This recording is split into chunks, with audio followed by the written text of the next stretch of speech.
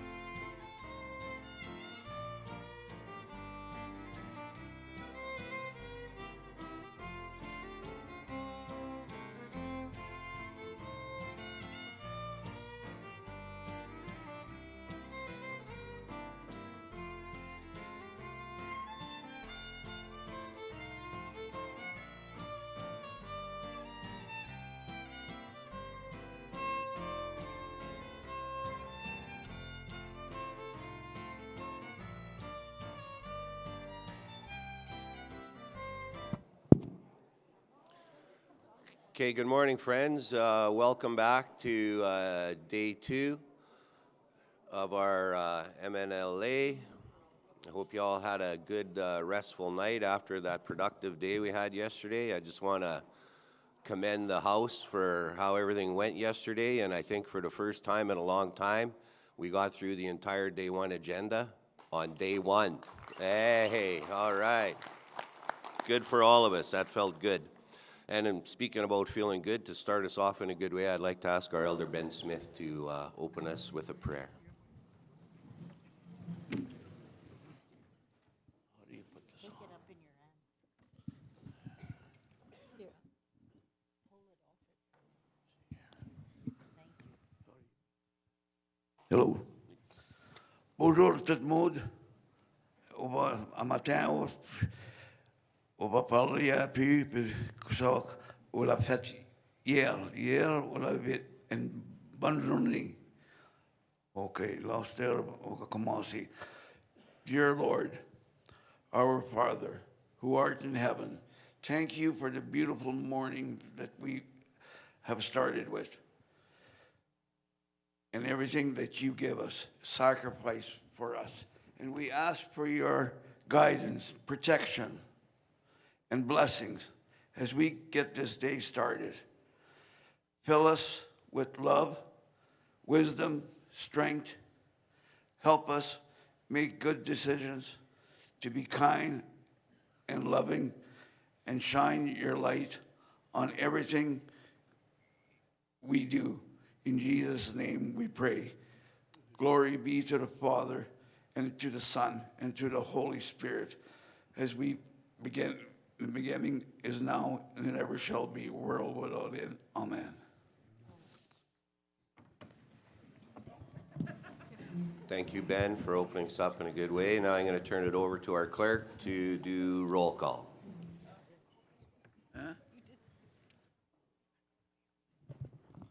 Bon matin. Merci beaucoup pour la prière. Good morning, everyone. Roll call. Northern Region 1, Laura Burnoff. Tuta. George Nottamagan. Brett Angus. Bon matin. Lorna Lavalle. Here. Alan Auger. Uta. Curtis Piss. Here. Northern Region 2, Leonard Montgrand. Not here yet. Okay. Kishu Chuck. Here. Rene Desjarlais. Raymond LaLiberty. Here. Violet Herman. Here. Philomene Sheila Cummings. Here. Dean Herman. On his way. Matilda Wagner. Here. Northern Region 3, Brendan Morasti. Danza. Randy Ross. Regrets. Mike Nottamagan. Yep. Louis Gardner. Here. Rocky Hansen. Uta. Patsy LaLiberty. She's online? She's getting going online, okay. Riley Coulinar. Here. Eugenie LaFleur. Here. Mary Jane Sayers. Here. Fred Kenny. Fred Kenny. Eastern Region 1, Ryan Carrier. Here. Ferlin McKay. Here. Eastern Region 2, Brent Dignas. Good morning. Ashley Boucher. Good morning. Christy McDonald. Good morning. Marilyn Eckert. Here. Dustin Fiddler. Here. Brenda Beliveau. Here. Justina Weens. Here. Amanda Jack. Tammy Willerton. Here. Michael Roger Janai. Diane Janai. Here. Eastern Region 2A, Darcy Lepwick. Here.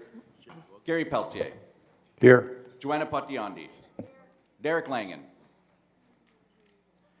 Derek Langen. Shandy Lease. Bev Show. Here. Corey Toth. Here. Abraham Martin. Eastern Region 3, Mark Friesen. Linda Lagasse. Lieber Poitras. Linda Saab. Edwin Blondo. Sheila Peltier. Tricia Nikifor-Cressette. Tanya Noak Gates. Danette Pettifer. Dexter Mondor. Western Region 1, Loretta King. Good morning. Kat Murray. Regrets. Marjorie Pouliot. Charmaine Jaudet. Regrets. Teresa Brady. Michelle Hazard. Here. Valerie Bell. Here. Warren Boyer. Daryl Parker. Daryl Parker. Margaret Lavoie. Sharon Warahan.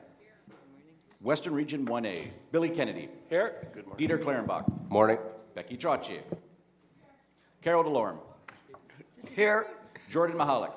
Dancer. Western Region 2, Darlene McKay. Amanda Brewer. Regrets. Lynn Rainier. Here. Carla Hope. Here. Victor Guillet. Victor Guillet. Juana Neufeld. Here. Paula Belair. Here. Kim Conroe. Jennifer Gardner. Jennifer Gardner. Jeanette Primo. Jeanette Primo. Carrie Bannerman. Here. Sheila Andrews. Jade Bowering. Gail Johnson. Western Region 2A, Beverly Fullerton. Wamatan. Jocelyn Ormerod. Here. Penny Hurton. Barry Falcon. Here. Kim Fisher. Aho. Barbara Card. Good morning. Rich Pilon. Morning. Shirley Eisbister. Here. Sheena Devine. It's pronounced divine. And I'm here. Divine. Well, okay, I'll get it right next time. Thank My you. apologies. Western Region 3, Shay Druin. Yep. Eugene Hamilton. Regrets? Dennis Brooks, Yep. Marilyn Pazakis, Yes. Rebecca Anderson, Here. Daryl Hammond. Here. Les de Madeleine, President Darlene Langen. Gwen King. Rebecca Belanger.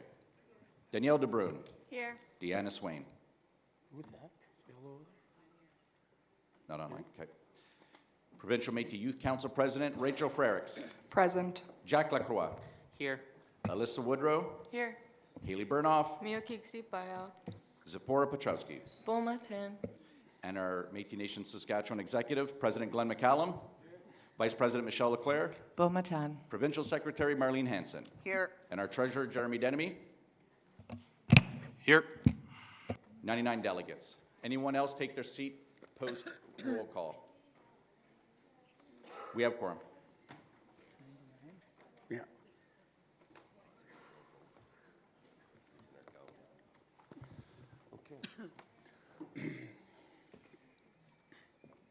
Thank you. And when we have the delegates that join late, if they sit beside you, if you could just make sure that we get to count them, because going towards our quorum number, we're going to have 2 constitutional amendments this morning, and obviously we want to have the proper number of votes to understand the 75%. So please be aware and point them out to us. We'll get them a clicker and make sure they're on the list. Before we get into the day, I know we have an announcement regarding some a language, very important language development. So I'm going to ask Minister Laura Burnoff to do a quick announcement regarding that. Miokiksi-Paya. Merci to Elder Smith for the blessings this morning.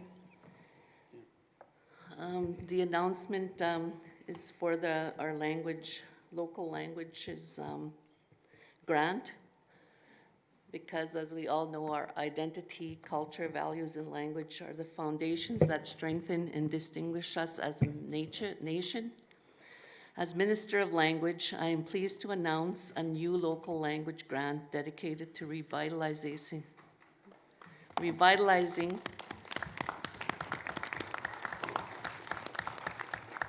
our language through the grassroots community-driven approach led by our locals, and will be supported by MNS. So a total of $4 million will be distributed to locals through this grant.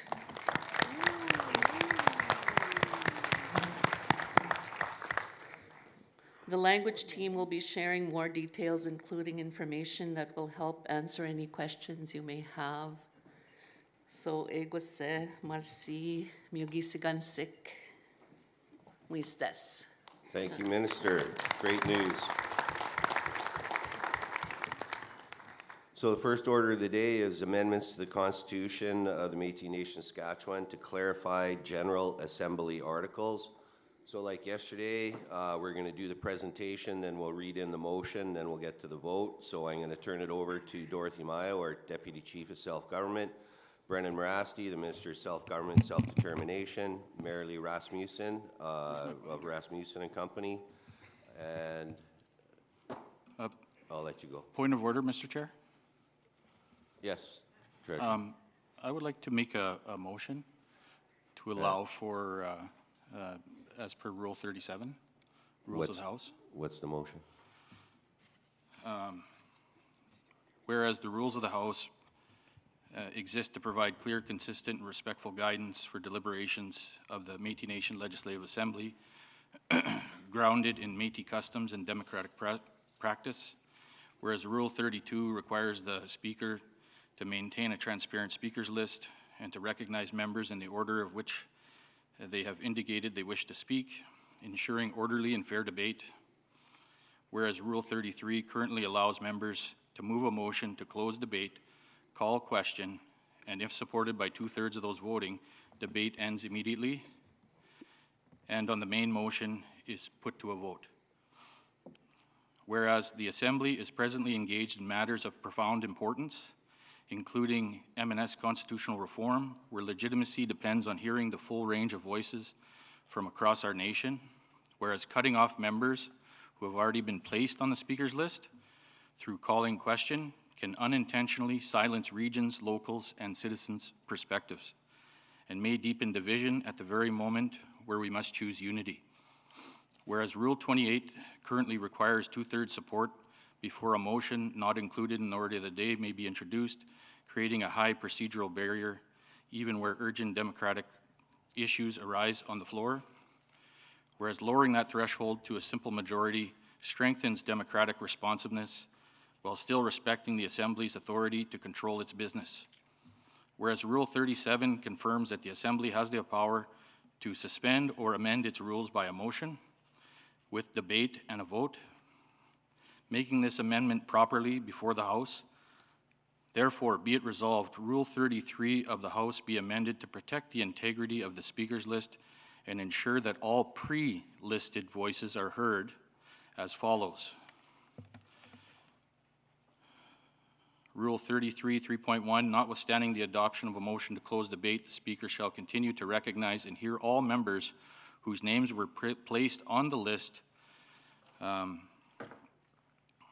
Rule 32 at the time the motion to close debate was moved. Unless such members decline to speak or yield their place, once the speaker's list is exhausted, the Speaker shall immediately put the main motion to the vote. Be it further resolved, Rule 28 of the House be amended to replace 2/3 voting requirement with simple majority. 28, a motion not included in the order of the day may not be introduced to the Assembly unless a motion considered to be dealt with is moved and seconded and supported by the majority of those voting. Be it further resolved, these amendments are advanced in the spirit of Métis democracy, transparency, and unity, so that on constitutional reform and all matters of nation building, every region, every local may have the chance to speak, be heard, and be a part of the shared path forward. Okay, do you Thank have you. a seconder? Michelle Leclerc, Vice President. I second that motion. Okay, thank you. We'll take that.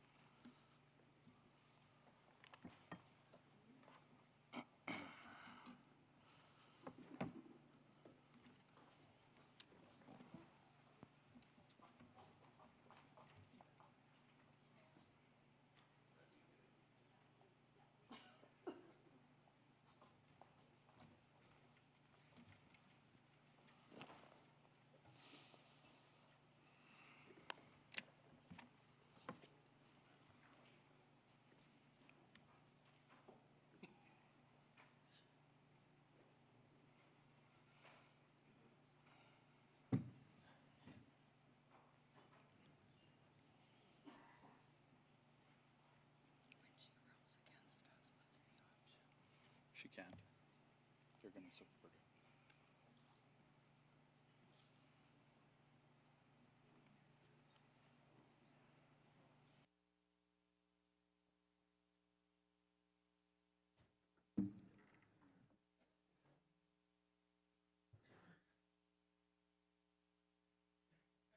Thank you, Bon Matin. Good morning. So we've had a request from Treasurer Denemy to consider a motion that's not included in the order of the day.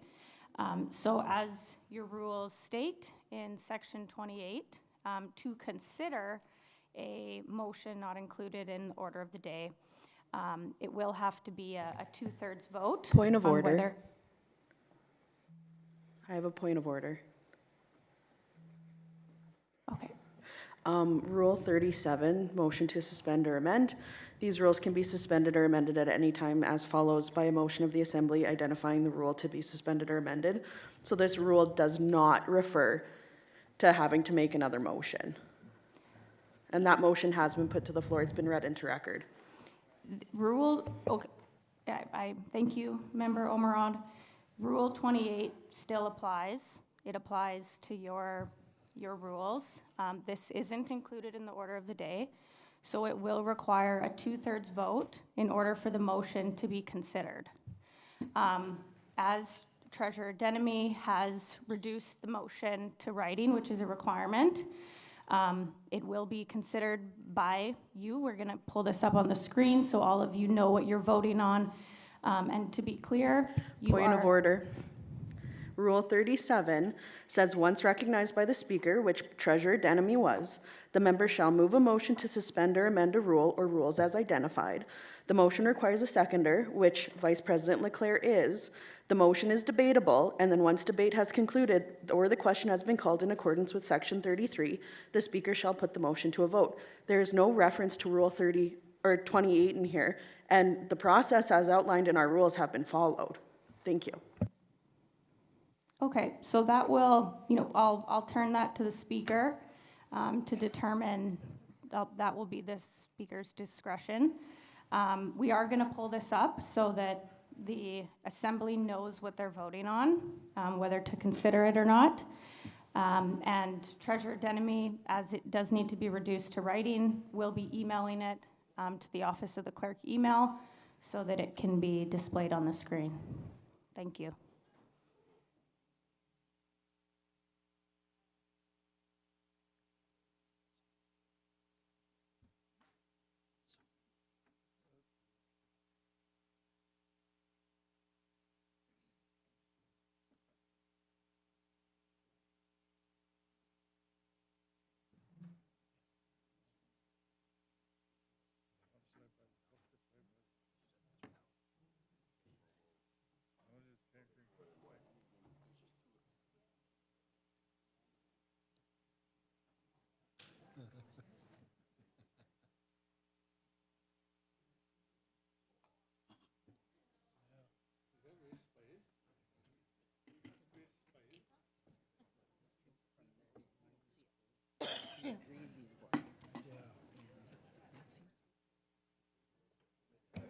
Mr. Chair.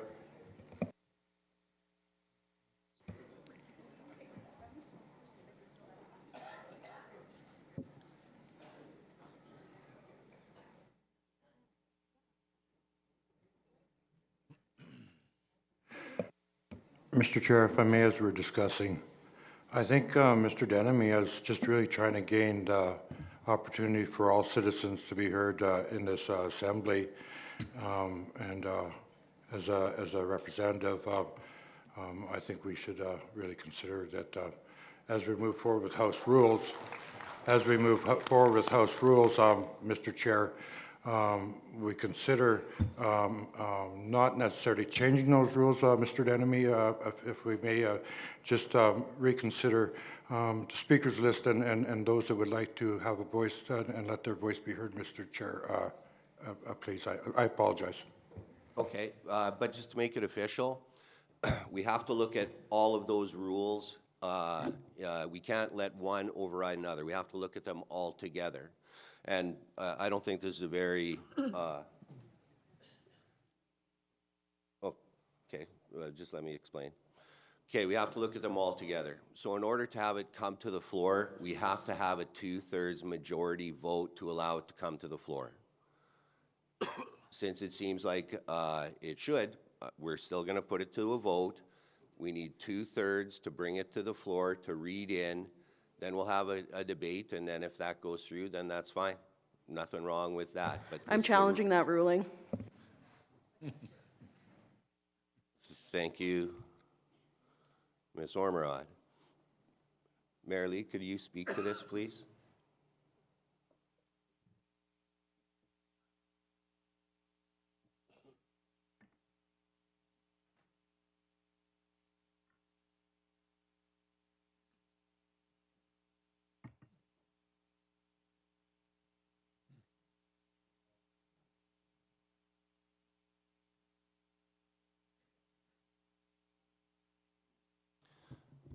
Okay, so you challenge my ruling that we need 2/3 to bring this forward. So we're going to have a vote on the challenge.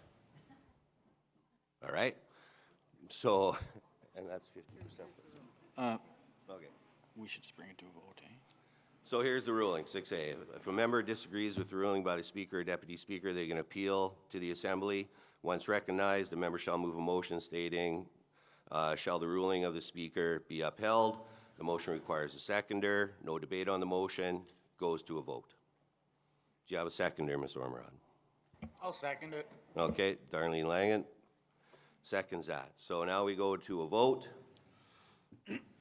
No debate. What are we voting for, sorry? We're voting on her appeal of my decision. Shall the ruling of the Speaker be upheld? And my ruling was that we have to have a vote of 2/3 of the people to accept his motion for debate. Right? Speaker. If you vote yes, you're supporting my ruling that it has to go to the table for a 2/3 vote to bring in. If you vote no, then the motion doesn't have to have a 2/3 vote. Mr. Speaker, Who's talking? it's me, Danny Brooks. Oh, yes, I Mr. Brooks. just suggest you do a clicker test before we. Good one. Okay, can we do a clicker test first, please? Yeah, you can. Thank you. I need a printout. Point of order, Mr. Chair. Deanna Swain has joined the Legislative Assembly. She's right next to me here. Sorry, I didn't hear you. Deanna Swain has joined the Assembly. Okay, thank you very much. She's got a clicker. Yeah.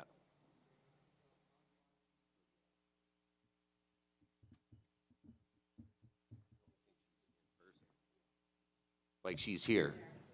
Okay, do you have a clicker, Deanna? Okay, thank you.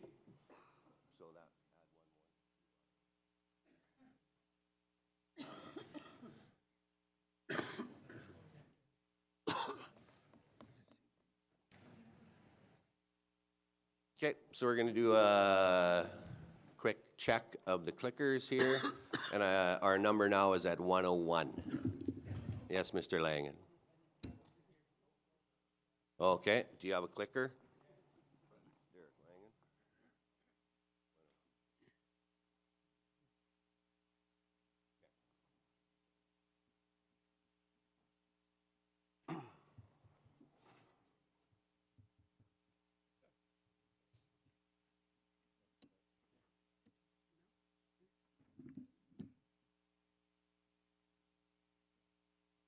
Okay, so this is just a test.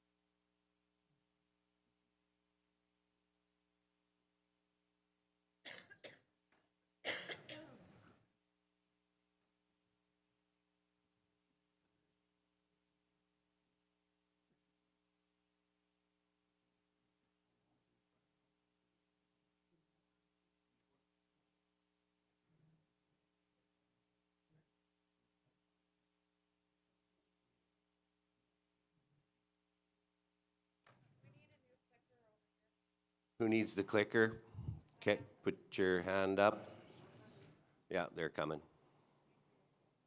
Mr. Chair, I wonder if in the meantime, so that everybody understands what Member Omerod's objection was, if you could just review that so that everybody is under, and then of course the objection, if she can explain the objection.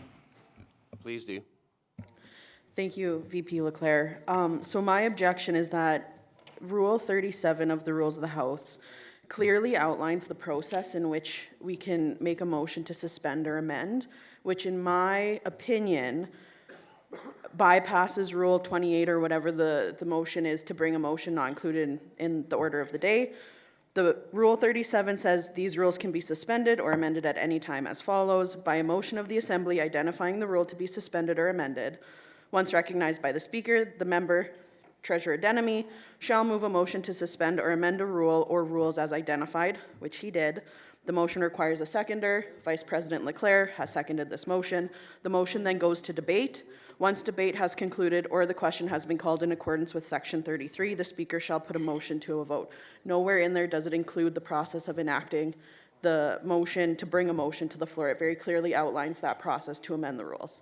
Our rules aren't perfect, and this is what they say, so I think we have to follow it, and that's my opinion. Thank you. Okay, thank you. Thank you, Member Omerod. I do also just want to add that Section 37, it doesn't state that Section 28 doesn't apply. And when you're interpreting your rules of the House, you do have to consider it all together. And so it's my view, as your legal counsel, that Rule 28 does apply to this motion, and 2/3 vote is required. So that's my opinion to all of you. Thank you. Thank you, Councillor. So we're going to do did we do the click test? Yeah, we'll run it one more time because we've had folks come in. And Mr. Langen, we added you to the list.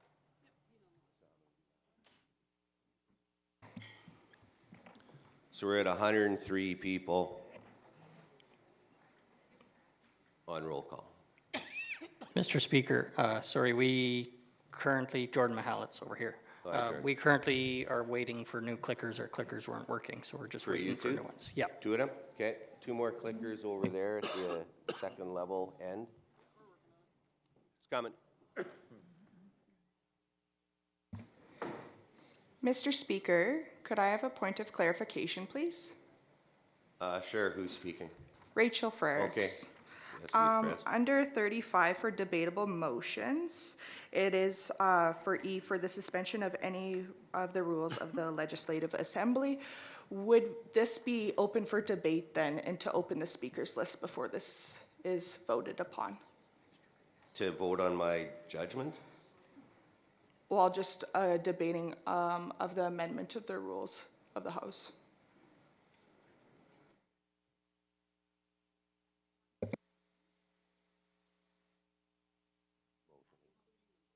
Yeah. So my ruling's not debatable, but the motion will be debatable. Yes, that's what I was trying to clarify. Yes, absolutely. Okay. Thank you. Yeah. So we're going to test.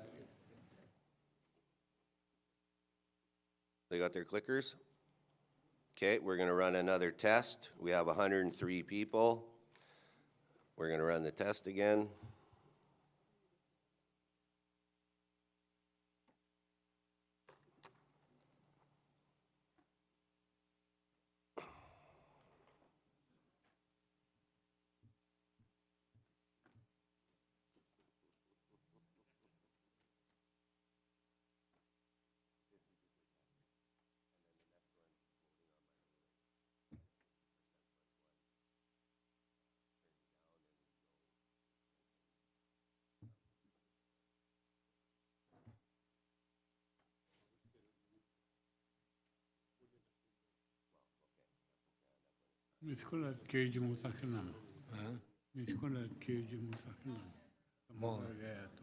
Another clicker.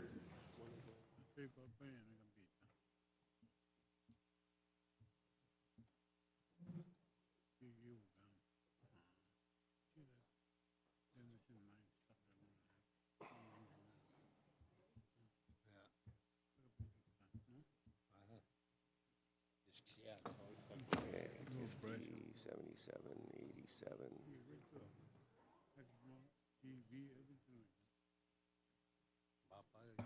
We'll also be needing another clicker over here for Zipporah, please, youth delegate. Okay.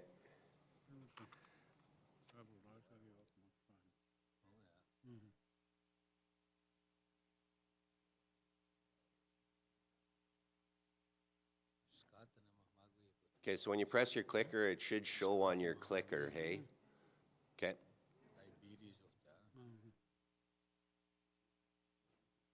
Youth President, go ahead. Can we open the test again? Because Yes, you're trying to absolutely. use it, can't show. Okay, so everybody's got a clicker? And we got our friends online are eligible? Okay, we want to make sure that votes are votes, so. Okay.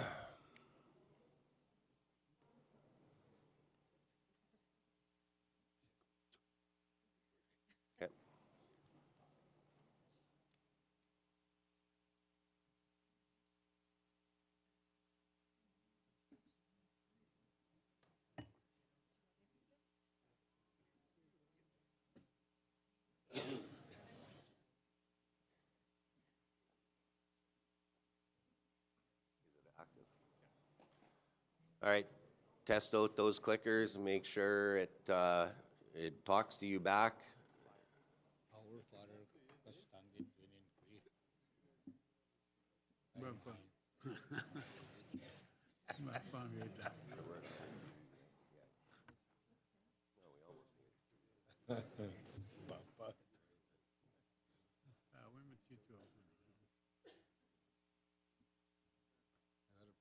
What's the verified?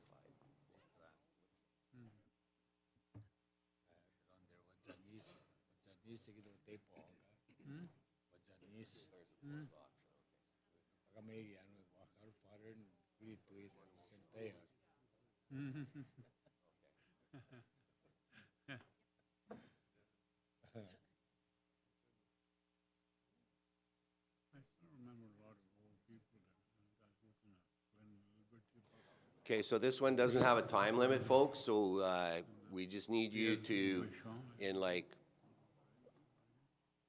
finish changing your votes.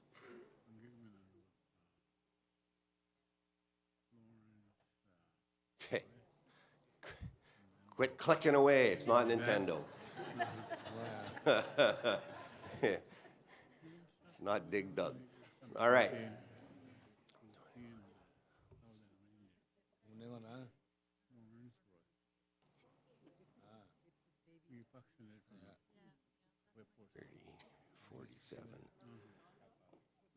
Okay, quit clicking. It's like my dad yelling at me when I'm in the basement clicking away there. Quit your clicking. What? I know. Okay, so we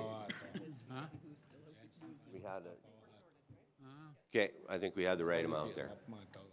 All right. So now this is to vote on whether my ruling's going to be overruled. So if it's yes, they're overruled. So, okay, stop. So yes upholds my ruling that we have to have 2/3 to bring it to the floor. No means overturns my ruling. 50% plus one.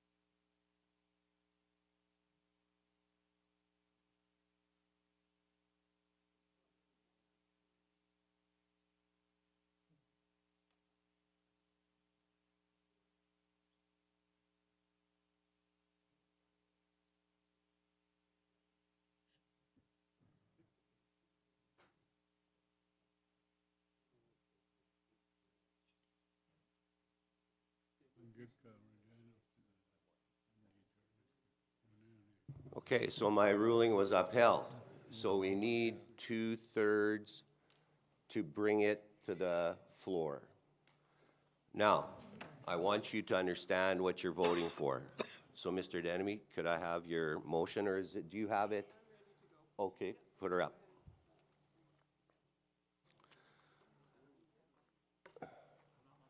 We have to look at the resolution, and then, hold on.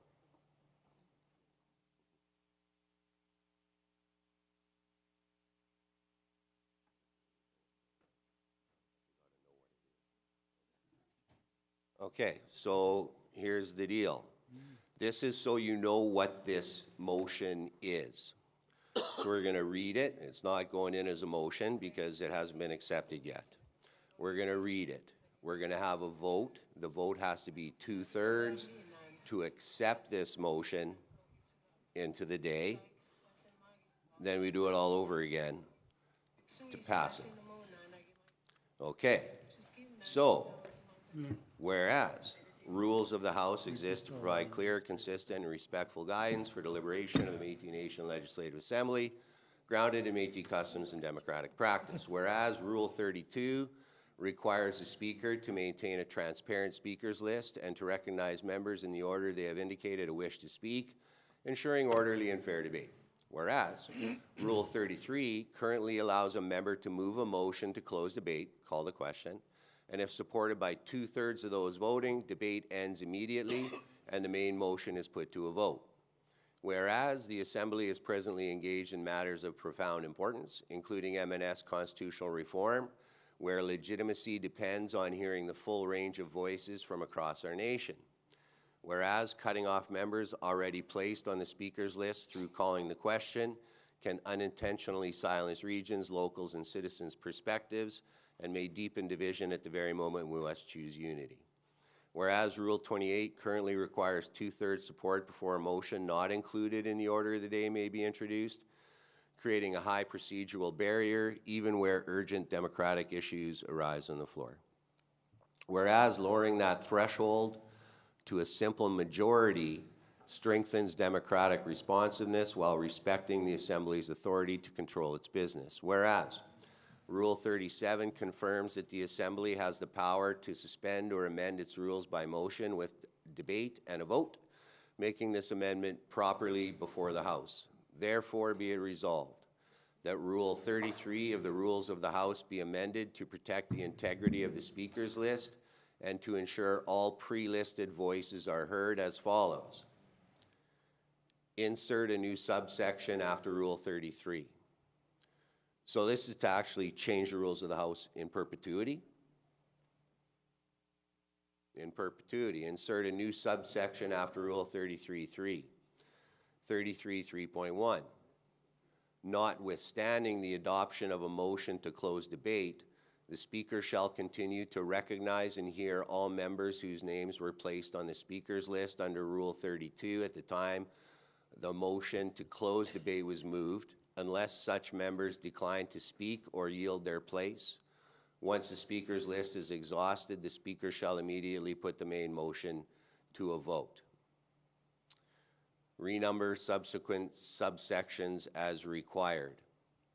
Be it further resolved that Rule 28 of the Rules of the House be amended to replace the 2/3 voting requirement with a simple majority by striking the words 2/3 of those voting and substituting a majority of those voting, so that Rule 28 should read, a motion that is not included in the order of the day may not be introduced to the Assembly unless a motion to consider that it be dealt with is moved and seconded and is supported by a majority of those voting.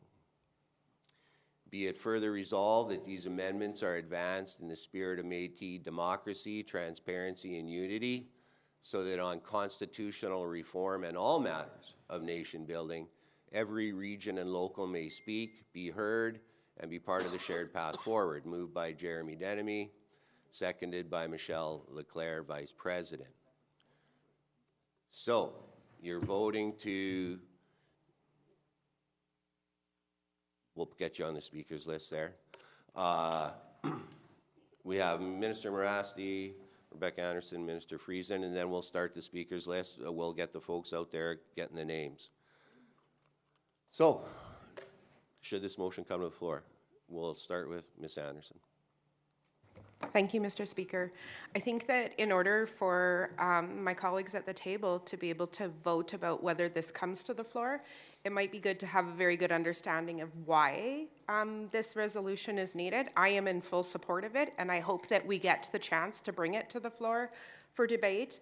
I am aware of at least 7 resolutions that were submitted to try and bring to the order of the day and did not make it. And so trying to find a way to bring resolutions that many of us feel have a valid reason to be here, this is a way to try and make that happen so that we can have democracy and to have those voices heard. And so I really hope that everyone would give us an opportunity to have this come to the floor so that we can then actually debate this resolution. Thank you. Thank you. Minister Dignes. Thank you, Mr. Chair. I'm strongly opposed to bringing this to the floor as we have a democratic process that is in place already called Rules of the House. I feel if we go start changing the rules of the House, we're going to end up where we're now 3/4 of an hour just discussing whether or not we should change the rules of the House, Mr. Chair. I feel, as I said earlier, and as discussion was going on between yourself and legal, the focus should be on allowing our citizens to be heard and refocusing on allowing our citizens to be heard, not the sort of process of changing the rules in the House of that. I think it's up to the chair to decide when point of order is called, and that process is already in place, Mr. Chair. So again, I speak against this resolution. Thank you, Minister Dignes. Minister Morasky. Members of our Assembly, citizens online, and those at home, this is a blatant disruption to governance, structure, and the evolution of how far our nation has come. Point of order, sir. Remember November 2024 Point of Assembly. Our Minister laws. Morasky, point of order, yes. I do not like the tone. Okay. Let's have a respectful debate. Speak common. Members of our Assembly, citizens online, and those at home. This is a blatant disruption to governance, structure, and the evolution of how far we have come. Remember November 2024 Assembly. Our laws are important to prevent dead people from voting, funding being cut, and any other piece of our dark history from repeating itself. Yesterday, we made history. We are building a nation of people, a government for our people to attach themselves to and trust. He's not speaking to the resolution. One with 3 levels, an executive branch with PMC, a legislative that we can continue to strengthen, and as of yesterday... Point of order. Mr. Mr. Morasky is talking about people. He's There's speaking no of dead governance. people here voting. This He's is about speaking governance. of governance, which is about this, which affects the governance. An executive branch with PMC, 3 levels, a legislative that we can continue to strengthen, and as of yesterday, a historical moment in our nation's history, a process for administration of justice to deal with disputes our way without colonial influence He is or speaking to dictation. the motion that we're voting on bringing forward. He's not speaking to the motion to bring the motion forward. Which is about governance. It is But governance. he's, hold on, he is speaking to the motion in which Jeremy and Michelle. I am not in favor Hold of on. these reasons. He is, I have a point of order on the floor, thank you. He is speaking to the motion in which Jeremy and Michelle brought forward. He is not speaking to the motion to bring the motion to the floor. What he is saying right now is very relevant when this motion is actually on the floor. It's not relevant when we're talking about the process to bring it to the floor. Thank you. Thank you. Thank you for your misinterpretation of my words, Member Omar. Mr. Morasky, please. Mr. Morasky. We are building a government with 3 levels. Point of order. I would like an apology for we that. Made history. That is conduct that shouldn't be Mr. accepted at this please. table, especially as a youth. I am still a youth for 6 months, thank Mr. you. Ormerod, thank you. Thank you, and I apologize. Sometimes we get carried away.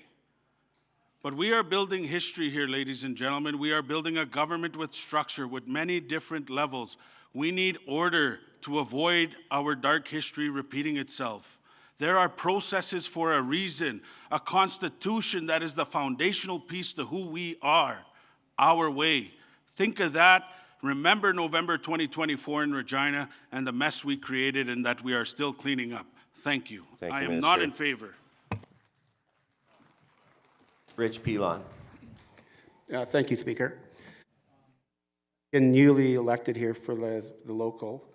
I've seen some things here in the last couple of years. I believe that, we have a we have some motions that have been in place, and we have some people that have, I believe are getting heard. I believe we truly are. But at the end of the day, we're trying to do business here, and we're trying to move forward.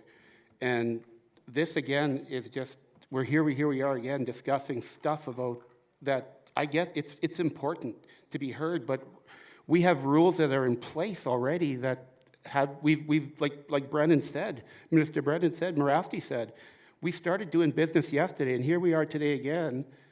I really feel like we're not trying to do business. And as an elected official, we're here to do business. So let's try and get down to work, figure things out, and we have our voting in place. It's been working. And let's get some business done, and let's do the right thing for our citizens, period. Thank you. Thank you, Mr. Pilon. Minister Friesen. Thank you, Speaker. I'm not in favor of the motion.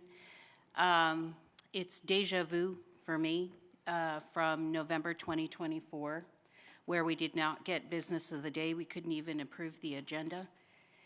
The resolutions that did not make it to the MNLA this time around for 3 reasons. They did not meet the criteria. Either they were contravening other pieces of our legislation, or it had a budgetary impact, or it was overreaching into operations. That was the main 3 pieces of the criteria and the resolutions were reviewed by the Resolutions Committee, which includes legal, to ensure that we were meeting all the components that were required for approved resolutions to come to this floor yesterday and today. Point of order, Mr. Chair. Who's speaking? Yes. Treasurer. The intention of introducing this resolution was not to cause division. So I think it's under the purview of the... I'd like to finish speaking, please. Minister Friesen, just allow him to finish. To allow the speakers list to continue. I think that the speaker has that authority. I do. And so that is the major issue here. And so if you make that ruling, I'll pull this resolution so that we don't continue this division and so that we can move forward in a good way. I'm game.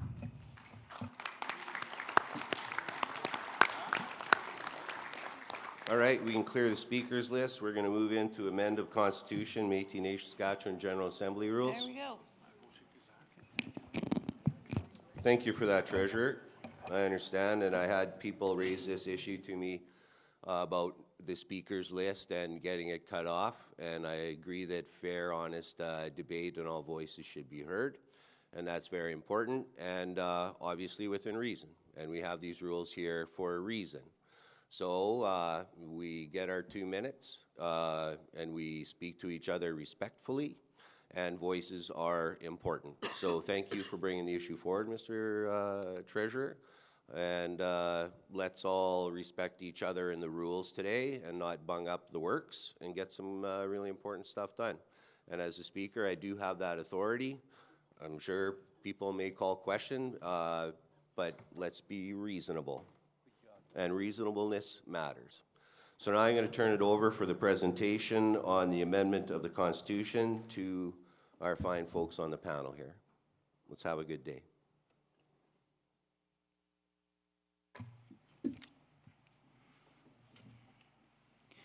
Bonate kakiuktatam skat now Dorothy Mayon Sikason Ewa Umagai Tasitama Kikitu Wiasuoni Umagai Ganote Mesutasta Ewanma Umuta Gamamo Paik Taisini Miogo Ganote Big Swata Ego Gegumagai Gaita Sitama Huta. Egwamina Geteim no Elder Smith Naskumauga Kagis Mustamagoakanot. Good morning. Greet everyone and want to thank Elder Smith for that beautiful prayer this morning. And Mr. Speaker, members of PMC and members of the MNLA. This morning, we wanted to continue our presentation relating to the proposed amendments to the Constitution. And this particular amendment speaks to clarify General Assembly articles. And the Constitution outlines the structure and responsibilities of the General Assembly under Article 11. But Article 11 does not clearly define who is eligible to vote. The purpose of this proposed amendment is to clearly define eligibility for voting at a General Assembly, confirming that all registered MNS citizens of voting age are entitled to participate. The amendment also makes minor revisions to Articles 15 and 16.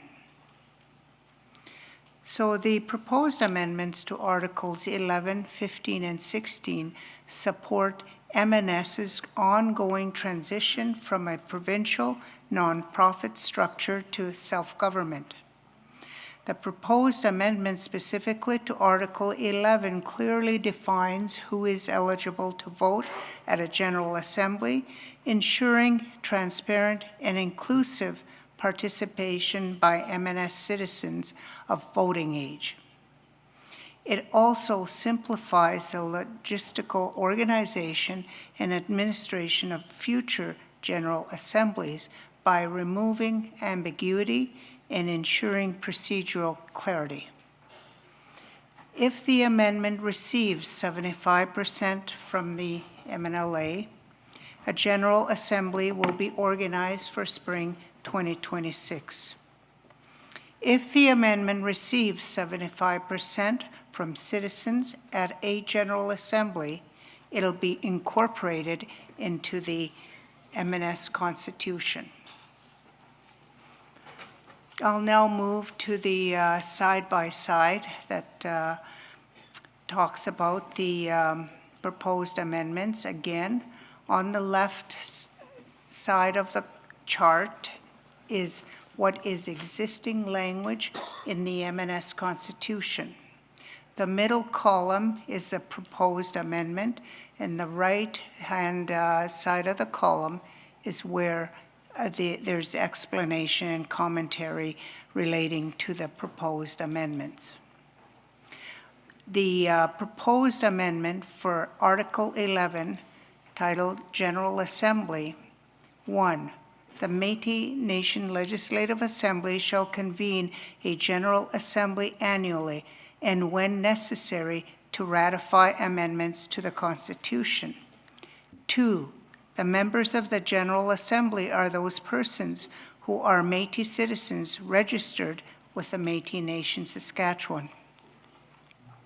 So these proposed amendments clarify who participates at a General Assembly. The General Assembly would continue to meet annually.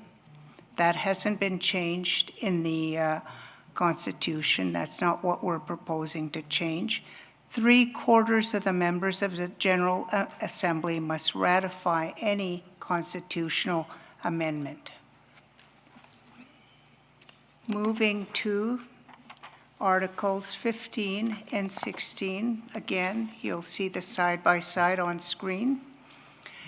And in this, the proposed amendment to Article 15, which is the amending formula, 2, all proposed amendments to the Constitution must be registered with the clerk of the Métis Nation Legislative Assembly 30 days prior to the sitting of the Métis Nation Legislative Assembly where reasonable advance notice of the Legislative Assembly is provided.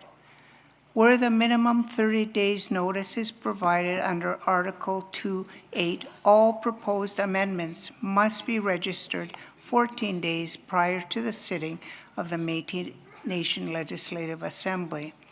So what we've done here in terms of the amendment is reference to head office is replaced with reference to clerk of the MNLA.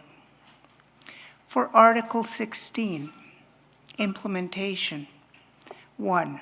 This Constitution is effective when it is approved by the Métis Nation Legislative Assembly and ratified by the General Assembly. So these changes to the Constitution will become effective when the amendments are approved by the MNLA and ratified by the General Assembly by citizens. And that's the information relating to the Articles 11, 15, and 16, Mr. Speaker. Thank you, Dorothy. So now we're going to read in the motion, and then we will have a good, reasonable debate. Can we get the motion up?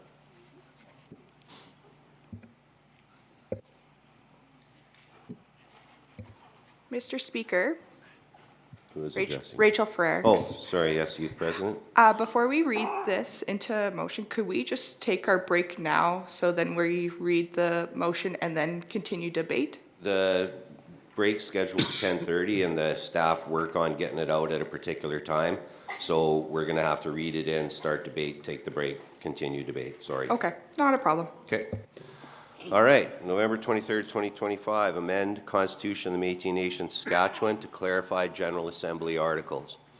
Constitutional amendment moved by Minister Beverly Fullerton, Western Region 2A, seconded by Minister Loretta King, Western Region 1. Whereas Constitution of the Métis Nation, Saskatchewan Constitution, first adopted in 1993, asserts the fundamental and inherent right to self-government for the Métis Nation within Saskatchewan, and establishes the foundational structures of governance for the Métis Nation, Saskatchewan.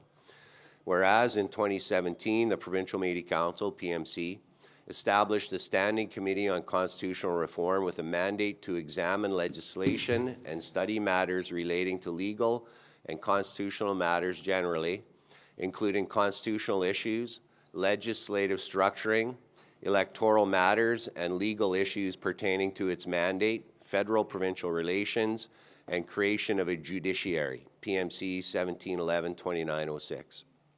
Whereas, after initial engagement, it was determined that constitutional reform was needed, and the MNLA supported continued engagement that would result in proposed amendments to the Constitution and legislation to be considered at a future date by the Métis Nation Legislative Assembly, MNLA 1904-1411.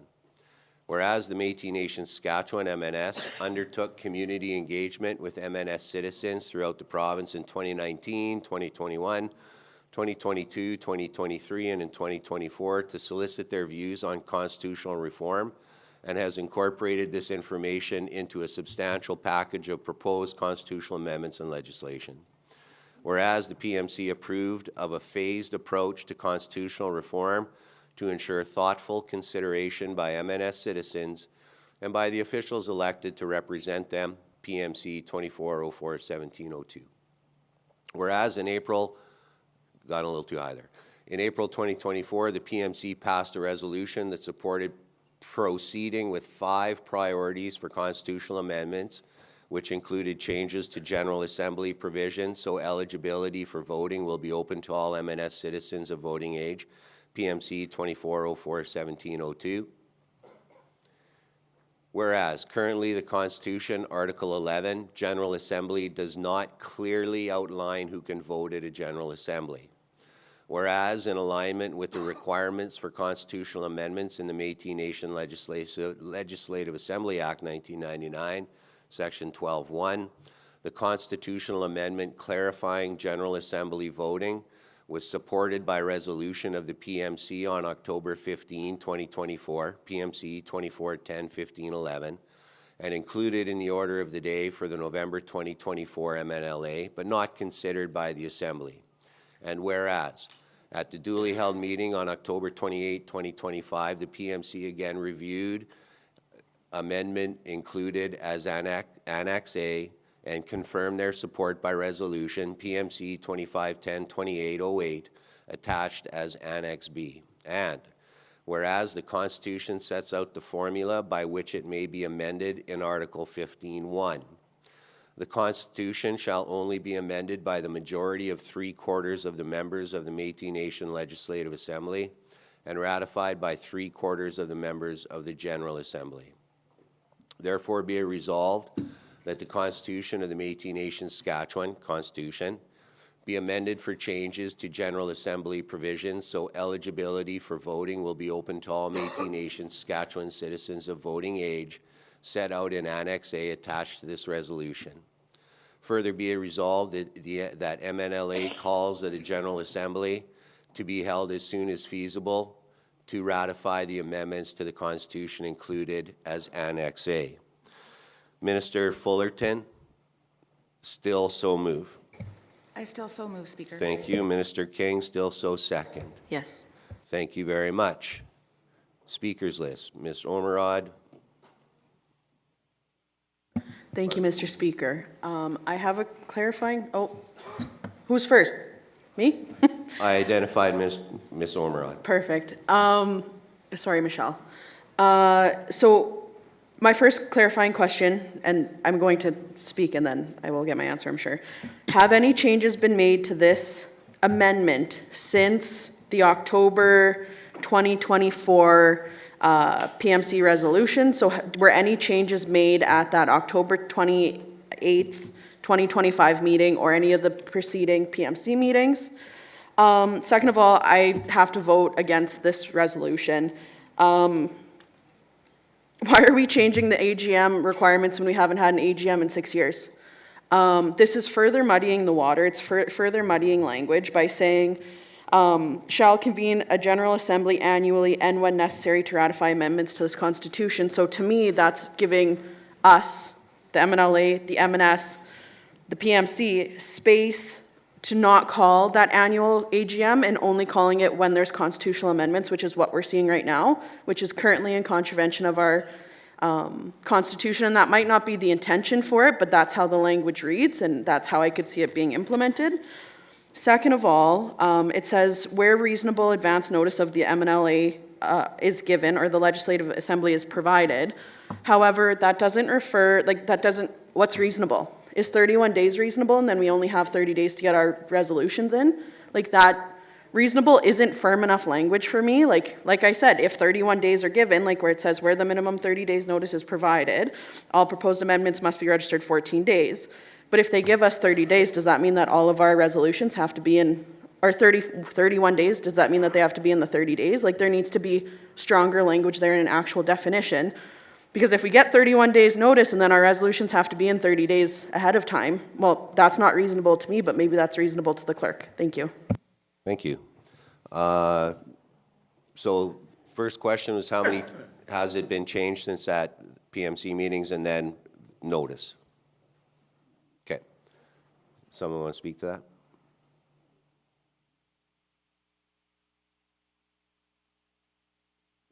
Okay. Ms. Ormerod, could you just, the two questions direct in one sentence each? Okay, first question. Have any changes been made to the original amendment that we've been provided since last May 2024, sorry for clarification there. Have any changes been made to this resolution at the October 28th or any following PMC meetings? And then what constitutes as reasonable where it says reasonable notice? Okay, thank you.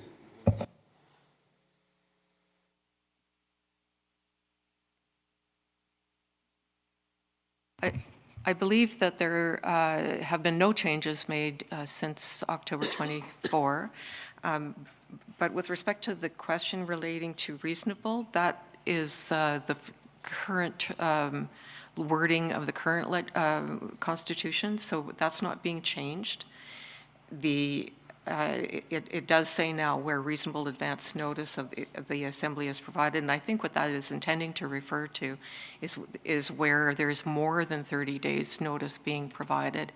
And then, because then the provision goes on to say where the minimum 30 days notice is provided, that there is a shorter time period for submitting resolutions is 14 days instead of 30. So that language hasn't changed from the current wording. Can I respond to that? Yes. Ms. Jocelyn. So I guess that just kind of like merely what you've said now kind of supports what I'm thinking, is that if like reasonable as anything outside of 30 days, let's say we get 31 days notice, then there's that 30-day minimum on resolutions coming in. So that gives us essentially 1 day after the notice of the MNLA to prepare our motions, to prepare our constitutional amendments, get 5 signatures, not have them come to the MNLA, but at least submit them and get them forward like that. If we're changing it, because this doesn't say that we're simply amending Article 15, it's saying that we're deleting it and we're replacing it, right? That article clause where it says reasonable, we're deleting it and we're substituting something in place of it. So why wouldn't we make that more firm language? Like why? Because 31 days and 30 days notice, that doesn't work for, I would say, probably 103 people sitting around this table, right? Thank you. The notices with respect to the specific sitting day, of course, the practice has been to sit on 2 occasions every year, so it is, in that sense, generally known approximately when the sitting will occur, and the specific date is set by this group, oh no, I guess that's by PMC, when you have that specific notice. But I think I'm not disagreeing with the point that you're making. I think the focus of these amendments was on changing that reference to head office. That was the issue. And the reason to sort of repeal and replace is so that you don't have a bunch of amendments that say strike out this word and substitute that word, which is harder to follow. So the point here was we wanted to change all those references to organization to be references to a governmental structure as opposed to the nonprofit structure, and we weren't trying to tinker with anything else. Certainly, changes of that nature can come forward in future, at an appropriate time as well. Thank you. Vice President Leclerc. Thank you. I guess I was going to, sort of support what Marilee is saying, that part that we're talking about with reasonableness is really something that is currently in our Constitution, and updating the Constitution around the AGA or the General Assembly is important in terms of having that age to reflect what we have in our elections and all of those kinds of things. And everybody's been talking about having an assembly, and I think that's really important, especially, today or now we're making constitutional changes. All of that to say that I 100% support this resolution. Thank you. Thank you, Vice President. Rebecca Anderson. Thank you, Speaker. And all of the questions so far have been very helpful in answering some of my questions. I still consider myself a fairly new president and learning a lot of the legislation that we have. One of my questions was going to be about when was the last General Assembly, because since I've been involved, there hasn't been one. And so I thank President Almiron for sharing that with us. I guess I have 2 parts here. My first question would be, is there any reason why we could not have a General Assembly today with our existing legislation? Just a yes or no, if someone could answer that. Yes. We could? Yeah. Okay, so I guess then let's move forward with that. And so just a clarification around when we're voting on this, this changes to our current constitution, let's say we have this spring General Assembly, are we using the Constitution as it exists for that spring assembly, or are we using these new ones?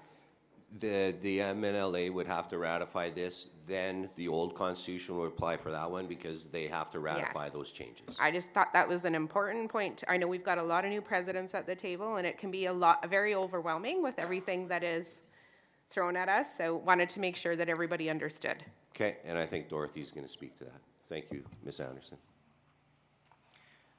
Thank you, Mr. Speaker. In my presentation, I talked about the process of voting on this proposed amendment. I indicated that the amendment receives 75% support from the MNLA.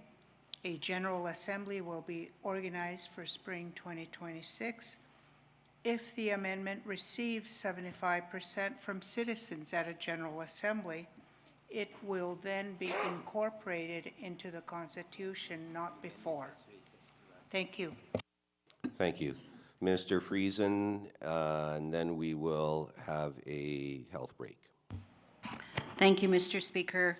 I just wanted to refer back to the resolution, and it does state in the resolution there will be an annual AGA, depending on, of course, whether there are constitutional amendments.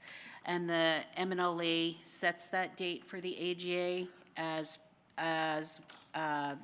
currently is in our Constitution, Article 11.1. I'm in favor of the resolution. I think I'm in agreement with members on this side of the Legislative Assembly that it's been a long time coming, but we haven't had any constitutional changes as of date, and I believe that the citizens of Métis Nation can participate in our structure, our government, to ratify those constitutional amendments. So again, I am in favor of the resolution. Marcy.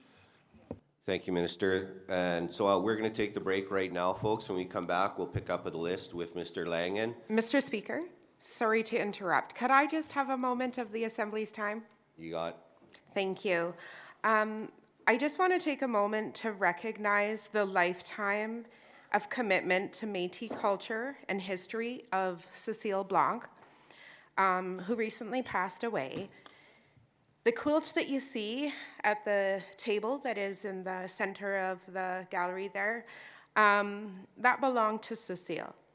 And it is here as a reminder of her dedication to the Métis community. Thank you. Thank you, Ms. Anderson. Yeah. Okay, we'll take a break. And then, folks, if we could let the elders and the delegates go first before our observers. And we'll reconvene at 11:45, please. Enjoy your muffins.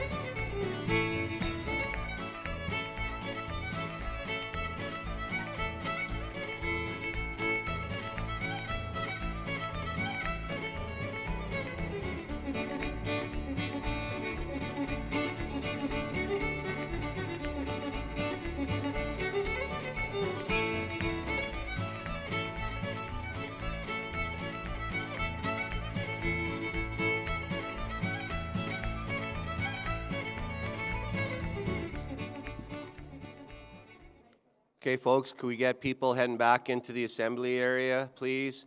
Back into the assembly, and we'll continue questions on this constitutional amendment. Everybody back to the assembly area, please. Thank you.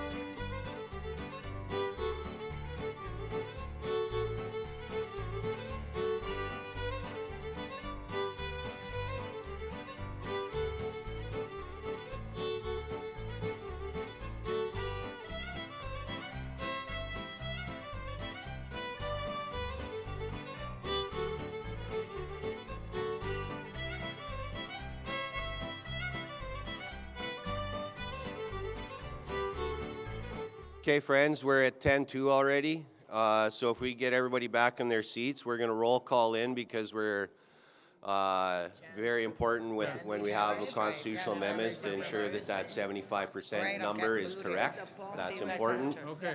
So we'll get all the delegates back to their seats, please, and then we will roll call in. You can have some of this too.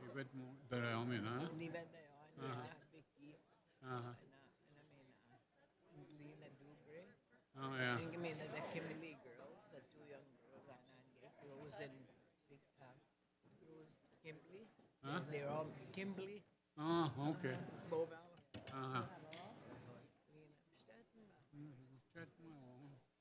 Because I have a full I'm sure it was in.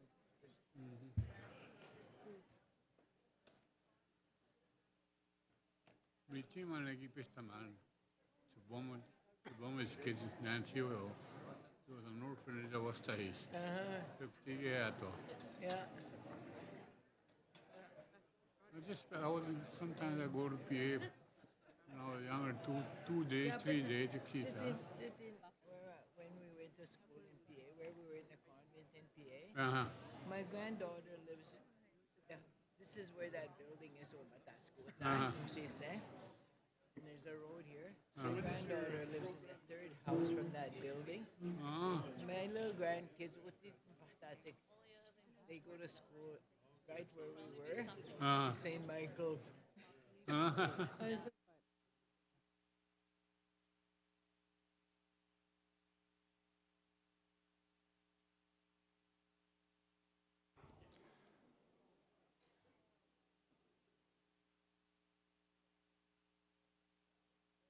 Okay, friends and relatives, 2 minutes till we're going to roll call, 2 minutes. And roll call is important because of the constitutional vote. We need to be exact. So let's get back to our chairs and we can begin the process. And while I got you, I just want to apologize to Youth President Frerick because she looked at the agenda better than me. And I'm used to the 10:30 lunch break, but actually on the agenda it did say 10:15, so she was actually absolutely correct in asking if we should take that break at that time, but I'm a stubborn old man and I can't read very good sometimes, so apologies to the Youth President. I didn't like to clap on the stubborn old man thing there, by the way. Sanctions. Okay, 1 minute, 1 minute warning. Back to your chairs, folks, and we're going to get our clerk up here to do a roll call so we know exactly how many we got.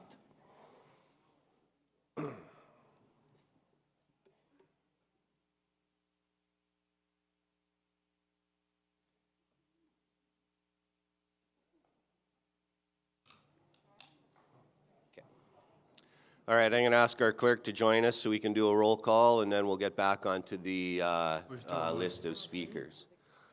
Clerk Quintel, it's all yours. Okay, be ready with your microphones, folks, and clerk. Thank you, Speaker. Northern Region 1, Laura Burnoff. Yeah, here. George Nottamogan. Christopher. Brett Angus. Bomata. Lorna LaValle. Alan Auger. Here. Curtis Biss. Here. Northern Region 2, Leonard Montgrand. Keith Shuchuk. In the building. In the building. Okay, Renee Desjardins. Here. Raymond LaLiberty. Here. Violet Herman. Here. Philomene Sheila Cummings. Here. Dean Herman. Matilda Wagner. Here. Northern Region 3, Brendan Morasti. Yes, sir. Randy Ross. Mike Nottamogan. Yep. Louis Gardner. Rocky Hansen. Utandayan. Patsy LaLiberty. Here online. Riley Coulinar. Here. Eugenie Lafleur. Here. Mary Jane Sayers. Here. Fred Kenny. Fred Kenny. Eastern Region 1, Ryan Carrier. Here. Ferlin McKay. Ferlin McKay. Eastern Region 2, Brent Dignas. Here. Ashley Boucher. Here. Christy McDonald. Here. Marilyn Eckert. Here. Dustin Fiddler. Here. Brenda Bellevaux. Here. Justina Weens. Here. Amanda Jack. Here. Tammy Willerton. Here. Michael Roger Janai. Diane Janai. Here. Eastern Region 2A, Darcy Lepwick. Here. Gary Pelletier. Here. Joanna Potiandi. Derek Langen. Shandy Lees. Here. Bev Schoaf. Corey Toth. Here. Abraham Martin. Eastern Region 3, Marg Friesen. Here. Linda Lagasse. Liber Poitras. Linda Sopp. Edwin Blondo. Sheila Pelletier. Tricia Nikifor-Cressette.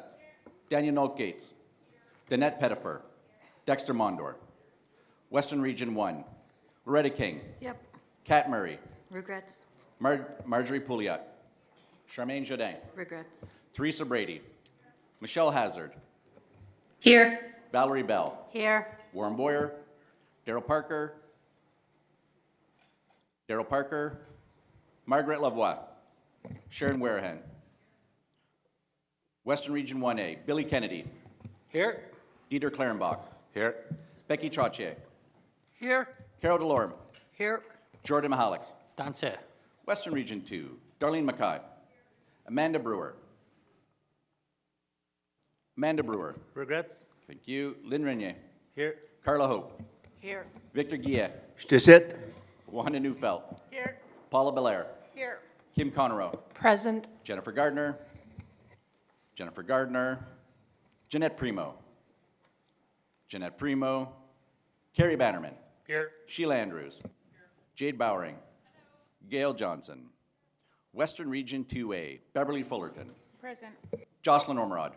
Here. Penny Hurton. Barry Falcon. Here. Kim Fisher. Here. Barbara Card. Yes. Rich Pilon. Here. Shirley Eisbister. Here. Sheena Devine. Here. Western Region 3, Shay Druin. Here. Eugene Hamilton.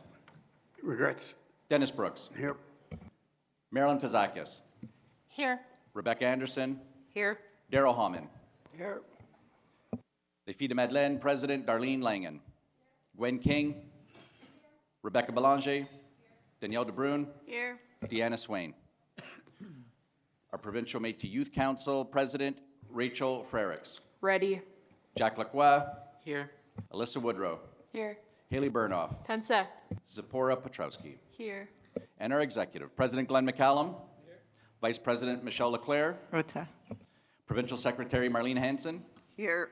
And our Treasurer Jeremy Denemy. Present. That's 104 delegates. Thank you. So we're going to go back to the list and just talking to some of the delegates out there. Some folks are, a little bit shy and they're waiting for their, to see if they want to ask a question, and then they want to ask a question. They got to the bottom of the list. They got cut off by question before. So what we've done previous as well, and I don't think this will be too contrarian, but we're going to start 2 lists. So after you speak, if you want to speak again, we're going to put you on the 2 time. And we're going to allow the people who, for the first time, and then we're going to go to the second people for your second comment. So now if we get the speakers list back up, please. Point of order, Mr. Chair. Yes. We've had a day and a half of an assembly. We've ran it in one way and now we're changing the rules. Thank you for your point of order, but in previous ones, we have had a 2-time speakers list and put them on the bottom. Then I'm going to challenge that ruling. Okay, so we're going to challenge that ruling, and we have a yes or a no. If you vote yes, that means you agree with me that the people who speak a second time go to the bottom of the list. If you vote no, then second time people will just go in the natural order. So if we get a yes or no poll up, please. If you vote yes, you agree that people who speak second go to the bottom of the list. If you vote no, then we just keep them in the order that they come.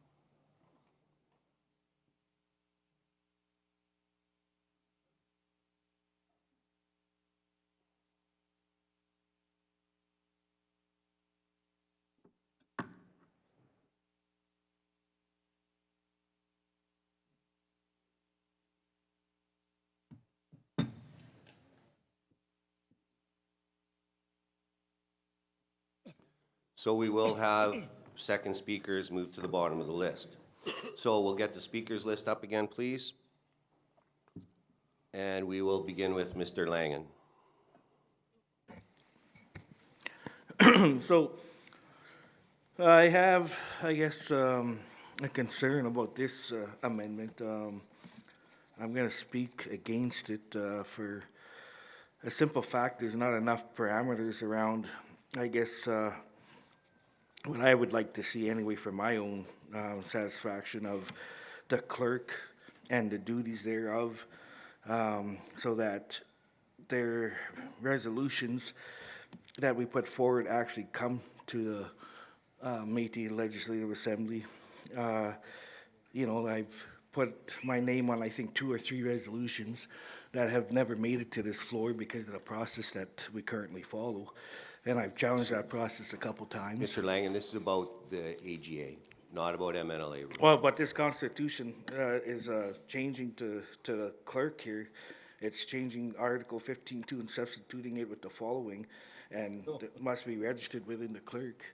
But anyway, I speak against it for those reasons I've already mentioned, and you know, and hopefully we can get more clarification around the roles and duties of the clerk and how they work for the Legislative Assembly as a whole and not just the Provincial Métis Council. Thank you. Okay, thank you. Shay Druin. Hi, so it says here that the General Assembly in Article 11, Clause 2, the General Assembly shall provide a forum whereby the members of the organization will receive information, review documents, and provide guidance of the Métis Legislative Assembly, and discuss, clarify, amend, vote on, and ratify amendments of the Constitution.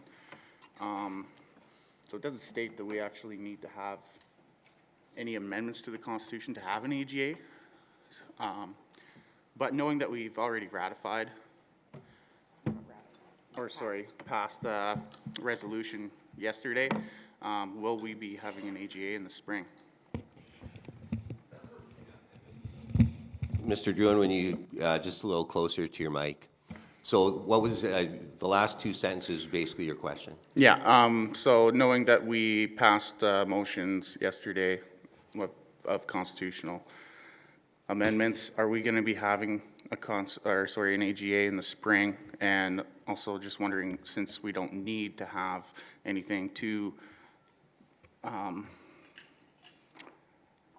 receive since we don't need to have anything moved from constitutional amendment, wondering why we haven't had an AGA yet, knowing that it should be annual. Thank you. So basically he's asking if there's going to be a General Assembly planned to ratify these.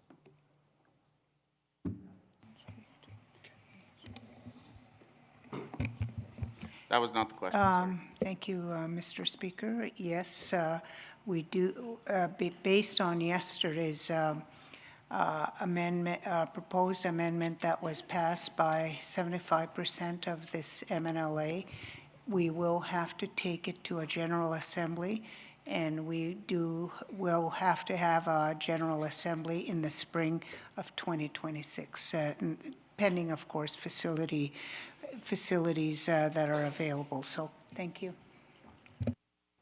Thank you. Sheena Devine.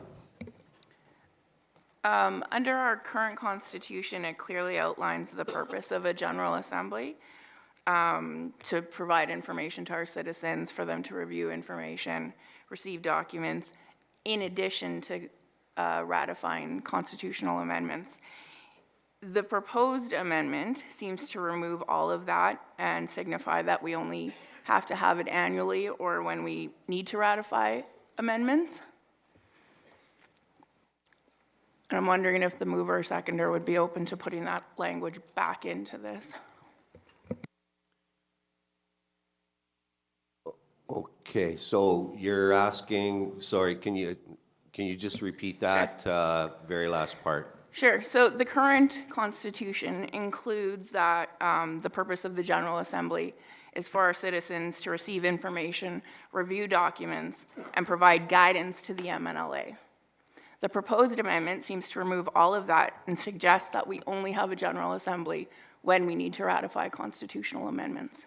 Can we add the true purpose of the General Assembly back to this legislation? Thank you. Dorothy Mayo.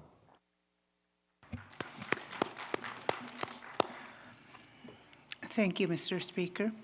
In the proposed amendment on Article 11.1, I just want to point out that the Métis Nation Legislative Assembly shall convene a General Assembly annually and, when necessary, to ratify amendments to this Constitution. So it doesn't alter committing to an annual assembly as well as amendments to the Constitution. Follow Thank up. you. Correct. However, it does seem to be removing the function of the General Assembly, which is for our citizens to receive information and provide dialogue to the MNLA. And so we're removing that language that kind of clearly defines the purpose of the General Assembly, and I'd like to see if we can put that back in there. Is that the language is in there? Oh, she's asked, so it's up to the mover, Beverly Fullerton, and the seconder, Loretta King, if they want to add that. Yes, Minister Fullerton. Thank you, Speaker, and thank you, Member Devine. So I'm just clarifying that we want to add back in, and if Dorothy, you can please confirm that this has been removed on the proposed change. To the provide, will receive information, review documents, provide guidance to the MNLA, and discuss, clarify, amend, vote on, and ratify amendments of the Constitution. It's that one piece that we want to keep remaining in there, correct? Yeah, Ms. Mayo. Or Marilee Rasmussen. Yeah, those were details that would be included in the proposed amendments to the MNLA Act that would follow if this constitutional amendment were to be adopted. Just putting specific details into the legislation that would come back to this MNLA to be approved or not.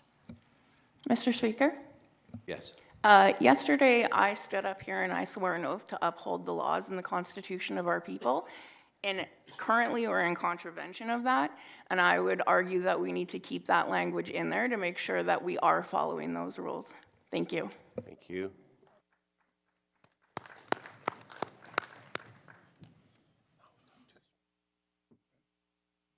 So the wording as it currently is doesn't contravene that, according to the interpretation. Minister Fullerton. Thank you, Speaker. After I speak to this, I will speak with my colleague who is seconding this, just to gather more clarification on that. But anyways, originally why I was on here, sorry. So looking at this constitutional amendment and respecting the voices of the people, and when the engagements were happening, I also was able to attend one Point of of order, Mr. Chair. There was a friendly amendment that was being made that we haven't addressed. Yeah, Beverly started. Minister Fullerton. Sorry, Bev. No, I respect that. Can we just take a quick pause so I can speak to the seconder quickly? Absolutely.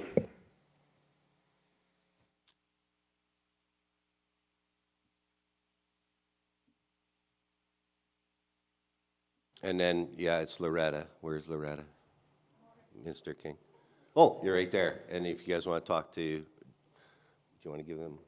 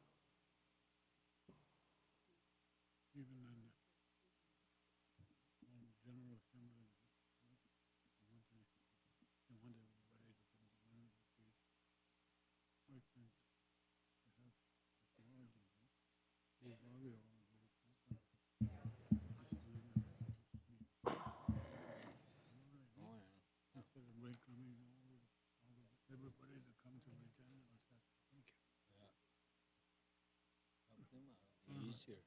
It'll be better. Then we can vote there. Turn the ballot,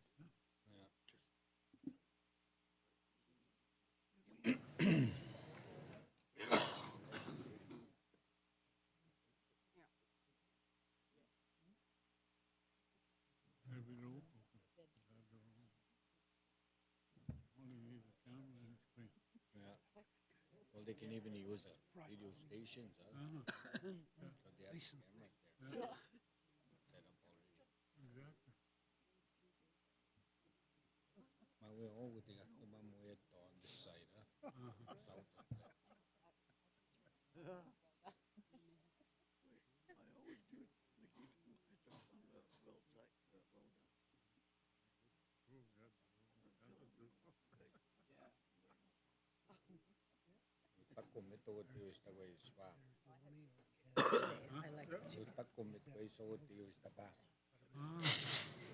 Tipis ka papain.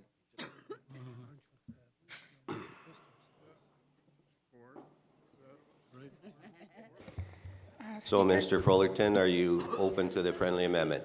Thank you, Speaker. So I would like to just acknowledge that this came specifically from citizens in the Voices of Our People engagements. And what I would like to be is very respectful of what they had suggested, what these amendments look like. It would be my suggestion and recommendation that we leave it as is and let the citizens vote to this at our spring AGM. Thank you. So did you have anything more? Okay, we're going to go to Minister Morasti. I'd like to make a motion. To amend this motion then, to include that language. We can't. This motion's up right now. She refused the friendly amendment. Minister Morasti. Point of order, Rule 30, bracket 1, or 29, bracket 1, says that you can make a motion to amend a motion if a friendly amendment is not accepted. Thank you.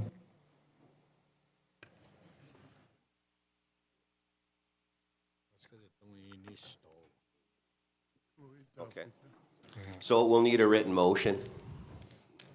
Point of order, Rule 29 states that a motion just needs to be read into the record and that you guys will reduce it to writing for us. Thank you. Okay, so what's the motion?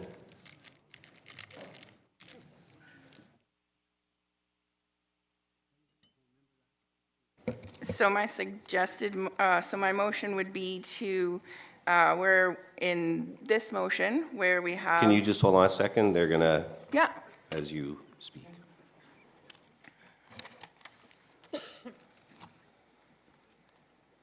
Ready? Okay, go ahead. Okay, so. Okay. Sorry, I went Ukrainian there. I got chikayed a lot as a kid. Was one of those boys.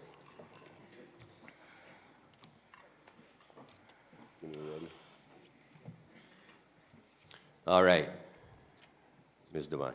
Okay, so I would like to change in Annex A to Article 11 related to the General Assembly is deleted and the following substituted.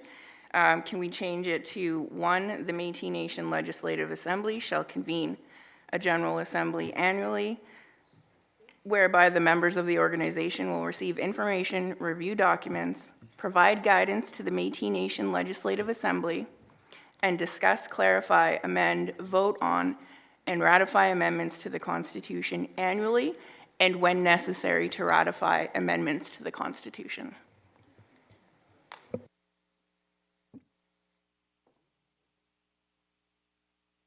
Point of order, Mr. Chair. Being? It is not organization, it is government. Thank you. Sorry, let's change that then. And I will second Sheena's motion.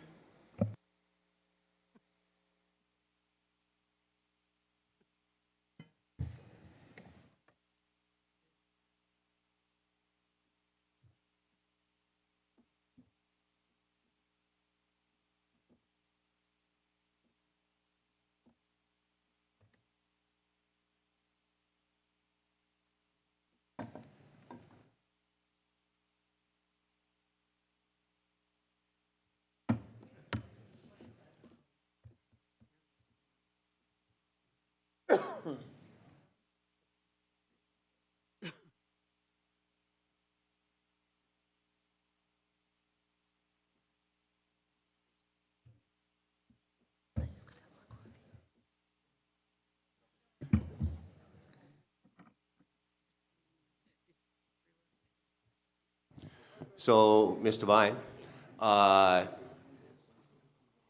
you had members of organization, and it should be citizens, is that okay? Yep.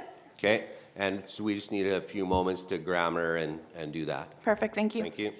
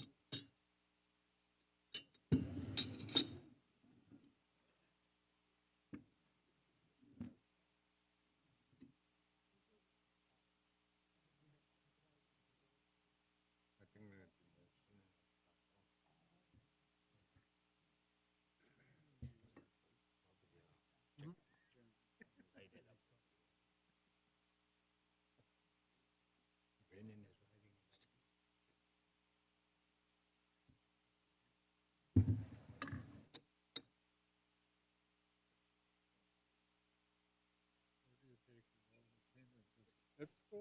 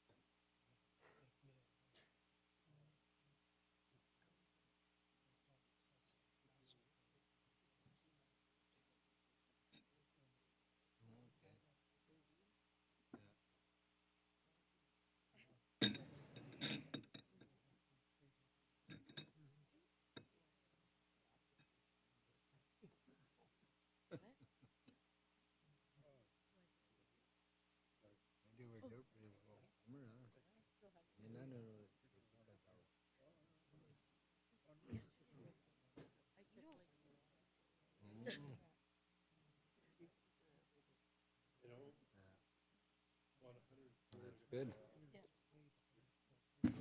Can be read. Yeah, exactly. When we were just leaving on his Randy, I seen him walking. I see what wanted to pick up lead us.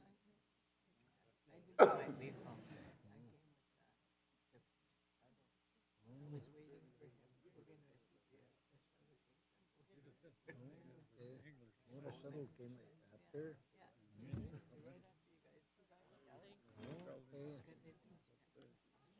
Example of water. Deep water. Yeah. The same thing, Paul. Mi sami kami sa winter doon sa Coke.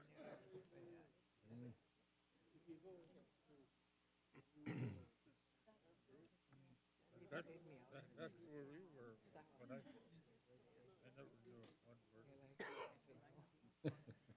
Learned it at school. Art? Woman is thing. Right?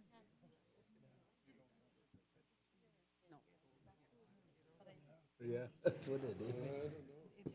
Yeah.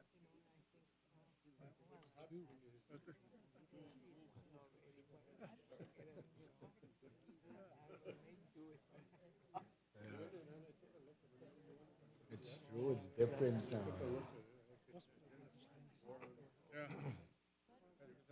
When I used to go shopping with Jonah, he did all the shopping anyway. I just sat in the bench. But the lettering is only 1200.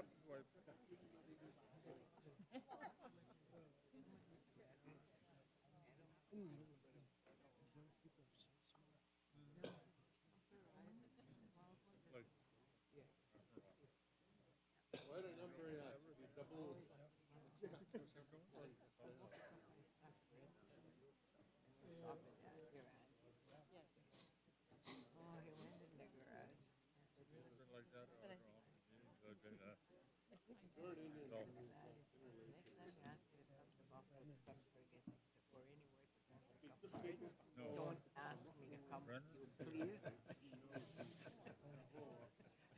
Everything is. Sometimes if I need a break, then I can just pretend I'm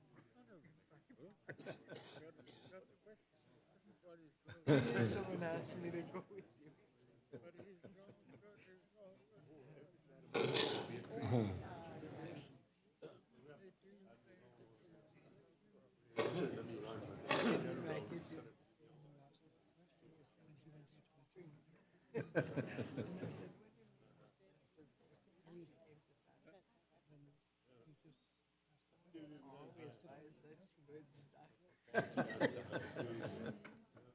Okay, folks. Which is the part that's changed? There's a bunch of stuff. Okay, so Ms. Devine, they have worded, taken your words and turned it into what's read up there. Okay, can you just put it in the middle of the screen?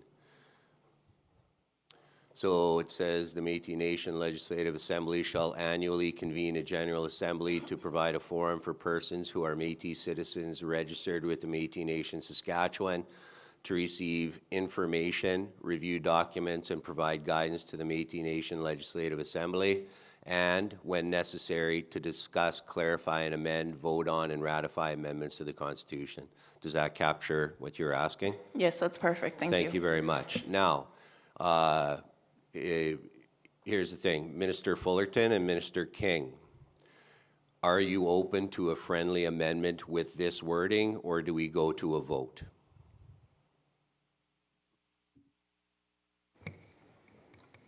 Speaker, with respect to our MNLA, I would like to go to vote. Okay, so it's 50% plus one for this. Oh, the seconder is Jocelyn Omerod.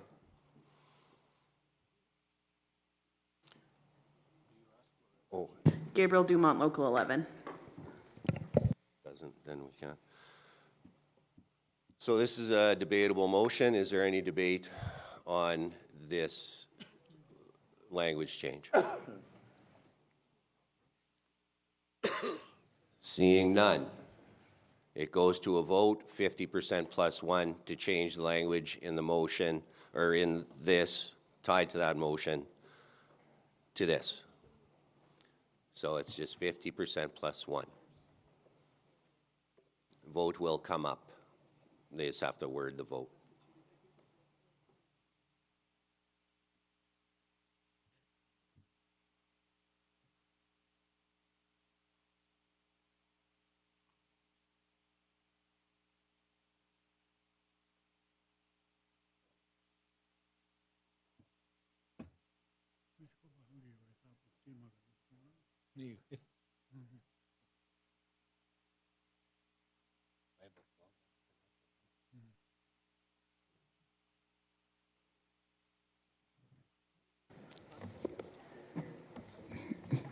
Mr. Speaker? Who? Yes. Can you just explain before we go to vote, what we're exactly voting for again, Okay, you're please? voting to change the language in the proposed amendments to the Constitution from what was proposed through the motion to this. And it's, Do you want to just clarify yes or no? We still have to vote on the resolution afterwards, correct? that's right. So this is just on those words, and then the motion, this is 50% plus one, to change the language in the Constitution from what was originally proposed to this, as Ms. Devine put forward. And then we continue back to the speaker's list on the package. So this is just yes or no. Yes, Mr. Morasti? No, not yet. We're going right to the vote.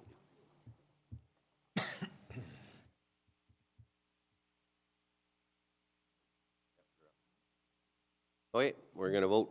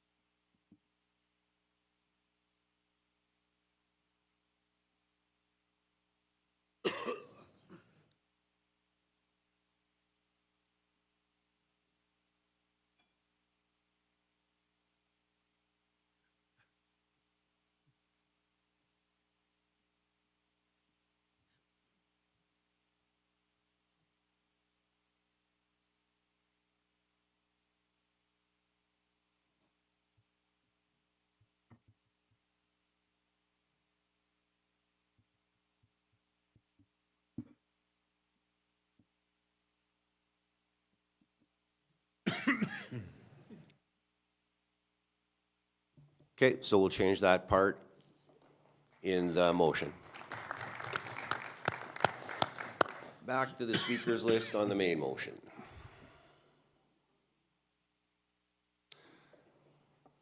Minister Morasti. Point of order, Speaker. Who's addressing me? Minister Fullerton. Oh, yes, Minister. I was on the speaker's list, but then was able not to speak to Okay, that. sorry. Yeah, Awesome. then you're up. Okay. Thank you, Speaker. So I just wanted to share that I'm hoping, encouraging the MNLA members to support this as we are moving forward and having our first AGM in the spring, and making sure that there are rules around who can vote at these tables.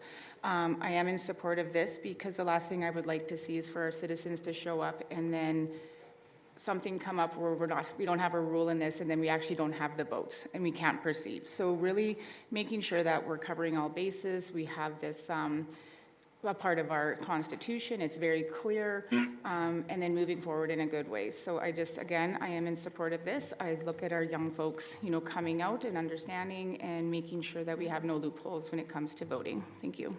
Thank you, Minister. Minister Morasti. Thank you, Mr. Speaker. I am in favor of this motion as it ensures clarity regarding the role of voters in our General Assembly, and being inclusive is essential. We must listen to the voices of all our citizens, especially those at the grassroots level. As the minister responsible, I commit to convening a General Assembly to address our constitutional amendments. This will allow all MNS citizens to exercise their democratic right to vote on the highest law of the Métis Nation, Saskatchewan. Thank you, Mr. Speaker. I call question.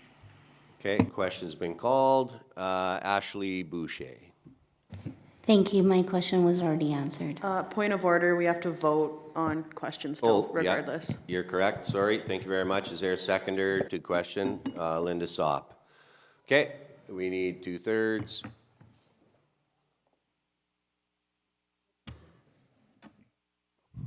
Of the votes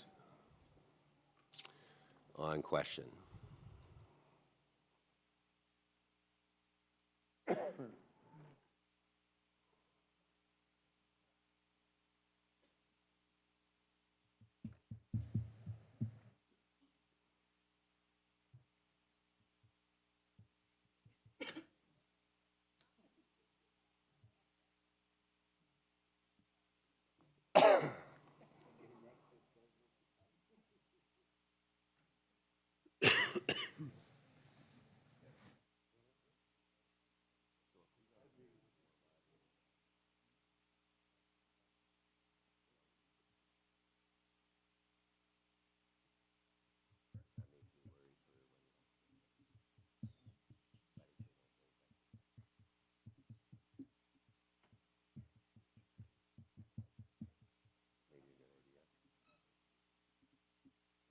yeah, of the resolution, yes. Okay, so question was called. We'll finish the list.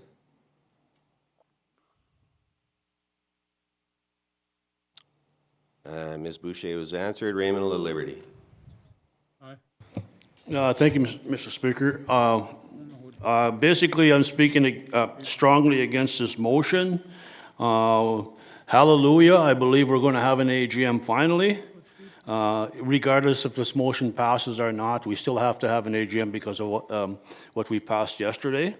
I think it's basically, and the reason I'm strongly asking the presidents to oppose this motion is because that it gives the, it's not properly set up where it's once again, Mr. Speaker, giving the authority back to the clerk. And I strongly believe, and I spoke yesterday about the 3 branches of legislation that we've built a strong foundation and that our president talked about yesterday, but two of our branches are not properly supported. We started one yesterday with the judicial branch, but the MNLA is not properly supported. The clerk's supposed to be responsible to us. And now he says, Mr. Speaker, the clerk is mentioned in this motion, so I want to mention that fact. It says to report take the wording of the head office and put it into the clerk. I'm strongly opposing giving that additional responsibility to the clerk through this motion. So I'm going to basically indicate to the presidents that we should actually do things properly by balancing the authority and giving the proper authority. Because I said there was an overreach from the executive branch to the legislative branch, and there remains that imbalance. If we don't address that, Mr. Speaker, these motions that are coming forward, the resolutions, Mr. Speaker, that are coming forward, are not going to be adequately addressed, and there's a fundamental problem within our government. It'll fail if we don't address the MNLA, the oversight for the MNLA. Has to be done. So I'm opposing, I'm asking the presidents to oppose, and we're going to have an MNLA anyway, AGM anyway, and yes, let's move forward and build a nation in a good way. Merci. Thank you, Mr. LaLiberty. Tanya Altgates. Sorry. I'd like to speak in favor of this motion. I've heard 3 people state that the only reason we haven't had a General Assembly is because someone else hasn't called it. And that's not true. In our current Constitution, Article 1, it says a General Assembly, Article 11.1, pardon me, a General Assembly composed of members from the locals shall be convened by the Métis Nation Legislative Assembly every year. It's our own fault. We have to point the fingers at ourselves, at everyone in this room seated right now, for why there has not been a General Assembly called. It's not just, even currently, our current Constitution doesn't say that we're calling it only to deal with constitutional matters. It says in number 2 why it's called, but we haven't called it. Adding the clerk in place of head office simply is a correction in my point of view that we don't have a head office now. We have a clerk. We have an executive. That's not their responsibility to call the General Assembly. We have a PMC. It's not their responsibility to call the General Assembly. It says right here that the MNLA will call the General Assembly. Why have we not done it? It's our fault.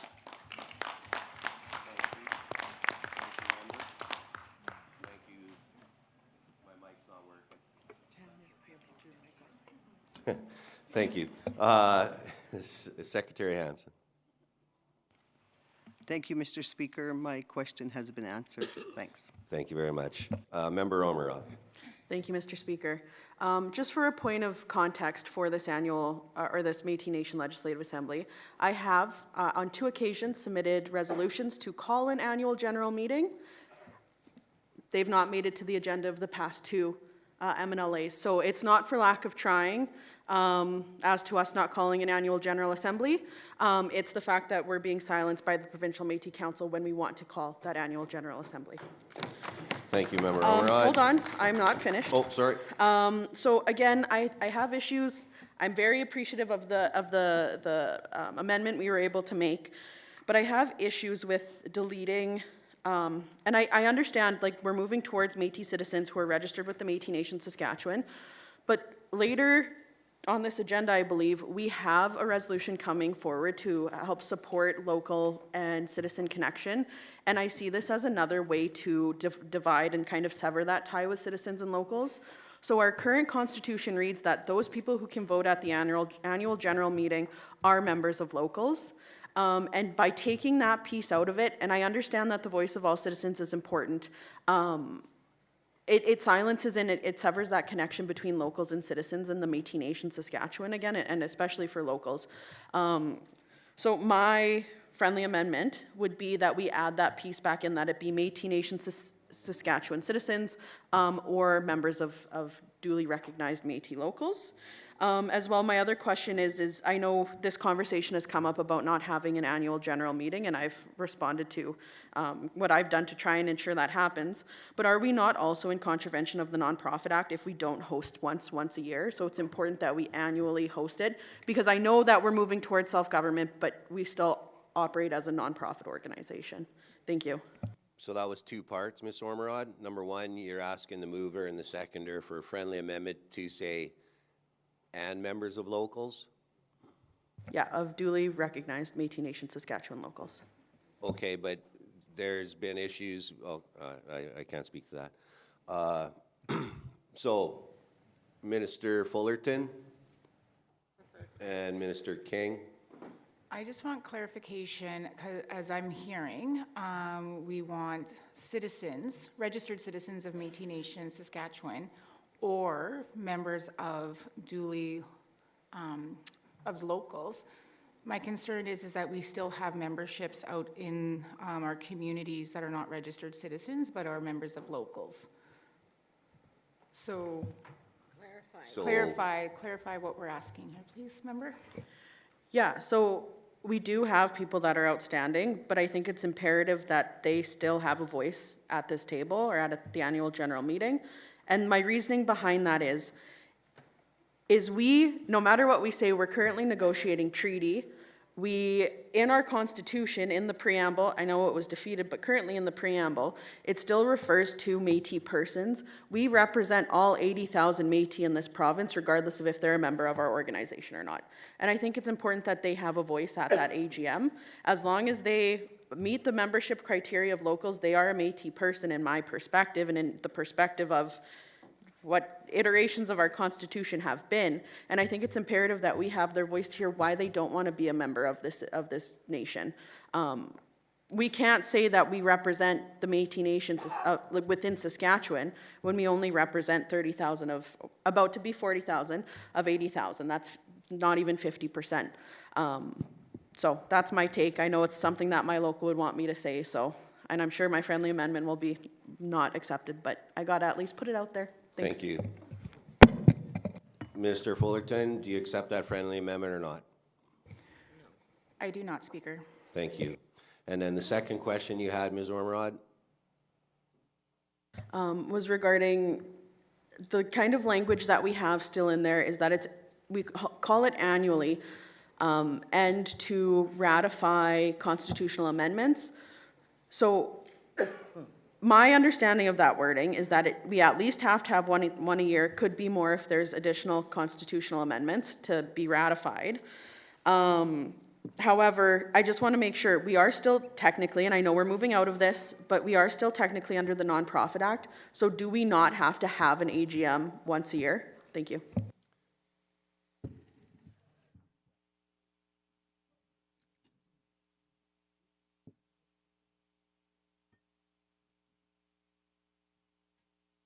Just 1 second.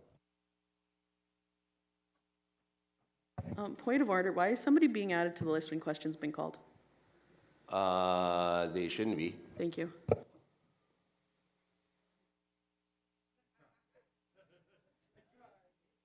Someone trying to sneak in there, eh? A little raccoon.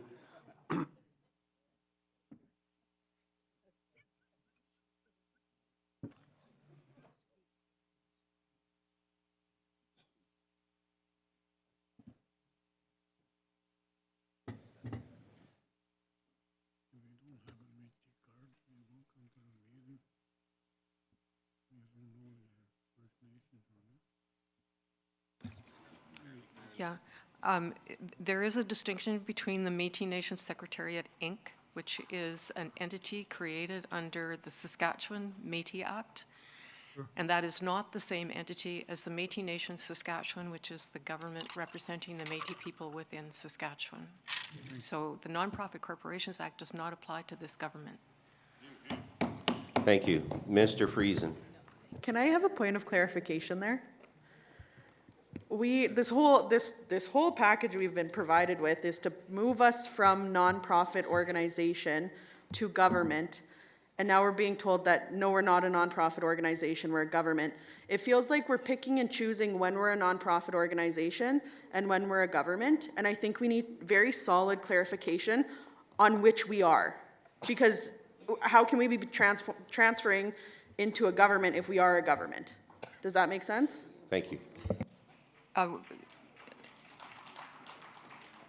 We're not picking and choosing. The Constitution that's on the books now was adopted in 1993, I believe. That's correct, Gerald? And at that time, the structure was different.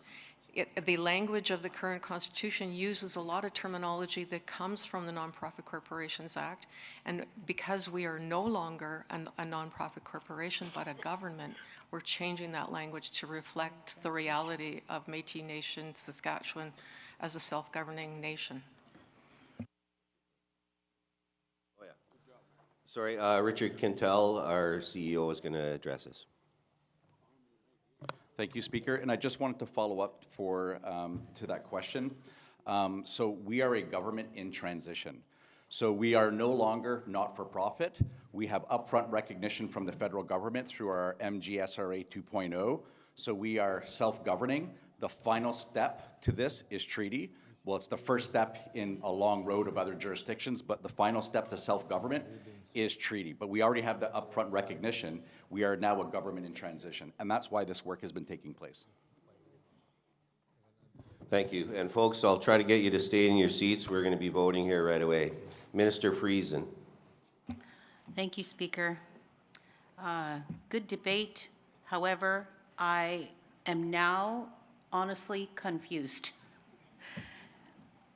Are we in favor of the amendment? Are we voting on the amendment, or did we already vote on the amendment? We're voting on the amendment. We're voting on the amendment, not the resolution. No, we're voting on the resolution. Yeah. Okay. We voted on the amendment already. Yeah. Okay, we're voting on the resolution, and I understand that Minister Fullerton, the mover, has not accepted the friendly amendment. Is that correct? No, she accepted the friendly amendment got voted in, or yeah, got voted You're in. confusing me here. Well, it wasn't a friendly amendment. That amendment got voted in. Okay. So that's been changed in the language of the constitutional stuff. The next vote's going to be on the motion to accept that. Thank you. You're welcome. Minister Fullerton, and then we'll go to Mr. Langen. Did you have some clarity, Minister? Yeah, it's going to be very quick. So the clarity, yes, correct. We've already added the friendly amendment. The other amendment that was requested has been, I refused that one. And I just want to give clarity as to why. As we look at our Métis Nation and our registered citizens, you need to be registered to vote in the elections. You need to be registered to access programs and services. Point of order, Mr. Chair. So I just want to give clarity. This has already been addressed. Yeah, so. It has. Thank you. Thank you, Speaker. Yeah, Derek Langen. So yeah, I love the added wordage and stuff, and I love the spirit of the resolution when it comes to having the General Assembly. I'm still tied up on the Article 15 amended. If we can take that right out for now, I don't see why that has to be in there when it comes to just holding a General Assembly. It almost seems like it's just snuck in there for whatever reason, like, you know, so when you start talking about the clerk and everything, then you go back, well, it's just about holding a General Assembly. Well, then let's just hold the General Assembly. I like everything but that. Is there any way we can just take that Article 15 amended part out and just deal with holding a General Assembly? I would be in favor in that sense. If not, then I got to oppose it because of Article 15. Thank you.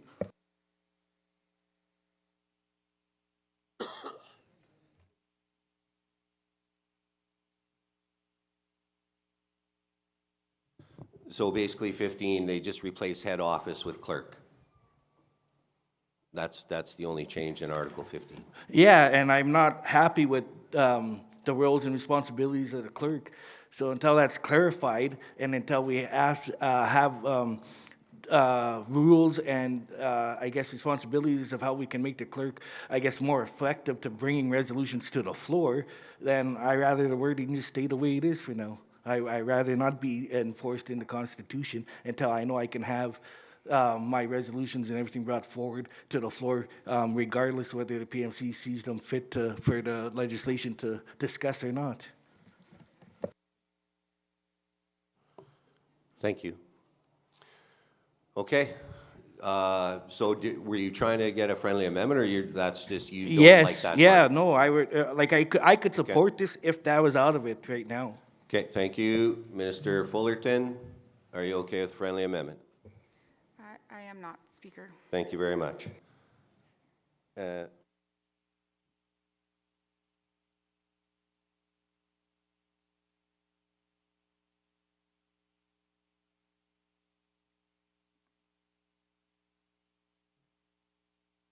Okay, thank you. We're going to go to the vote here soon, but I would also like to remind the Assembly to not criticize the role of the clerk in a public assembly. Thank you. So we'll get the vote up. We need 75%. Delegates who are walking around, please get to your chairs for the vote on the resolution. We're voting on the resolution Point now. of order, Mr. Chair? Yes, Mr. Langen. Would I be able to do what they did there and force a change in the resolution? I'd like to move that. Yes. Thank you. If I can get a seconder for somebody. Joanna Batiandi. He wants to remove clerk and just leave it as head office. Is that what you're saying?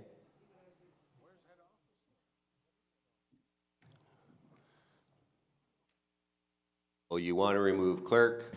Just take the Article 15, the whole amended, that part, just take it right out. And then it's specifically speaking to holding annual general assemblies and nothing more.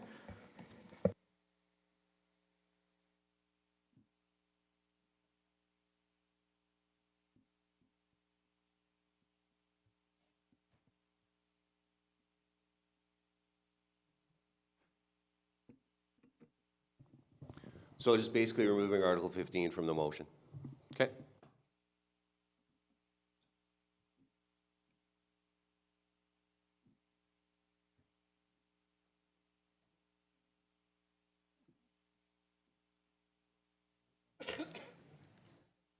Okay, Derek, they're just going to write it up for, just remove that, and then they'll get it up there. You and Joanna are the movers and the seconders, and then we'll put it to a vote, 50% plus one to remove it.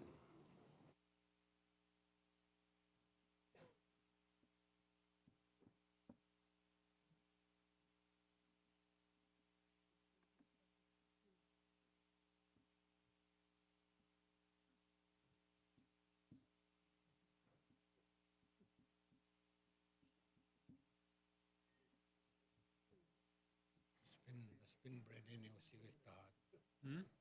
Spin bread in your siwe start. Kaya mi unod to ba.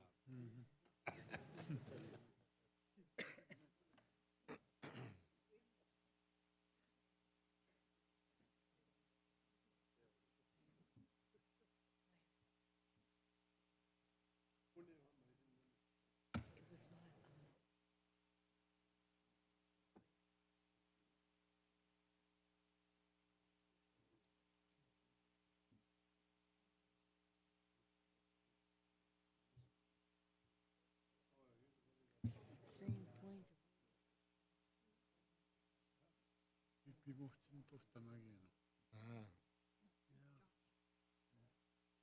Hello. Huh? Yeah, where are you?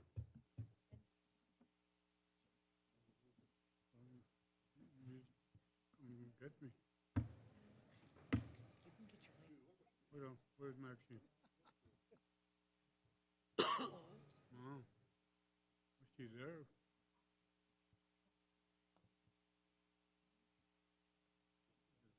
Okay. From inside, you know where I'm sitting, yeah? Okay.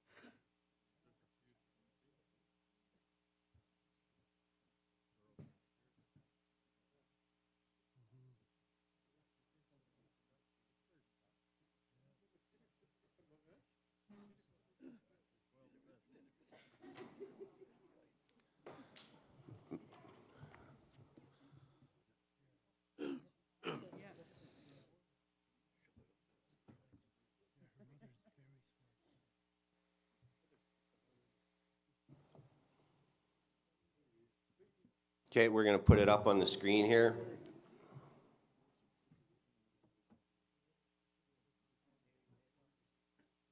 So, Mr. Langen, do you still move to remove Section 15 from the constitutional amendments in this motion? If they would change it to the executive branch, which is, I guess, the whole PMC and not just the clerk, I would be okay with that.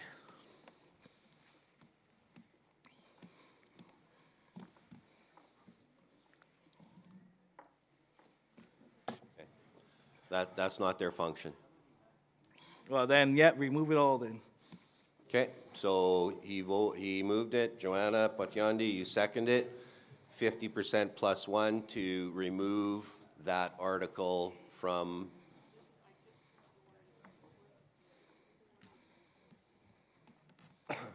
Okay, so actually what she did, instead of removing that whole section, she wrote, must be registered with the Métis Nation Saskatchewan head office. No, if it doesn't say executive branch, which is provincial Métis Council, then. That's not their role. I don't care, then I don't want it in there. I want it gone totally. Okay, we'll throw it to the House, 50% plus one to remove Article 15 altogether from the constitutional amendments. We got a poll up.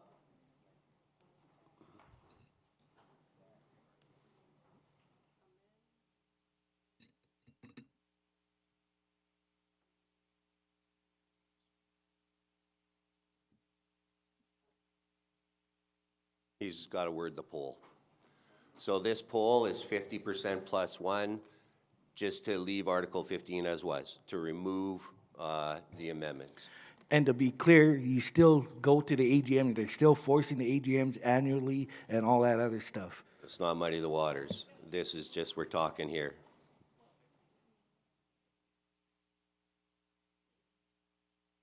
Okay.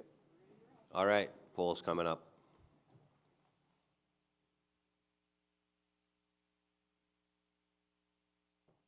Sorry, some clarification. A bunch of us don't know what we're voting, yes or no. You're voting yes to remove that amendment, or no, leave the amendment in the motion, or in the, amendments, because the motion is all encompassing.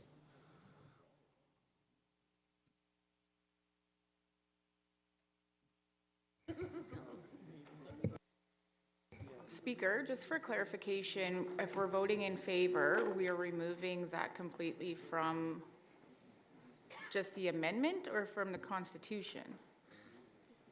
Just the proposed amendment? Okay, so this is Mr. Langen's motion was to just remove those amendments from Article 15.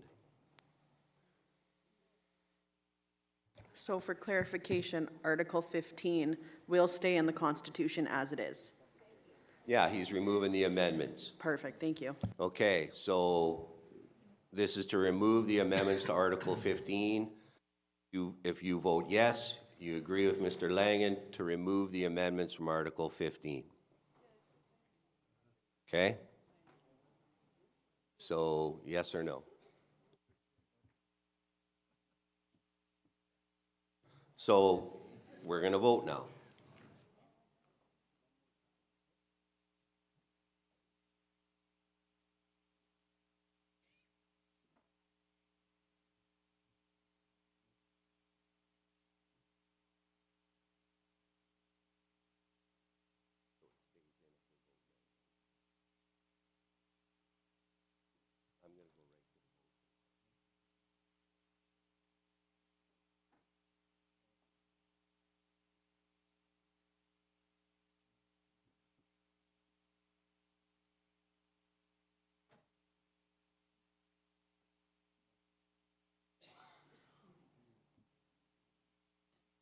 So folks, we are going to vote on the motion immediately following this.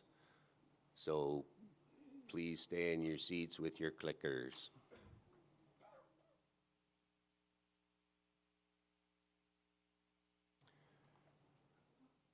So Member Langen's change has been rejected. So now we're going to vote on the motion to accept. Point of order, Mr. Speaker? Yes. Can we take another roll call, because I see a couple seats empty? Thank you. Sure. Clerk Quintal. I'll have Clerk Quintal come up and run a roll call, then we'll have a vote, then we'll get into our lunch.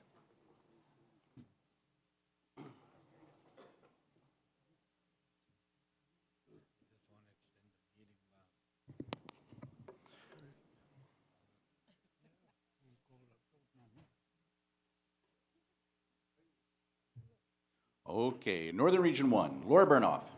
Uta. George Nottamagan. Hey. Brett Angus. Ota. Lorna LaValle. Here. Alan Auger. Ota. Curtis Biss. Here. Northern Region 2, Leonard Montgrand. Keith Shuchuk. Renee Desjardins. Here. Raymond LaLiberty. Here. Violet Herman. Here. Philomene Sheila Cummings. Here. Dean Herman. Matilda Wagner. Here. Northern Region 3, Brendan Morasti. Utah. Randy Ross. Randy Ross. Mike Nottamagan. Yep. Louis Gardner. Here. Rocky Hansen. Utandayan. Patsy LaLiberty. Online. Riley Coulinar. Here. Eugenie Lafleur. Here. Mary Jane Sayers. Here. Fred Kenny. Eastern Region 1, Ryan Carrier. Here. Ferlin McKay. Eastern Region 2, Brent Dignas. Here. Ashley Boucher. Here. Christy McDonald. Here. Marilyn Eckert. Here. Dustin Fiddler. Here. Brenda Bellevaux. Here. Justina Weens. Here. Amanda Jack. Tammy Willerton. Here. Michael Roger Janai. Diane Janai. Here. Eastern Region 2A, Darcy Lepowick. Here. Gary Peltier. Here. Joanna Patiandi. Derek Langen. Shandy Lease. Here. Bev Schoaf. Corey Toth. Here. Abraham Martin.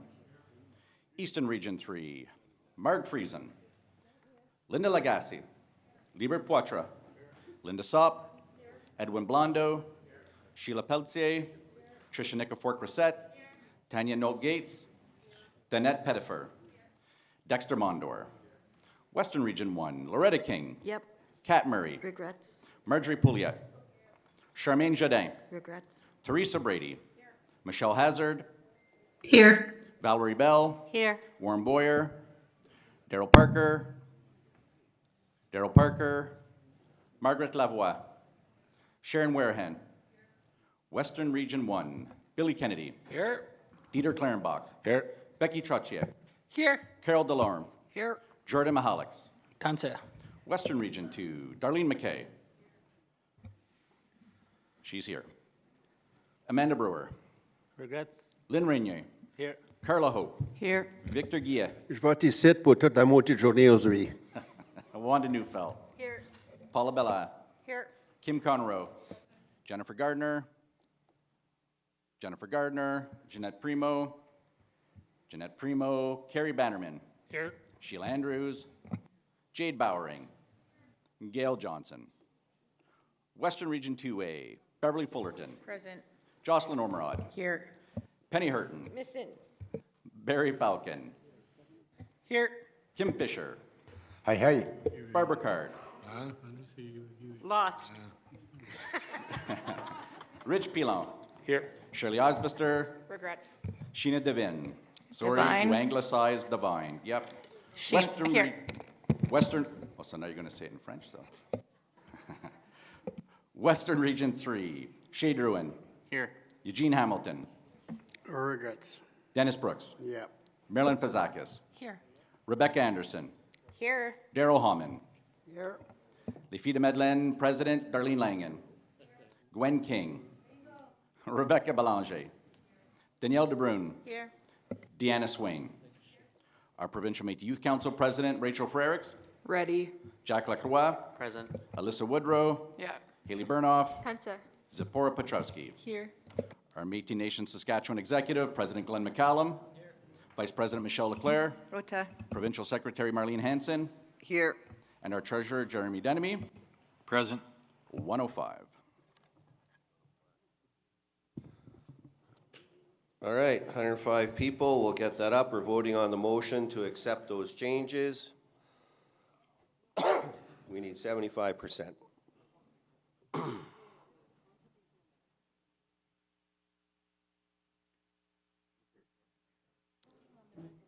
Sorry, we're voting on the resolution. No more amendments.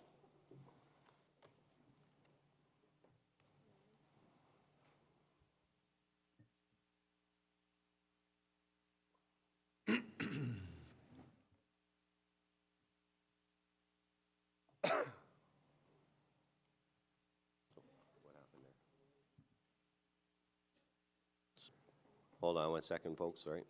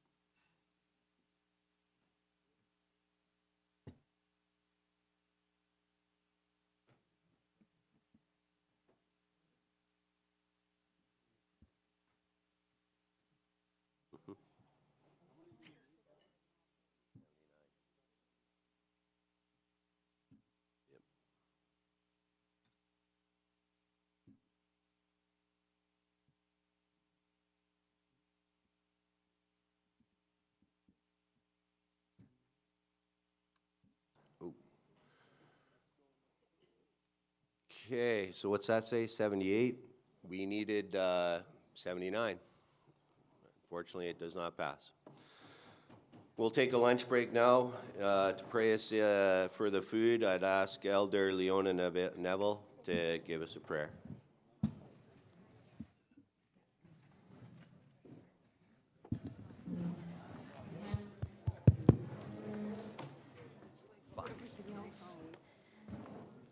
Dear Lord, as we sit down to enjoy this meal together, we give thanks to you for this food and your many blessings in our life. We thank you for our family and ask you to continue to bless us all here together at the MNLA meeting. In his name, we will pray. Amen. Thank you. So if we could allow the elders to go first for lunch, then the delegates, and then observers, please, so that we can get back to business shortly after 1.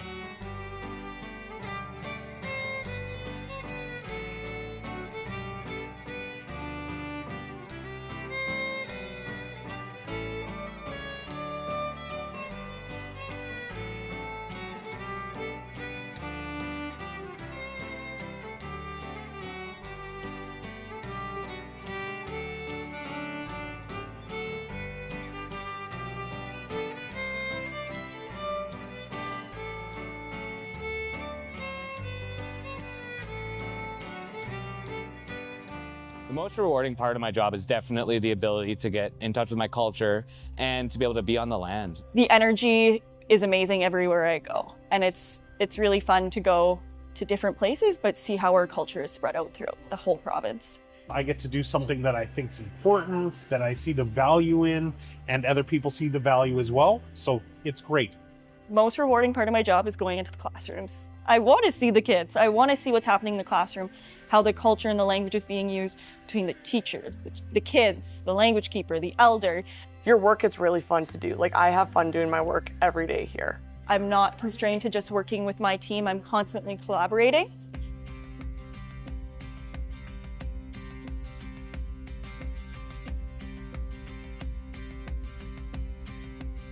I decided to join M&S because it was a really good opportunity to get in touch with my culture again, and I'm pretty outdoorsy and the environment is really important to me, and my position gives me the opportunity to get other Métis citizens involved in the protection of our land, which is really important. The first word that comes to my mind when I think about working at M&S is passion. It's a lot of passion behind every job, every task you do here. If you are passionate about culture and language, definitely apply at M&S. Even if you aren't exactly in the culture and the language department, it still is embedded in every department, and I can see that because I collaborate a lot with other ministries.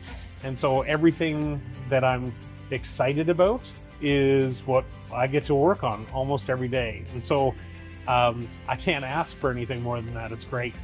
Culture, traditions, and language are at the epicenter of what I do. The level of support at M&S is pretty high, and you can go from area to area and feel kind of a connectedness. So there's lots of stuff to learn and things that I'm doing right now, which are great. And then it's the possibility of more education in the field that I'm hired in. I get to see a lot of the province, and I get to meet a lot of amazing people and work with a lot of land users and elders and get to learn a lot about our history. So I was given a lot of opportunity at a young age to now grow into the position I'm in and be able to continue to thrive and excel in what I've been doing. The most important part of my role is actually being in community and being with people, which is just such an empowering job to have. Something I would definitely say is unique about the team I work with is the open collaboration and that I get a voice for everything we do. Lots of people are Métis, and so it's a real connection to the job and to that culture and heritage. Doesn't matter what title they really hold here, everybody's always willing to listen. Even if you think you're not qualified, it's worth applying. I didn't meet all the criteria online, but I still was able to get the job. Just put yourself out there. It's such an amazing place to work. If you see something that interests you, make sure you apply.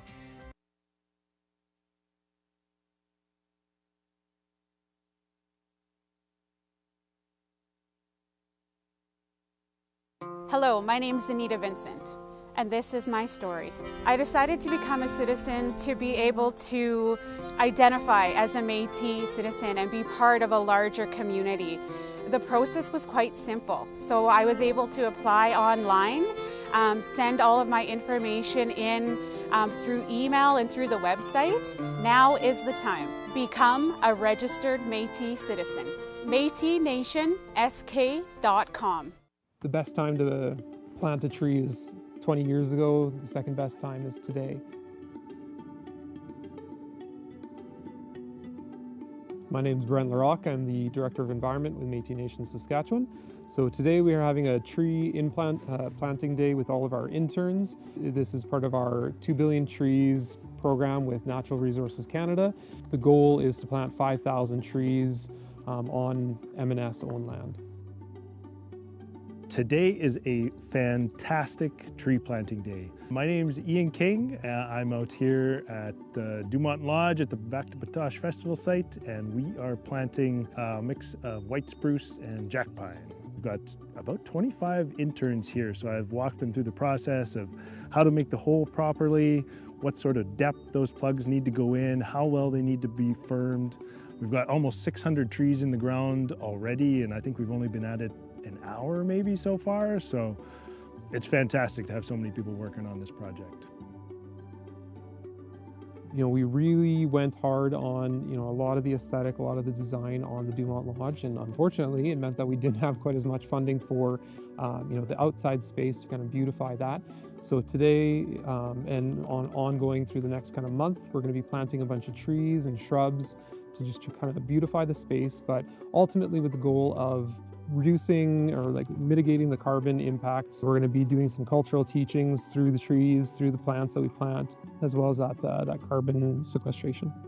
So one of the things that we're hoping to do here with the planting as well is to kind of make this side of Dumont Lodge, so we're on the north side right now, to give it a more of a spruce and pine feel, give it more of that northern feel. When you look out on the south side of Dumont Lodge, you're looking out on buffalo herds, on open prairie, looking out onto One Arrow, and beautiful open spaces. So it already has that very prairie feel, and so we have the cartwheel out in front of Dumont Lodge that we're going to be filling with native species, native prairie plants. We want to ensure that when young kids are coming here to Dumont Lodge summer after summer, that they can see themselves. They can see the prairie that they grew up in, or they can see the northern forest that they grew up in.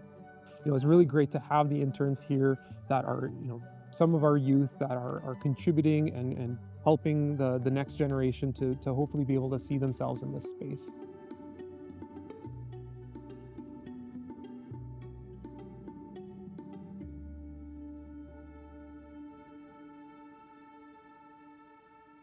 Hi, my name is Emily Latendre, and this is my story. I decided to become a Métis citizen to connect with my culture and learn more about the people in my community. During this process, I learned a lot about my family and our background of being Latendres and coming from Batoche. I would tell anyone who's interested and able to register today. Now is the time. Become a registered Métis citizen today. MétisNationSK.com. Welcome to the Métis Nation Saskatchewan Registry Department. We play a vital role in preserving the heritage and identity of Métis people. Our department is dedicated to maintaining accurate and up-to-date records of Métis citizens and their ancestral connections. We are here to help document family histories and ensure that Métis citizens can access their rights and benefits. To begin, you'll need to gather essential documents proving your Métis ancestry, including records of your family's historical connections to the Métis Nation. Once you have these documents ready, follow the next steps listed below on the Métis Nation Saskatchewan website, or contact the Registry Department to start your application process. Once you submit your application, our team will carefully review your family history and verify your connection to the Métis Nation. We ensure all records are accurate, confidential, and protected through secure data measures. Once your citizenship is approved, you'll gain access to the benefits, rights, and services available to Métis citizens, including cultural programs, healthcare support, and more. Being a registered Métis citizen means you are a part of a community with a rich heritage, proud traditions, and a shared history. We are committed to providing efficient and reliable services to Métis citizens. We invite you to join us in preserving our heritage and culture. For more information, visit our website or reach out to our registry department. We're here to help.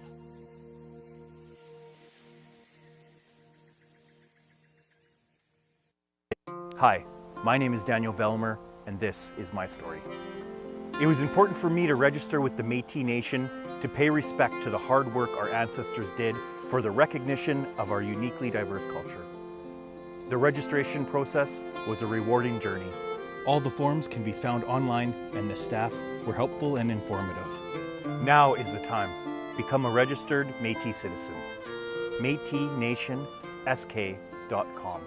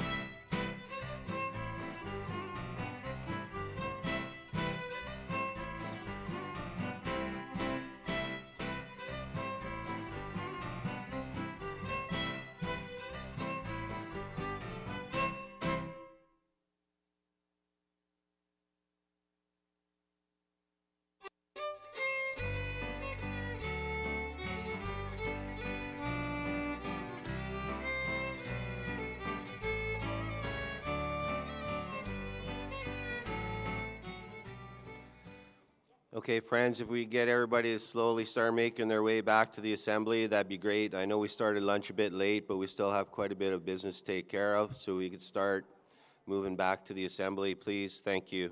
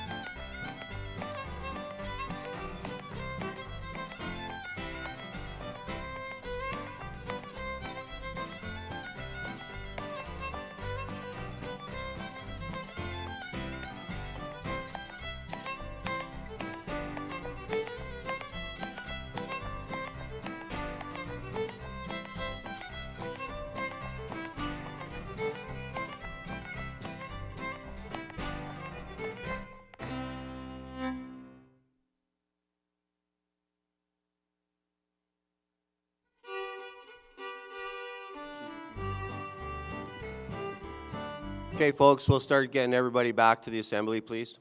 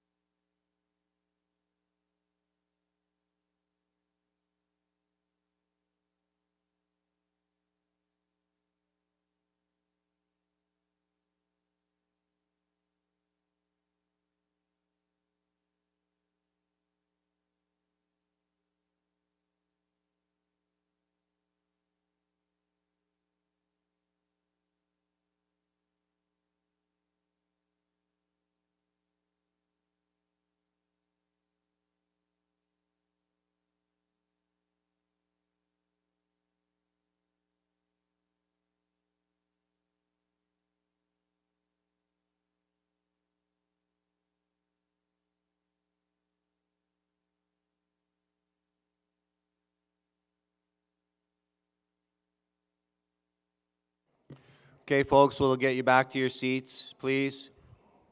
Members of the assembly, please return to your seats.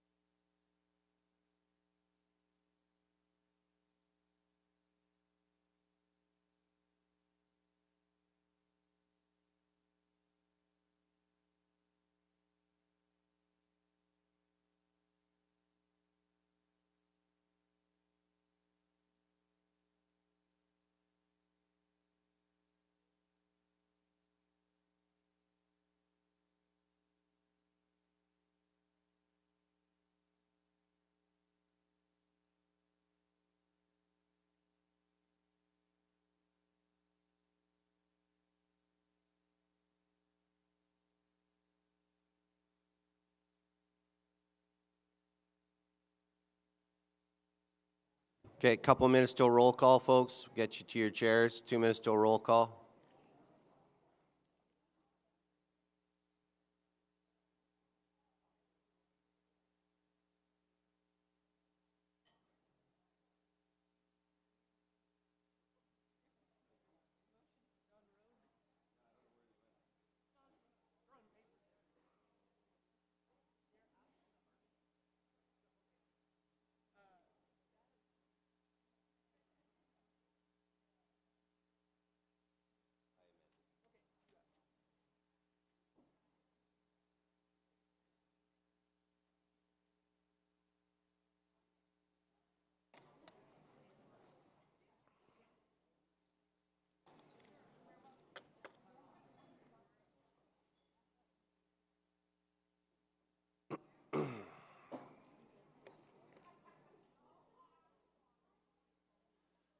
Okay, one more minute.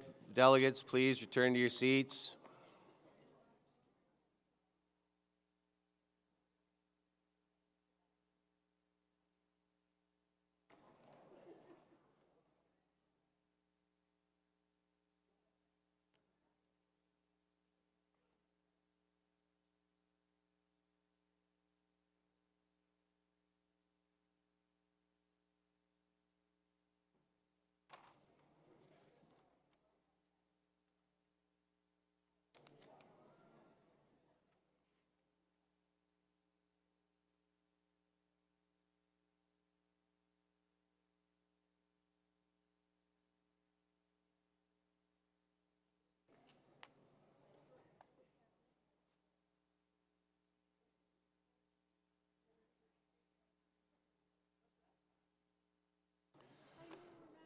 All right, folks, we're going to now proceed to roll call. So if you could take your seats, please. Be ready at your microphones.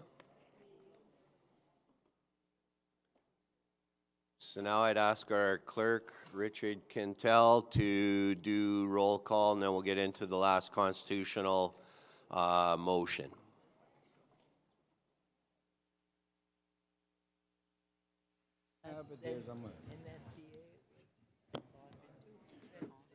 Northern Region 1, Laura Burnoff.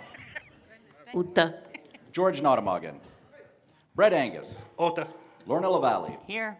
Alan Auger. Here. Curtis Fiss. Here. Northern Region 2, Leonard Montgran. He's here. Keith Shuchuk. Join us there. Renee Desjardins.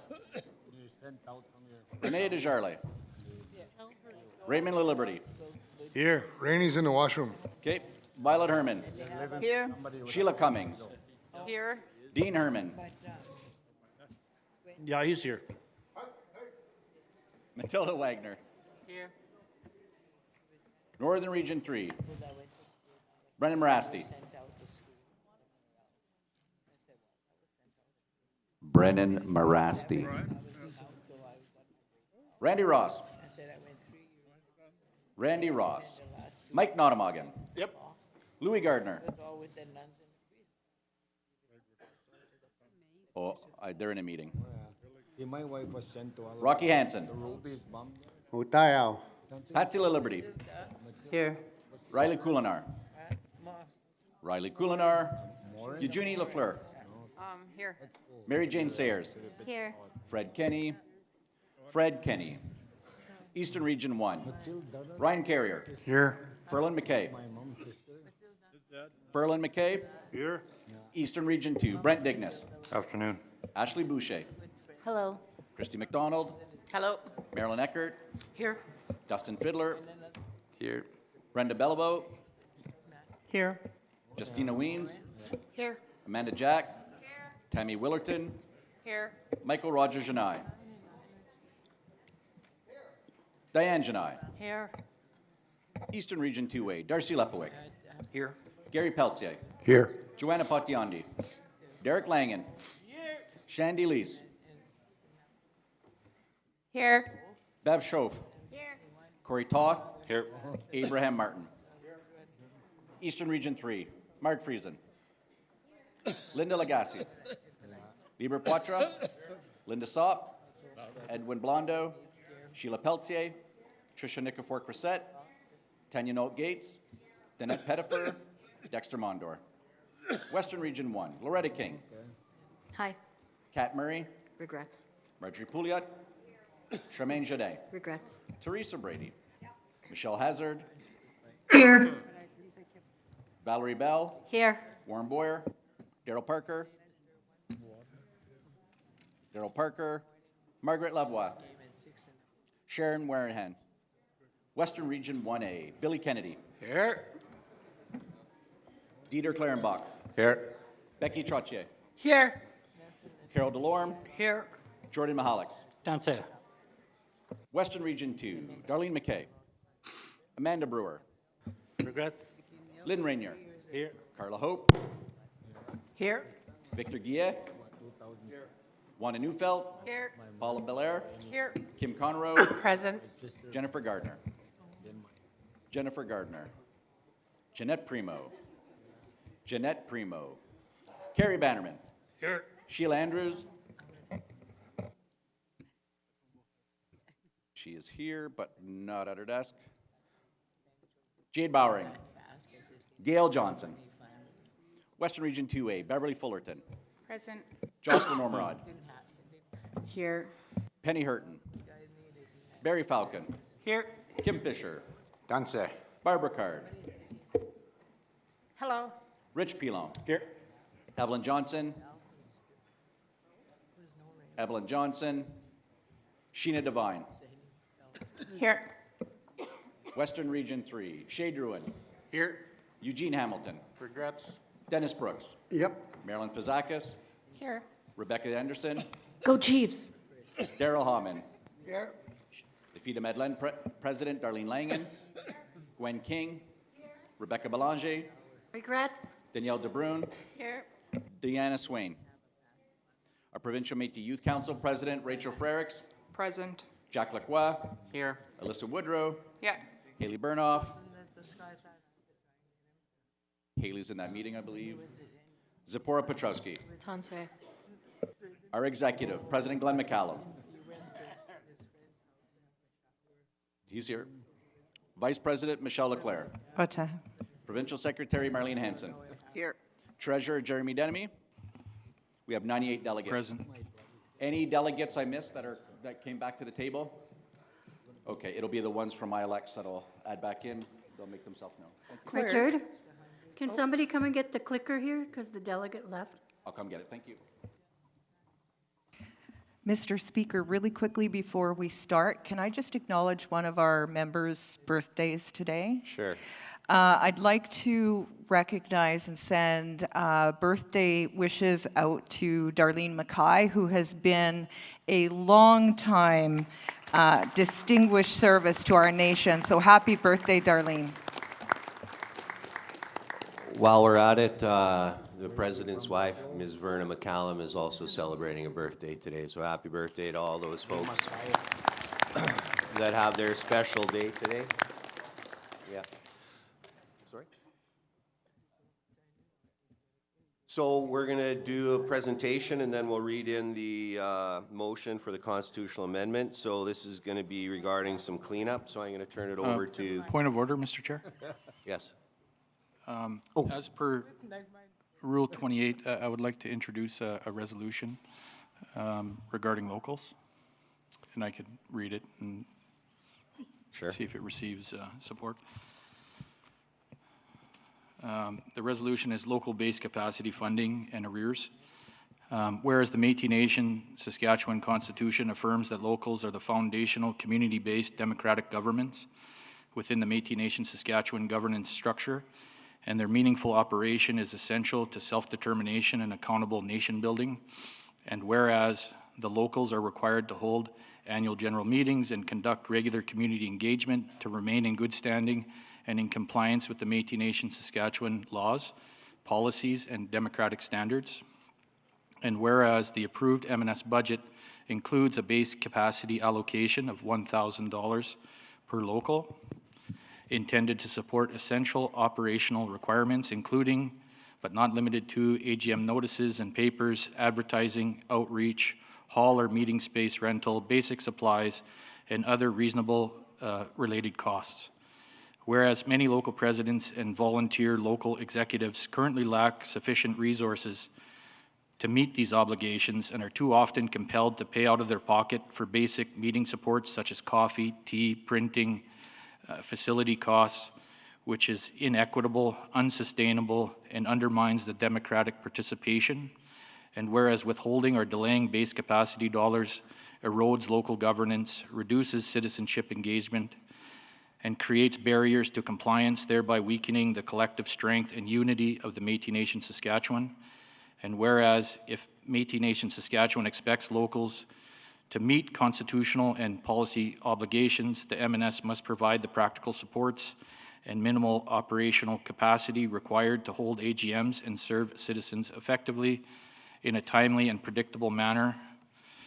Whereas there are outstanding base capacity dollars owed to locals, and immediate payment is required to restore fairness, trust, and functional local governance across the nation, Therefore, be it resolved, the Métis Nation Saskatchewan Legislative Assembly directs the Provincial Métis Council and MNS administration immediately to release and distribute the $1,000 base capacity funding to every recognized local without exception as approved in the MNS budget for the purpose of AGM and essential local operational costs. And be it further resolved that the MNS shall pay in full all base capacity dollars currently owed in arrears to locals and shall provide a written remittance schedule to each local confirming the amount paid and the fiscal years covered. And be it further resolved that all base capacity funds and arrears must be fully delivered to locals no later than December 31st, 2025 or earlier. Upon passage of this resolution, so the locals have the ability to plan, notice, and conduct AGMs and community meetings in compliance with MNS constitutional requirements. And be it further resolved that Métis Nation Saskatchewan shall establish a clear, annual, and automatic disbursement process for local base capacity funding at the start of each fiscal year, ensuring timely delivery and preventing future delays that place unfair burdens on local leadership. And be it finally resolved that this Assembly reaffirms that compliance must never be demanded without capacity, and that supporting locals with guaranteed timely base funding is necessary act of unity and respect and nation building so that every local can meet its democratic duties, serve its citizens with dignity, and strengthen the Métis Nation from the ground up. Thank you. Thank you. Can you email that again, Mr. Treasurer? Please email that. Do you have a seconder? Yep. Secretary Hansen seconds that. Can you email it, please? Thank you. Yeah, and sorry, I have to recognize, while we're in the process of this, and we'll have our legal give us an opinion on it, we will recognize Elder Leona Neville.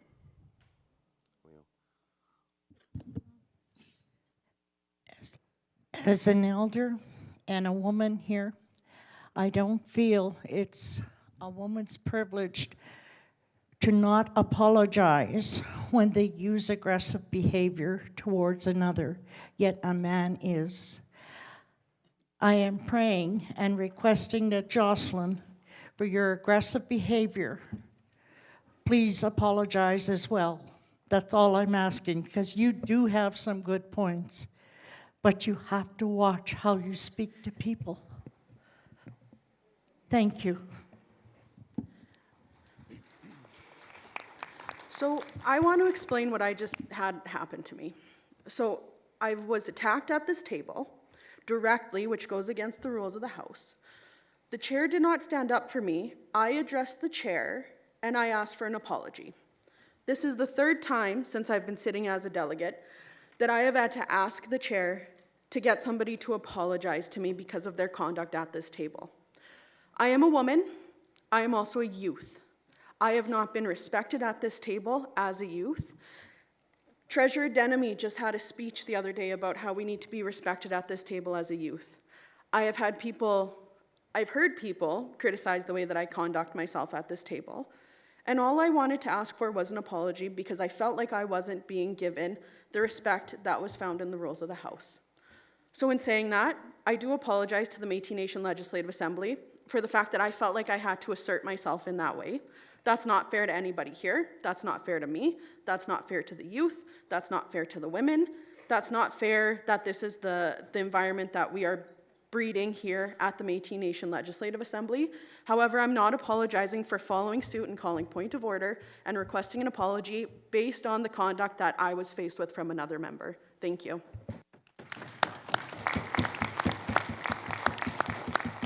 Mr. Speaker, if I may, Rachel Frericks. Youth President Frericks. Thank you. So upon our observers to come in and to watch the MNLA, there is an event participation registration form. And I would like to say if our observers are having to follow this, as should we, being the MNLA members. And just for everyone, the back page, it says, by attending the Métis Nation Legislative Assembly, I agree to be respectful, kind, and safe at this event. I will treat others the way I want to be treated. I will not use hurtful words or actions. I think we need to take a moment and to understand we are here for the Métis Nation. We're here for our citizens. I know that we may not always agree, and that's okay, but it's the respect that needs to be at this table at all times. There shouldn't be any raising of language. There shouldn't be any rude or disparaging comments. This is people's opinions. They have a right to the opinion. This is why we're here. So we should not be attacking anyone. If an apology is needed, I'm very glad that you asked for one, because it was needed, and we need to own up to our mistakes, and that's okay. But thank you. Thank you, President.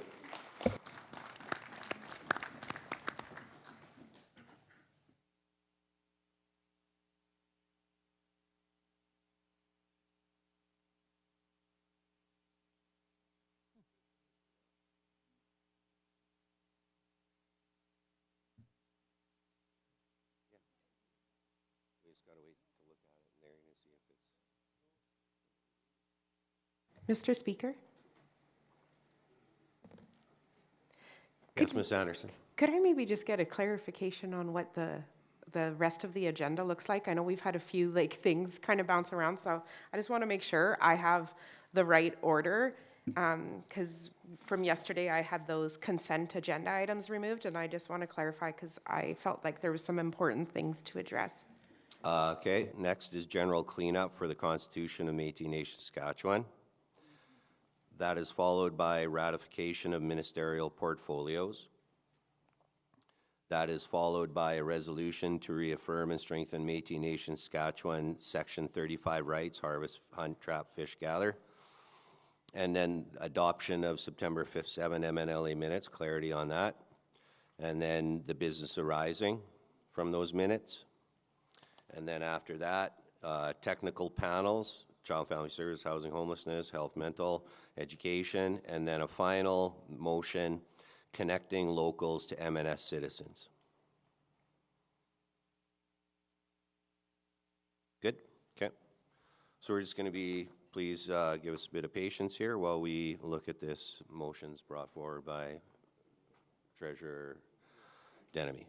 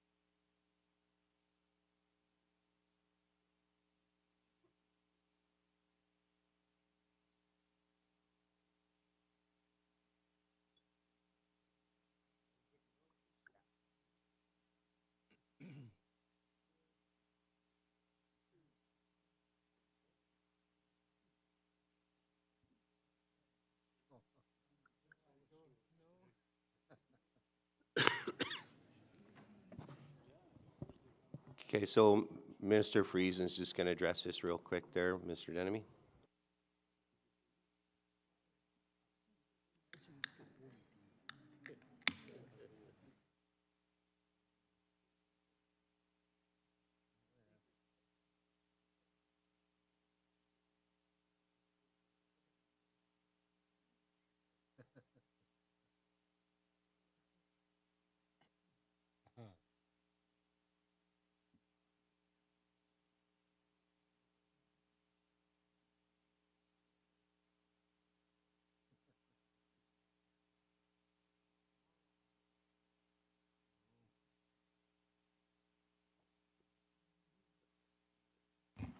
Minister Friesen.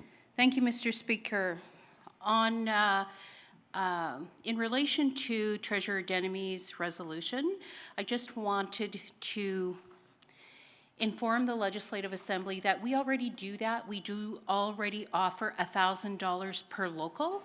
There is minimum criteria to access that $1,000. It was made over a year ago to the Legislative Assembly by the CEO that we would do a base of $1,000. Like I said, there is minimum criteria to meet that, and some of the regions already topped that up for locals to have $1,000 for hospitality, renting facilities for an AGM, local meetings, buying coffee, that sort of thing. We already do that, and the commitment was made. We did adjust when we could the budget to so locals could access that $1,000, and it's annually. It's not more than once a year, and finance is committing to making sure those payments get out, informing those locals. You know, reminder, get your budget in, or whatever the criteria is. It's minimum, as I mentioned. We're committing to doing that by the end of the week. So I would ask Treasurer Denemy to withdraw his resolution because it's not necessary. Thank you. Treasurer Denemy.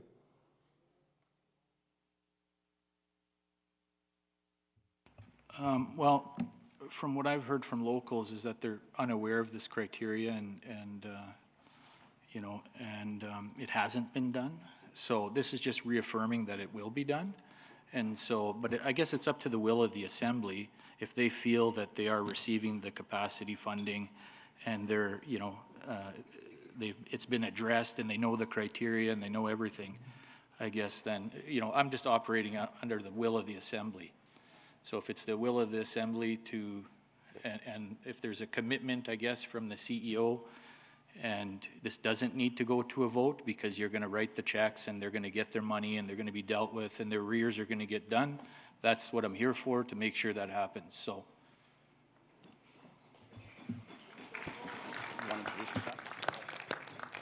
CEO Quintal will respond to that. Thank you, Speaker. So in terms of that $1,000, like mentioned by the Treasurer, is to support you for AGAs, notices, any type of, it's like basic governance, like it's $1,000, basic of basics. And so what we'll do is we can just use today's or this weekend's roll call. We'll make sure by the end of the week that those get out to those that have not gone through the region, because I do know some regions have paid it to ensure that they get it at the beginning of the year. But what we'll do going forward is we'll always use the Fall Assembly as the marker, and every Fall Assembly, so that way you know what the schedule is. We'll use the Fall Assembly so that way it goes out. There will be small reporting on it because you will have to report back what you used it for, but I mean, it's $1,000, so it's pretty straightforward.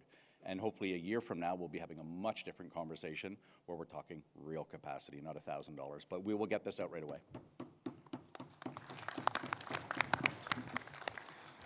Treasurer Denemy. Well, I would say if the Assembly's okay with that, then I would withdraw the motion.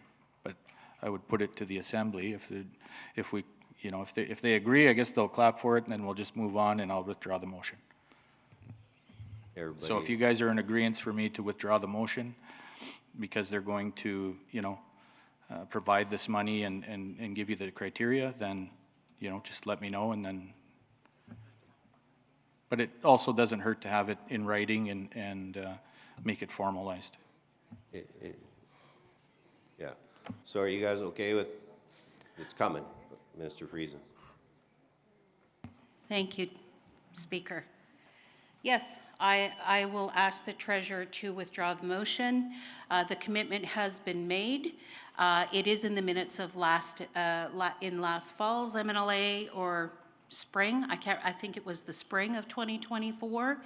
So as CEO mentioned, there is a minimum criteria. So as suggested, the funding will be allocated by the end of next week. And just a reminder to the Legislative Assembly, we can recommend to the PMC for budgetary impact. We can't compel the PMC to make to make those changes to the budget. We can recommend. And so I'm just reminding the MNLA that the authority of that directive lies with the Provincial Métis Council, and I'm asking the MNLA to recommend. Thank you. Thank you, Minister. Mr. Speaker? Yes. I would suggest that we go ahead and provide a directive through a motion. And I'd like to hear the motion and vote on it. Thank you. Treasurer Denny. Well, being that, you know, these presidents are the, you know, they're my bosses. And so if they want to move forward and I'm told that, then I have to, you know, because I'm here to work for you. So if you give me that direction, then that's the direction I've received from some of my bosses. So the motion stands and you guys will vote on it and to ensure that it's in writing and you guys are all aware of it. And that way you'll ensure that you get your money and if there's any arrears, you'll be paid up to date. Thank you. Thank you. And Hillary Peterson is going to speak to this. And what does arrears mean? Yes, thank you, Speaker. Thank you, Treasurer Denemy.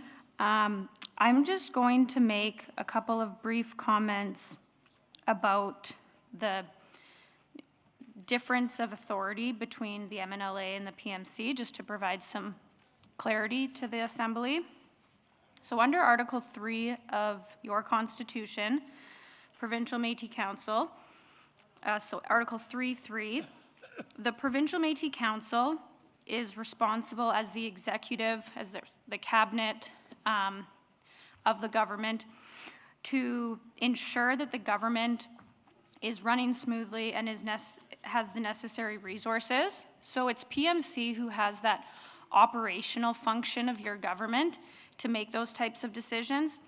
Now, of course, the MNLA, under Article 2, Métis Nation Legislative Assembly, Article 2.10, all budgets shall be determined by the Métis Nation Legislative Assembly.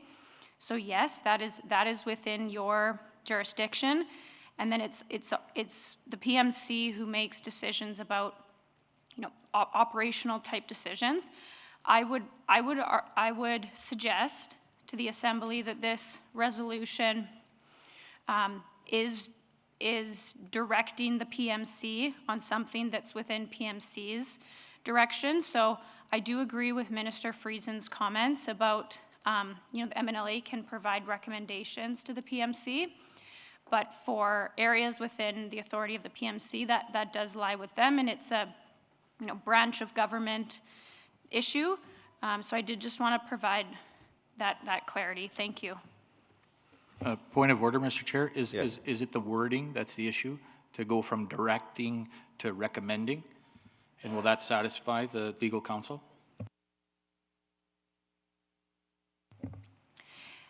Yes, yeah, that would align more with your, that would align with the authorities of MNLA versus PMC. If that change is made, I would also then just add clarity that that's not binding on the PMC. I just want to be clear, it is a recommendation, and that you're directing PMC to have a conversation and to consider it. Okay, well, I know that I listen to my bosses, so I'll be making sure that I'm listening for sure. Otherwise, come next election cycle, I will be fired. So, Mr. Speaker? Thank you. So do you want to change it to recommending that? Well, again, that's, you know, so. Okay, we'll put the motion up and then we'll vote to see if the motion comes to the floor, and we'll have it up there and we'll read it so that you know what it exactly says. We'll have questions later, Mr. Lang.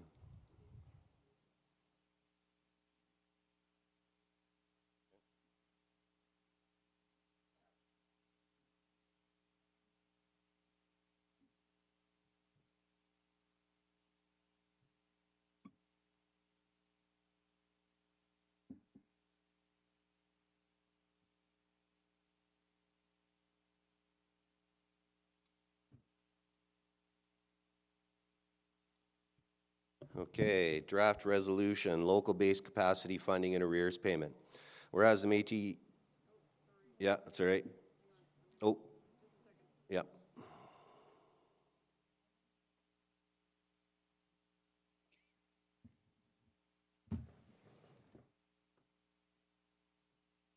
Okay, so I'm not reading this in. This is just so you know what you're voting for, to accept it to be read, to be voted on.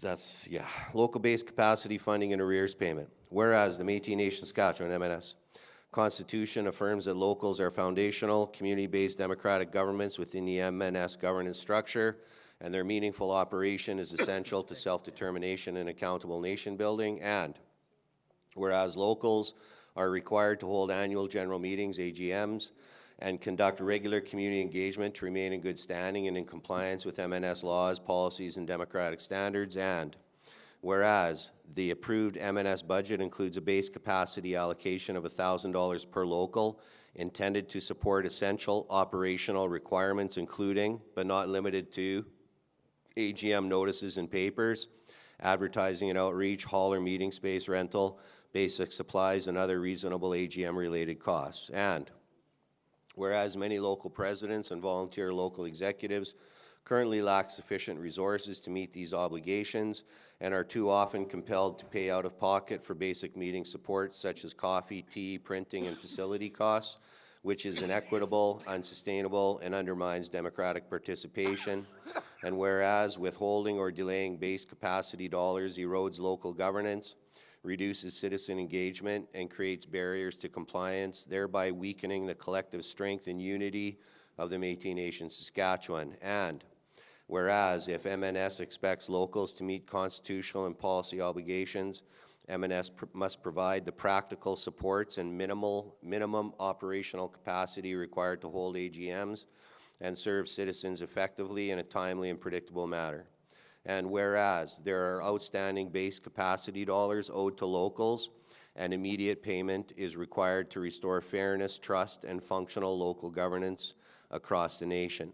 Therefore, be it resolved that the Métis Nation Saskatchewan Legislative Assembly directs the Provincial Métis Council, PMC, and MNS administration to immediately release and distribute the $1,000 base capacity funding to every recognized local, without exception, as approved in the MNS budget for the purpose of AGM and essential local operational costs. And be it further resolved that MNS shall pay in full all base capacity dollars currently owed, arrears, to locals, and shall provide a written remittance schedule to each local confirming the amount paid in the fiscal years covered. And be it further resolved that all base capacity funds and arrears must be fully delivered to locals no later than December 31st, 2025, upon passage of this resolution, so that locals have the ability to plan, notice, and conduct AGMs and community meetings in compliance with MNS requirements. And be it further resolved that MNS shall establish a clear annual and automatic disbursement process for local base capacity funding at the start of each fiscal year,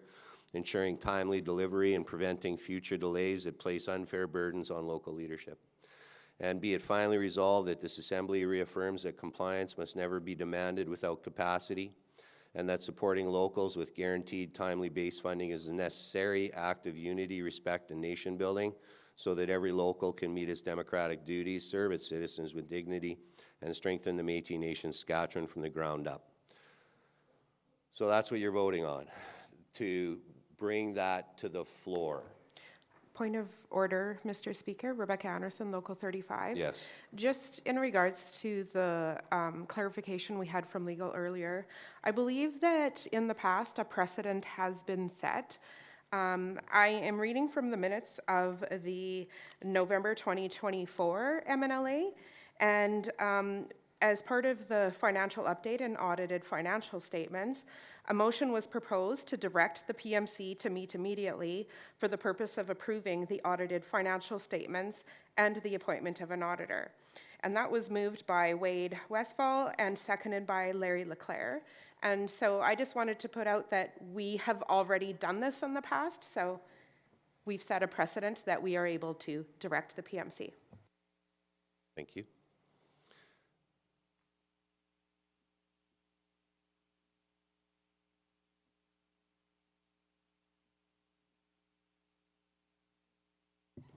Okay, so any questions or debate on whether we should hear this or not? Ms. Langen? Thank you, Chair. I'm definitely in favor of passing this, and no disrespect to Hillary, but I disagree with her. These local presidents sitting at this table right now have every right to give us direction as to what they want, and we have no right going against this. Now, by passing this, it's not going against what Richard said or whatever, but they're just wanting to ensure that the local presidents will get this money on time every year, and it doesn't have to be bought up and whatever else. And I do trust Richard it will come out, but what does it hurt to have this passed just to protect the presidents and ensuring that they're going to continue to keep getting their money? So I'm definitely in favor of this. Thank you. So you're in favor of having this motion come to the floor? Okay, Yes. Thank you. Speak to having this come to the floor or not, Mr. Langen. That's you, Derek. Yeah, I'm in favor of this, and I want to thank the mover and seconder for thinking of the locals. So I hope, I want it to come to the floor, and I sure hope it passes at the floor. Thank you. Thank you. Minister Morasti. Your name's right there. No? Okay. Secretary Hansen.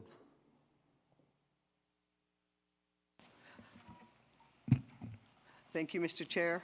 I too am in favor. I second it. The locals do a lot of work, and I've been a president for a long time, so we know that we need capacity, and I don't think $1,000 is a lot of money to be guaranteed. Thank you.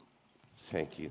Vice President Leclerc. Yeah, I'm going to call question and ask that my name be put on the list when this passes. Okay, thank you very much. Question was called, and well, there was no one left on the list anyways. So we'll go to vote. We need 2/3 people to vote yes to have this motion come to the floor.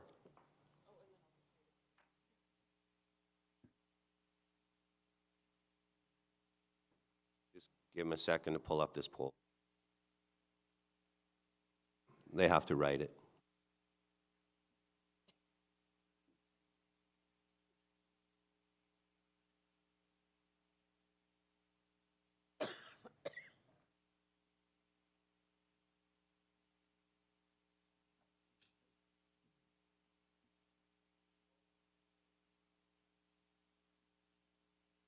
Sorry, Minister Friesen is on the list, and then after that, we will get the poll up. So, Minister Friesen. Thank you, Chair, for recognizing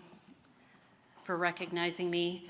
I do want to reiterate that I'm not opposing the $1,000 to locals, because as I have mentioned, we already do that. That's already in place. I don't follow along who accesses for those dollars or who doesn't. It's basic criteria. You need a bank account, but if you don't have a bank account, if the local doesn't have a bank account, they can always access Point of order. through their region. I mean, we're trying to open options up here Mr. Speaker, for point that. of order. And I don't understand the point of order, Secretary. I'm trying that's to. I'm trying to. What's your point of order?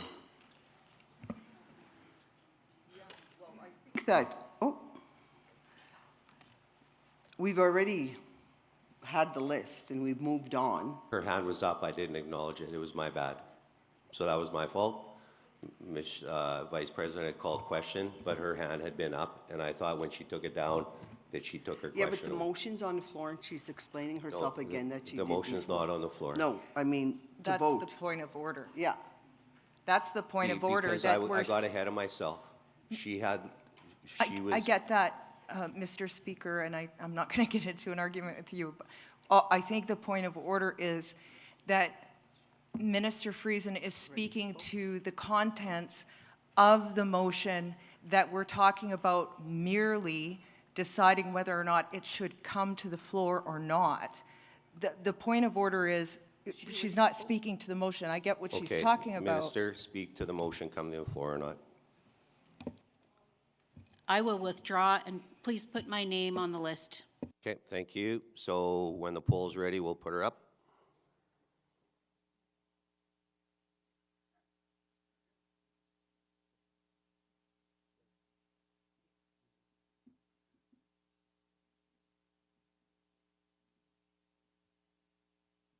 Okay, so vote if you're in favor of having that motion come to the floor.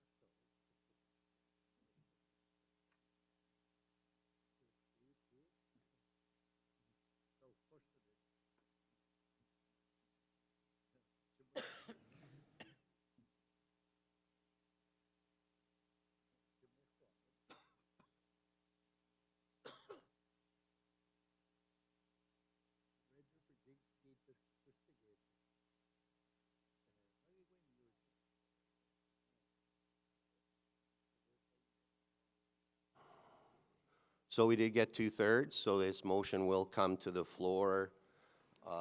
So we're going to accept that motion, and yeah, absolutely. But I am going to put it at the, after we do the connecting locals to MNS citizens. So we're going to move into the constitutional amendment right now. So I'll turn it over to Mr. I'm sorry, point of order. Is there not a motion on the floor that Mr. Denemy made earlier and Secretary seconded? It's now an open motion. No, it was, the motion was brought forward. The House votes to accept that motion or not, and then I make the decision as to where it goes into our agenda. That's not how I read Robert's Rules of Order. Robert's Rules of Order say if you have a motion on the floor and it's seconded, it then belongs to the assembly, whether it's this assembly or any other assembly.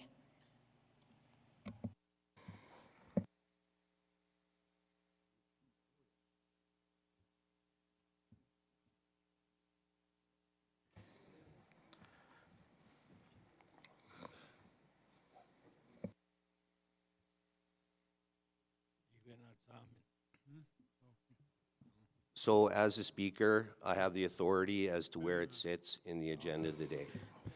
I'd like to challenge that ruling. Yeah, I'd like to have it debated right now, get it over and done with. I second that. Okay, we'll have a vote on challenging my ruling. Can I just make a point of order before we get there? It's Jocelyn Ormerod. Just to follow up on what VP Leclerc has said, our first rule in the House is that procedure in unprovided cases, Robert's Rule of Order, current edition shall govern the Assembly in all procedural matters not otherwise covered by the MNS Constitution, the MNLA Act, or these rules. So I think what she's saying is, I think, falling in line with the rules of the House.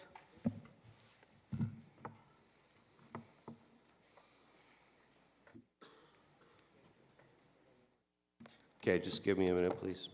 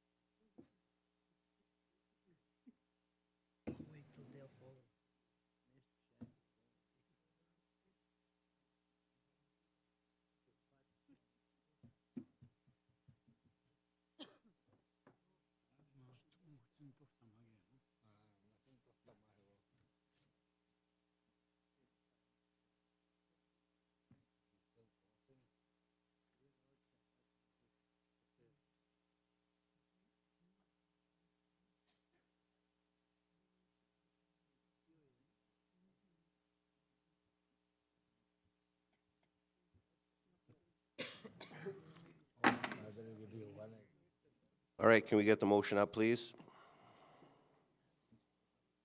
We're going to go right into the motion.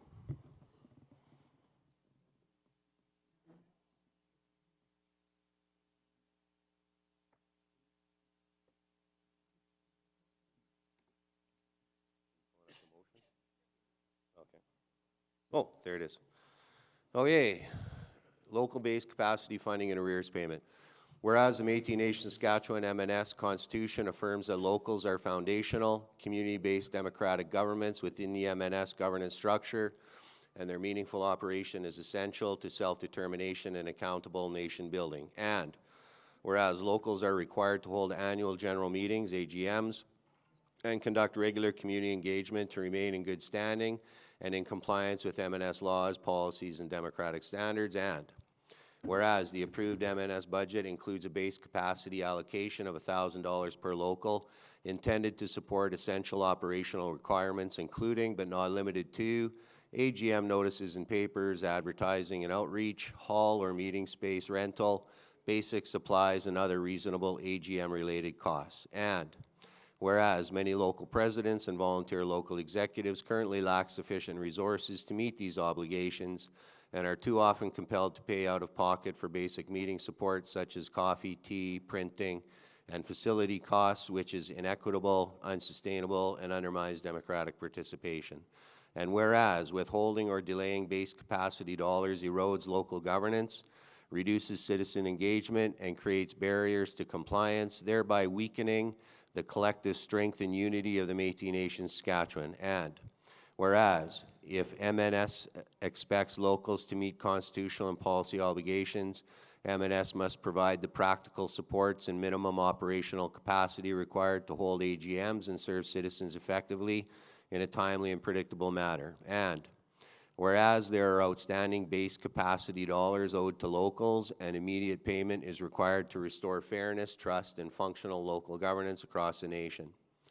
Therefore, be it resolved that the Métis Nation Saskatchewan Legislative Assembly directs the Provincial Métis Council PMC and MNS administration to immediately release and distribute the $1,000 base capacity funding to every recognized local without exception as approved in the MNS budget for the purpose of AGM and essential local operational costs. And be it further resolved that MNS shall pay in full base capacity dollars currently owed, arrears, to locals and shall provide a written remittance to schedule to each local confirming the amount paid in the fiscal years covered. And be it further resolved that all base capacity funds and arrears must be fully delivered to locals no later than December 31st, 2025 upon passage of this resolution so that locals have the ability to plan, notice, and conduct AGMs and community meetings in compliance with MNS requirements. And be it further resolved that MNS shall establish a clear annual and automatic disbursement process for local base capacity funding at the start of each fiscal year,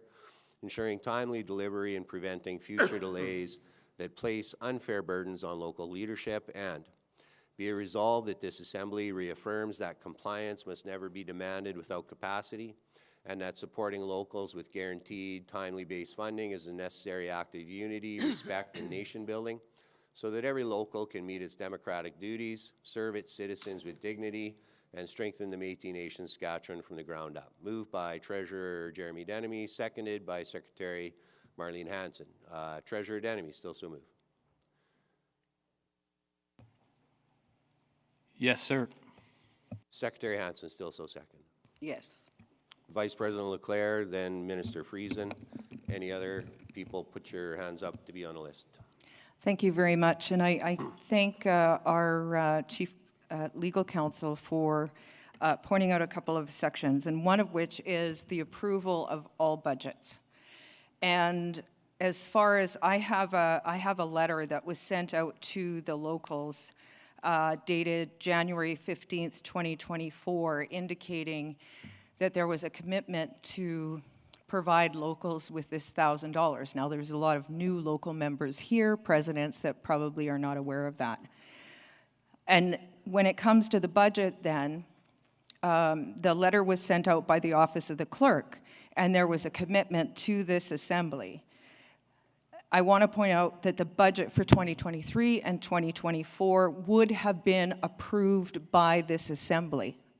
So they have every right to be able to speak to this particular item because they are the ones that approved the $1,000 for each local.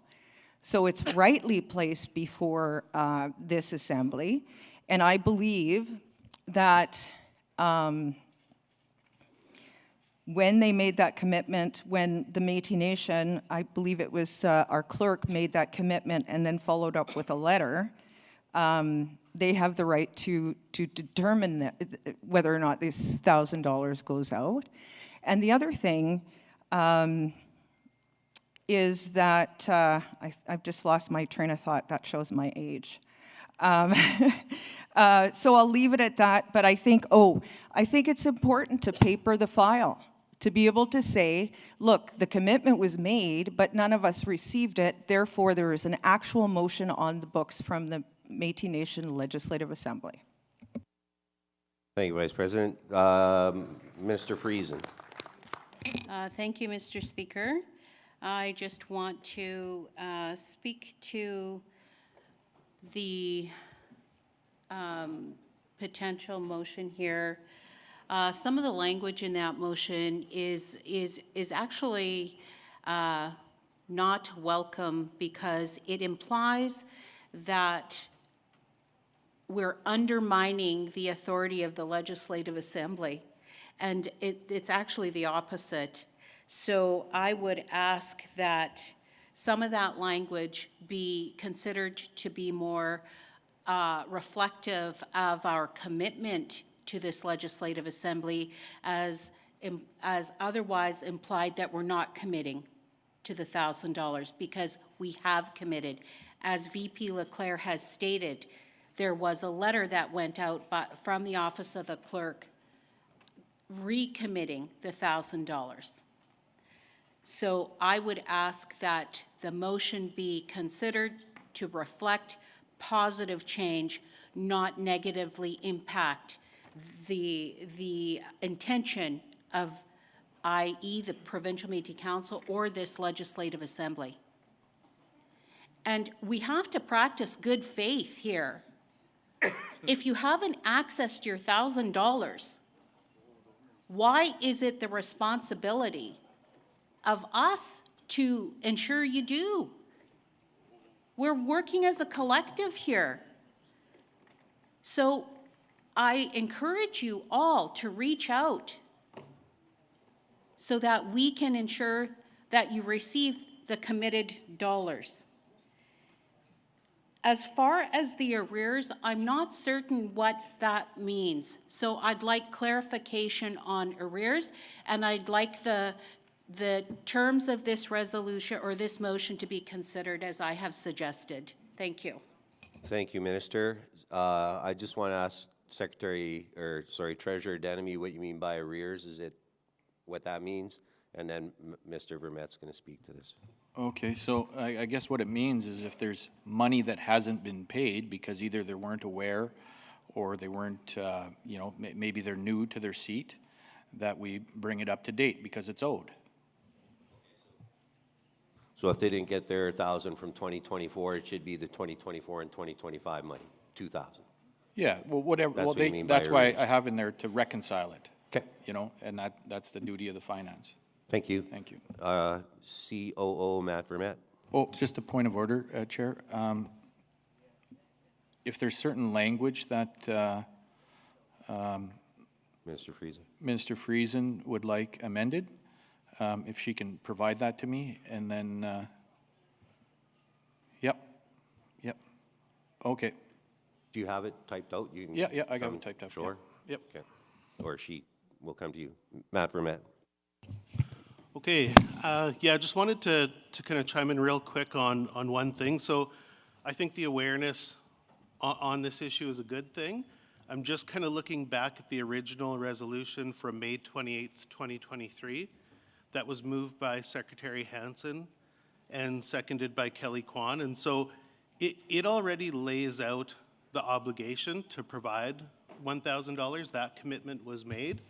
And so in talking with one of the previous staff members from the Office of the Clerk on kind of the process, immediately after that MNLA, we started contacting locals, and so the 90-plus locals were contacted.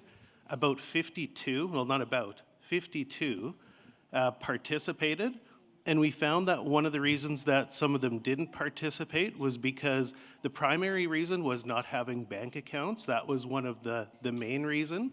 And so the obligation is there, happy to do it in the financial system, but one of the things I did want to note is that in the resolution, it does say without exception.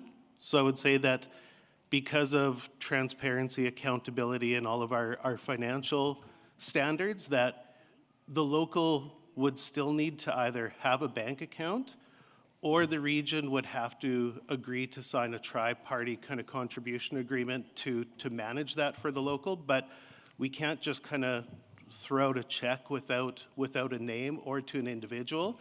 It just wouldn't work for our reporting. So I did just want to note that because that is a little bit of a financial risk, that without exception piece. So that's all. Okay, so Treasurer Denemy, you heard what Matt said about that without exemption. Can we? So I guess what I would say is that that's speaking to the lack of capacity and support that the locals have received, and so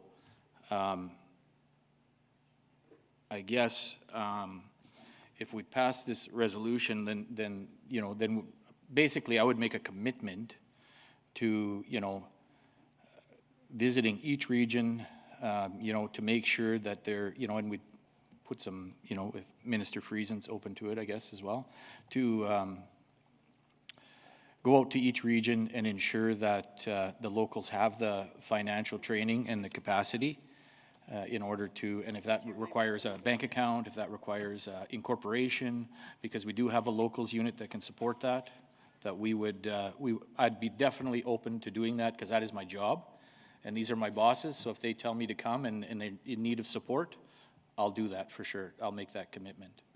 Okay, but I think we have to have something in the resolution and this piece that. So, Mr. Vermette. Yeah, for sure. And I just wanted to note too, and I did leave that out, is so we'll just the locals unit that's operating and has been funded through this year's budget, that locals unit is actually designed to do that. So the staff that are there, Billy Joe and the different folks, have made contact with some of the I think all of the regions know about them.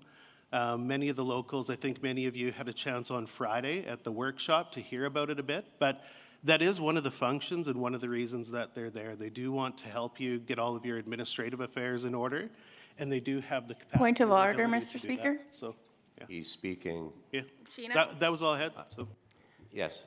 I would like to speak to rule number 18, Being? that staff or consultants may be requested to be available to the Assembly to respond to questions or to provide factual information and not to debate. He's providing factual information, so. But was he requested? The request should be made first. He's giving the information as to how, because there's an issue regarding. So he's contributing to helping make this more clear. No, we're on a speaker's list here. So are you working on those? Okay, while they're still working on that, I'll acknowledge Member Omerod. Thank you, Mr. Speaker. I speak in favor of this motion. $1,000 isn't enough. But at least it's something. We've gone without for so long that it's nice to have some sort of dedicated fund to support those AGMs to make sure that we are practicing good governance. In regards to communications with the folks responsible, I don't know, I've sent many an email, I've phoned, they go unanswered. So it's sometimes not as easy as just giving a call, sending an email to get the information regarding this, especially because it's hard to figure out who to email. Like there's really not too much communication for staff on the website. So that's something that is completely separate, but I think also needs to be addressed. But yeah, I'm overly in support for this. It's a long time coming. I don't think it's a bad idea to have it in writing. And you know, it feels like at every MNLA when we talk about the budget, we're told, well, it's your budget, it's your budget, it's your budget. But when we have concerns and we want something included in the budget, we get told, well, no, we can't make that happen. So I think this is a really great way to make sure that that funding and that local capacity is entrenched in this budget and all of our budgets moving forward. Thank you. Thank you, member. Kim Fisher. Thank you, Mr. Speaker. I definitely am in favor of this motion. I did get my answer clarified with why in the rears, which I was wanting to ask. But going forward, like President Almond said, that this is not enough, but it's something. So I'm happy to say that. Thank you. Thank you, sir. Jacques Lacroix. Hello. I speak against this motion because I find that some of the language is a little bit unclear and problematic. Specifically, for me, it's the automatic disbursement of the funds. I would like to know what that looks like in action. What does that mean?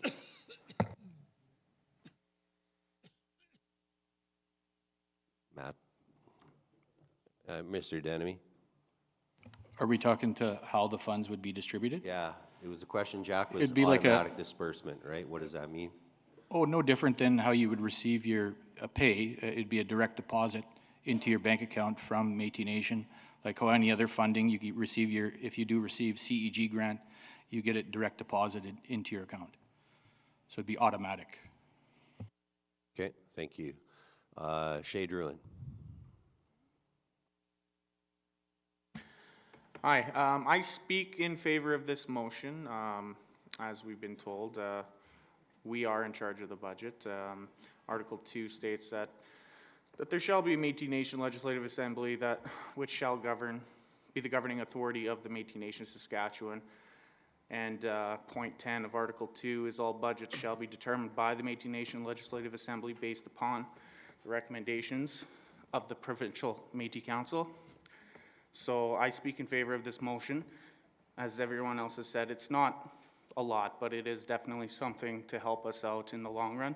A lot of us have been running under capacity for a very long time. Thank you. Thank you, Mr. Druin. Secretary Hansen. Thank you, Mr. Speaker. I just want to, I'm speaking to the motion for sure. I just want to mention though, May 28, 2023, I moved the resolution, I moved the same motion. And it was 81 votes for. So at the time we moved it, we were, like I said, we've always been talking about how there's lack of capacity at the local levels, and we're talking about governance. And if we're gonna have true governance, then our locals need to be educated and aware, and they need this help, they need this support. $1,000 is nothing. It's peanuts. And when I go back and I look and I heard Matt say that, some of the locals didn't have a bank account. Well then, when we run across something like that, it'd be really nice for us to get that extra support. And I'm sure we will now with the local units in place, where we can have a discussion with the regional rep and the local that doesn't have that bank account, so we can work it out and figure it out and not put any gaps there, any more gaps. There is already enough gaps between the locals and the community. So I strongly support this, and I thank everybody for supporting voting for this. Thank you. Mr. Speaker, I'd like to call question once the speakers list is completed. Thank you. I get it, but you can't call question because you weren't on a list. But Minister Fullerton. Thank you, Speaker, and thank you to all members of the MNLA on this important issue as we do talk about capacity. I just wanted to bring a few items forward. So as a lot of us, and I'll speak to this region specifically, we've been working extra, Sorry, Minister, diligently. could you pull your Sorry. microphone a little closer, please? Is that better? Yeah. Okay, so I know working within this region and making sure all the locals are in compliance, there's a lot of work that comes along with doing that. And I do want to just state, like, yes, with the locals unit, this is something that we could add to their support list, and, you know, ensuring that the locals have a bank account. If they don't, you know, getting that to the region. If they can't work with the region, how does that look internally? So we do need to make sure we're taking that into consideration. I do also want to speak on behalf of this region. I know our regional capacity dollars, it goes directly back to the locals. We do have capacity that goes, although that's not very much. If we are doing this, I would request that we make sure that there's a new budget item line, not, you know, coming back to the regional capacity dollars that we already receive. And then looking at the timelines, I'm asking that maybe the treasurer might look at having an amendment, because we do need to make sure the locals are in compliance. And speaking from experience, I was privileged to work with the locals on the last time that this capacity dollars went out. And, you know, and so making sure that communication is clear as we work on, you know, those emails, the contact numbers, all of that. I think it takes all of us to make sure that this, the information needed to make sure this is consistent is updated, and we're following through with that. So I am so sorry. I don't know why I'm speaking so low. On that, I'd like to call question. Okay, thank you. Member Hurton. I believe you need a seconder for question and sorry. a vote for that. Yep. Linda Saub seconds that. We need to put the vote up for question, please.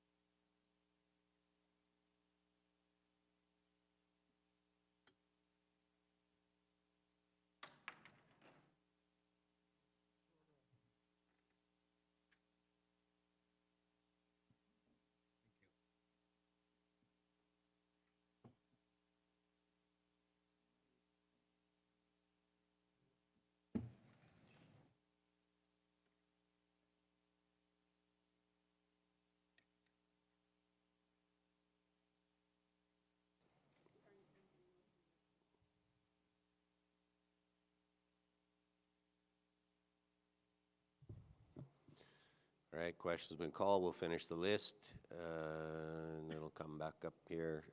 Toot sweet.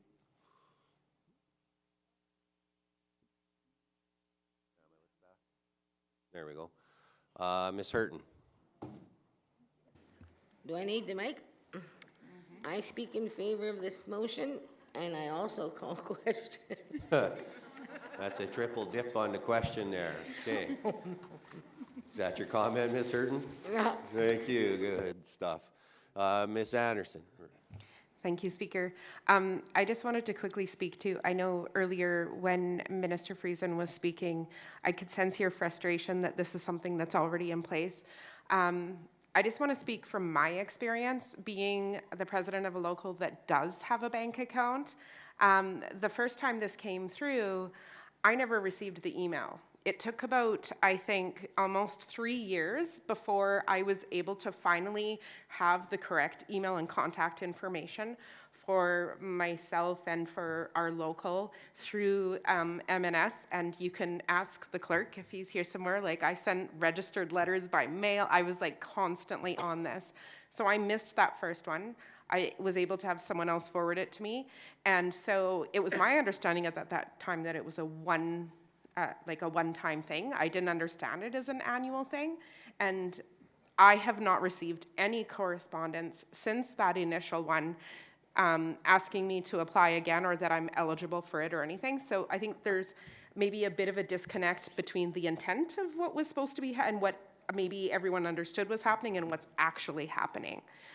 So I speak in favor of this resolution just so that we can have another reminder, have it on the record again, and you know, like maybe when the PMC goes back and they're like, you know, this had to come to the floor again.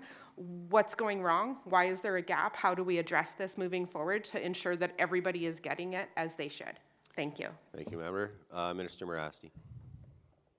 Thank you, Mr. Speaker. And I do have to say, after speaking with my regional council, they have not been informed of this fund from previous years. So as the lobbyist and the supporter for those 10 locals, I have to say that NR3 is working towards supporting them better. We will work with our locals unit to support, plus our regional staff, in accessing those grants that are available to us in excess of 10 million or more. I also look forward to working with my colleagues to increasing that $1,000 annual capacity. Thank you. Thank you, Minister. Mr. Derek Langen. Yeah, so I am very excited about this. I know it's only $1,000, but it feels like $1 million. You know, it's been so long, and you know, I've grown old here in this Métis Nation since I started as a kid. But I just want to again thank the motion maker and seconder, and everyone that supports this. You know, I don't feel that we're overreaching either. I want to be, like, I was a PMC member, and, you know, I didn't like if I felt like my toes were being stepped on and so on and so forth, but I don't feel that that is the case here. I think that this is just guaranteeing that these funds get out and that we're more aware of what's going on, because I wasn't aware either that this granted, you know. So I love the wording in this motion, and you know, we got to start bending the budgets to our will and not bending our will to the budgets. You know, I heard somewhere before, you know, you got to think outside the box and spend outside the box. So here's a good start. I'm in favor of this motion. Thank you. Thank you, Mr. Langen. Mr. Friesen, then we will get to the vote. Thank you, Speaker.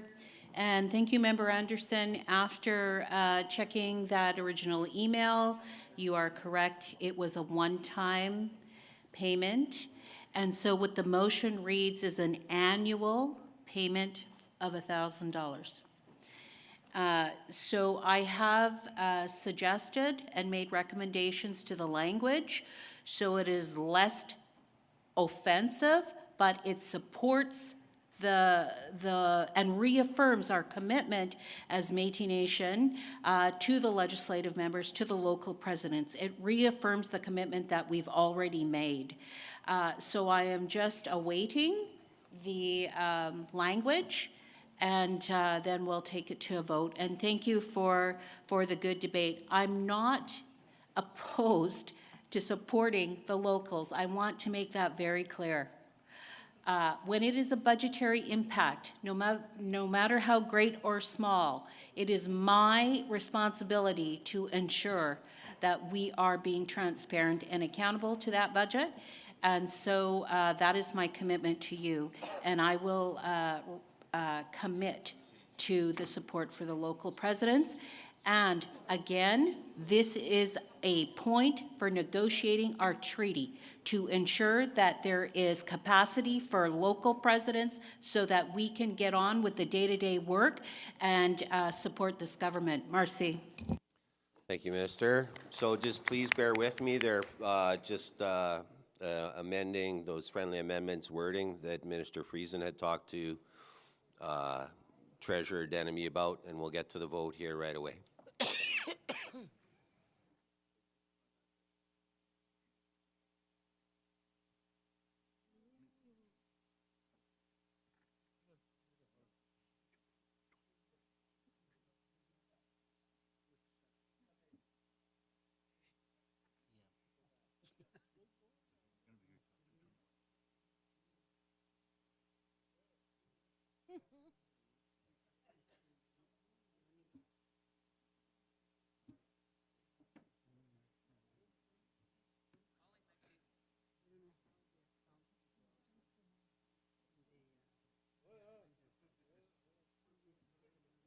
While we're on intermission, who wants to sing a song?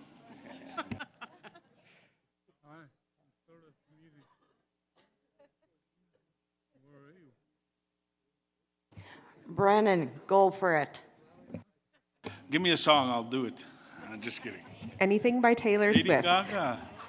Only if somebody helps me with that high pitch. Which Brennan, one? shake it off.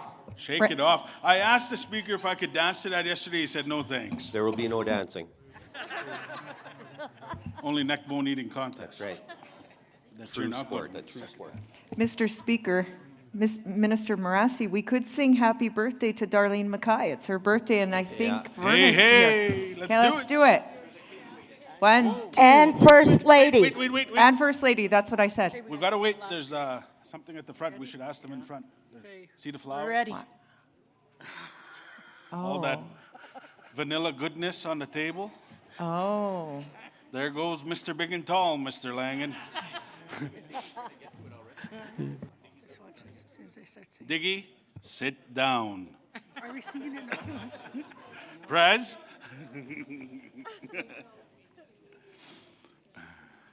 Yeah, so we were in Banff one day, and I had this nice sweater, and Langen wanted it. All of a sudden, when it was time to check out, sweater's missing. 4 years later, still wondering. If he would have gave me that sweater, it'd never be missing. I'd be wearing it. Maybe we get Darlene and the First Lady to the front. Let's do this.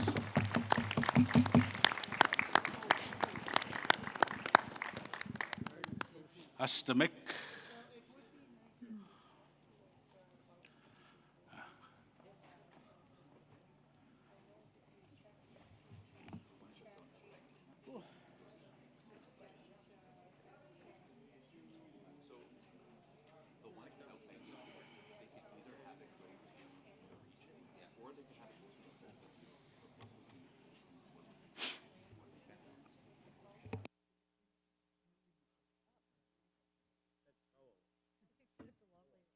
Yeah.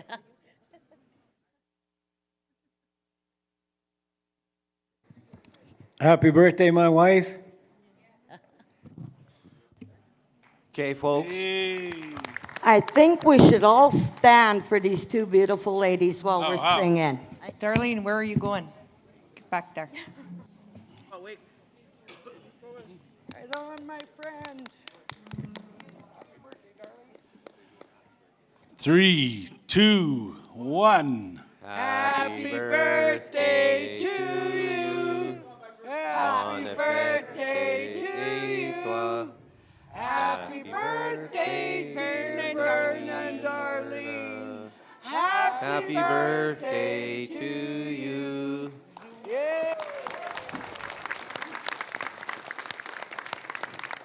How old are you? Easy.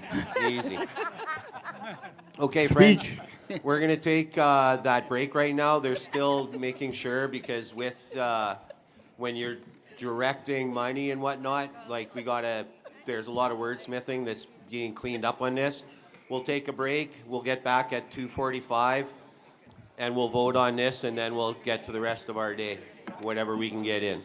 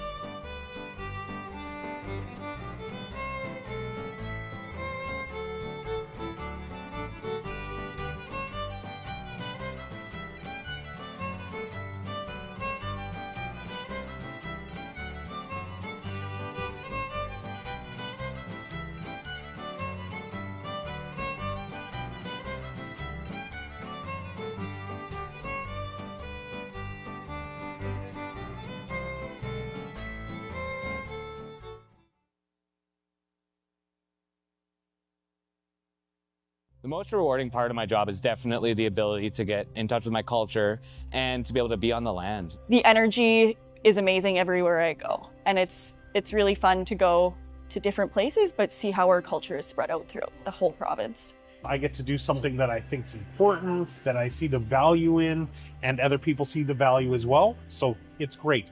Most rewarding part of my job is going into the classrooms. I want to see the kids. I want to see what's happening in the classroom, how the culture and the language is being used between the teachers, the kids, the language keeper, the elder. Your work is really fun to do. Like, I have fun doing my work every day here. I'm not constrained to just working with my team. I'm constantly collaborating.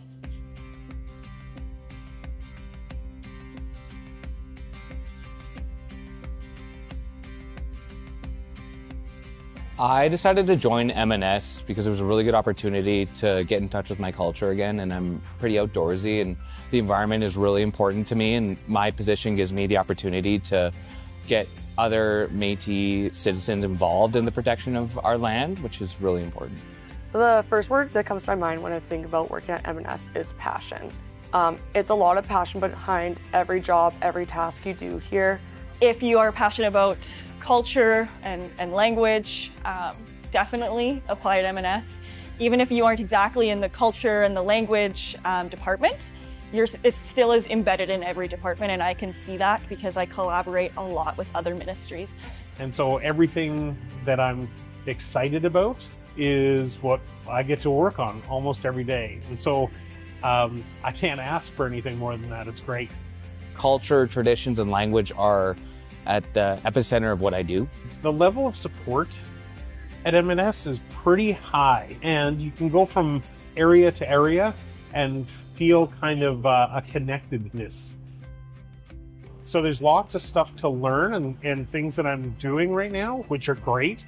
And then it's the possibility of more education in the field that I'm hired in. I get to see a lot of the province, and I get to meet a lot of amazing people and work with a lot of land users and elders and get to learn a lot about our history. So I was given a lot of opportunity at a young age to now grow into the position I'm in and be able to continue to thrive and excel in what I've been doing.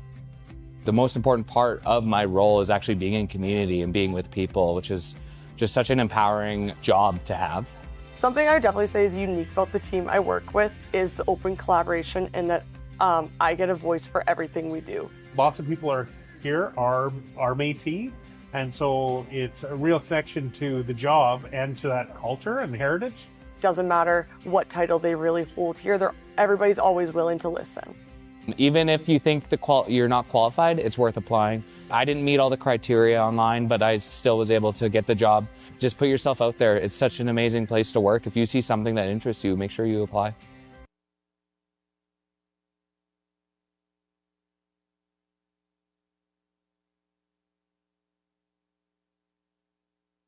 Hello, my name is Anita Vincent, and this is my story. I decided to become a citizen to be able to identify as a Métis citizen and be part of a larger community. The process was quite simple. So I was able to apply online, send all of my information in through email and through the website. Now is the time. Become a registered Métis citizen.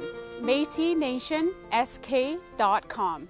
The best time to plant a tree is 20 years ago. The second best time is today. My name is Brent Larocque. I'm the Director of Environment with Métis Nation Saskatchewan. So today we are having a tree planting day with all of our interns. This is part of our 2 Billion Trees program with Natural Resources Canada. The goal is to plant 5,000 trees on M&S owned land.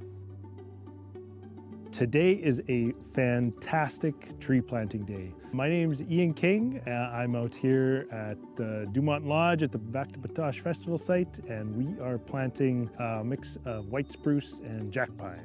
We've got about 25 interns here, so I've walked them through the process of how to make the hole properly, what sort of depth those plugs need to go in, how well they need to be firmed. We've got almost 600 trees in the ground already, and I think we've only been at it an hour maybe so far, so it's fantastic to have so many people working on this project.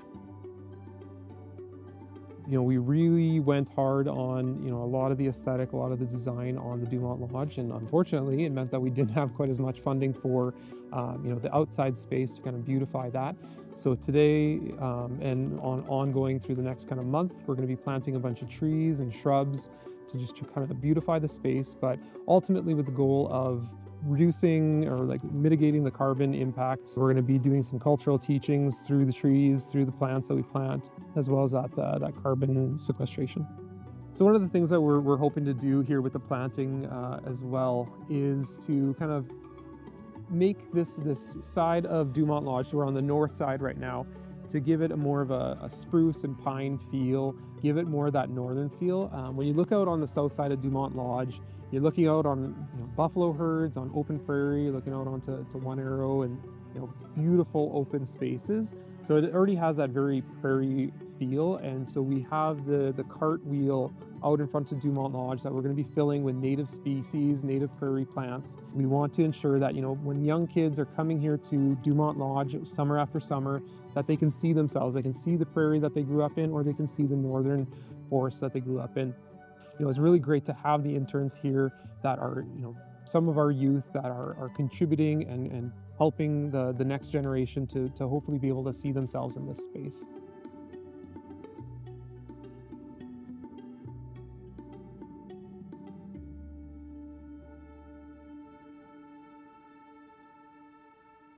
Hi, my name is Emily Latendre, and this is my story. I decided to become a Métis citizen to connect with my culture and learn more about the people in my community. During this process, I learned a lot about my family and our background of being Latendres and coming from Batoche. I would tell anyone who's interested and able to register today. Now is the time.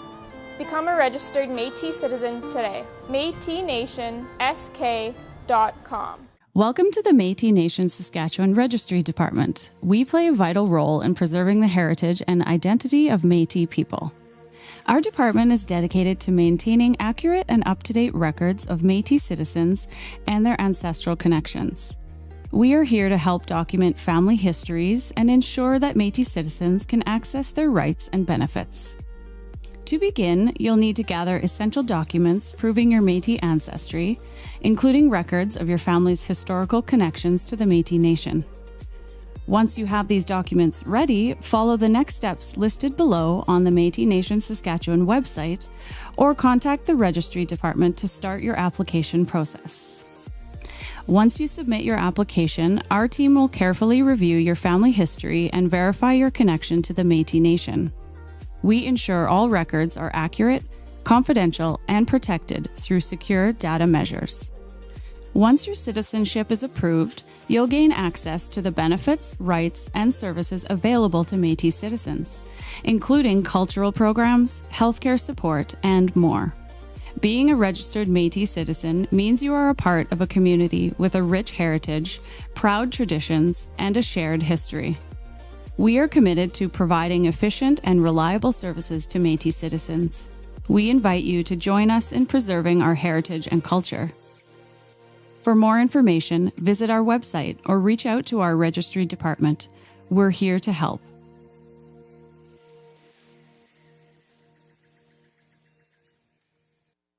Hi, my name is Daniel Belmer, and this is my story. It was important for me to register with the Métis Nation to pay respect to the hard work our ancestors did for the recognition of our uniquely diverse culture. The registration process was a rewarding journey. All the forms can be found online, and the staff were helpful and informative. Now is the time. Become a registered Métis citizen.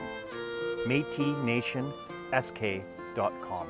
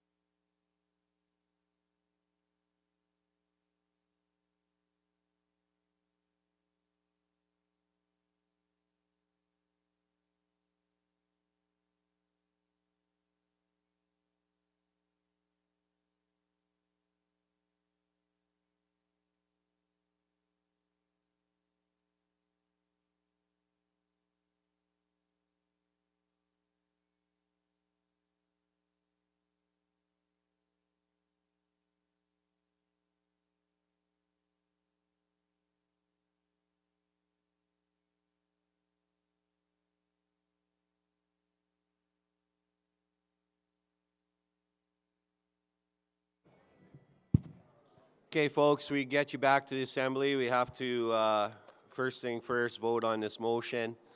And it's been amended properly, and then we'll get into the constitutional cleanup. So we'll have to roll call in.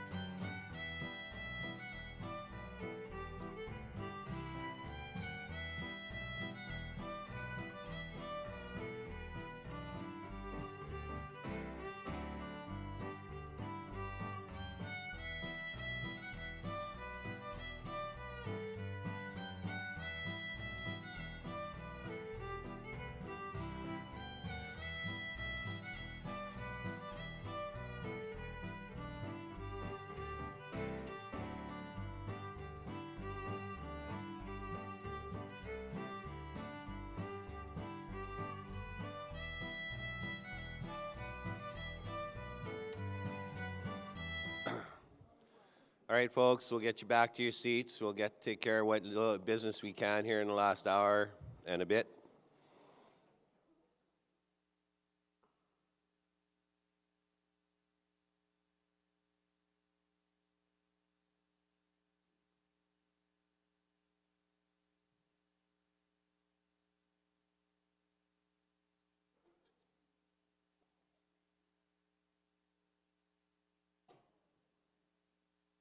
Watch your steps. Yeah.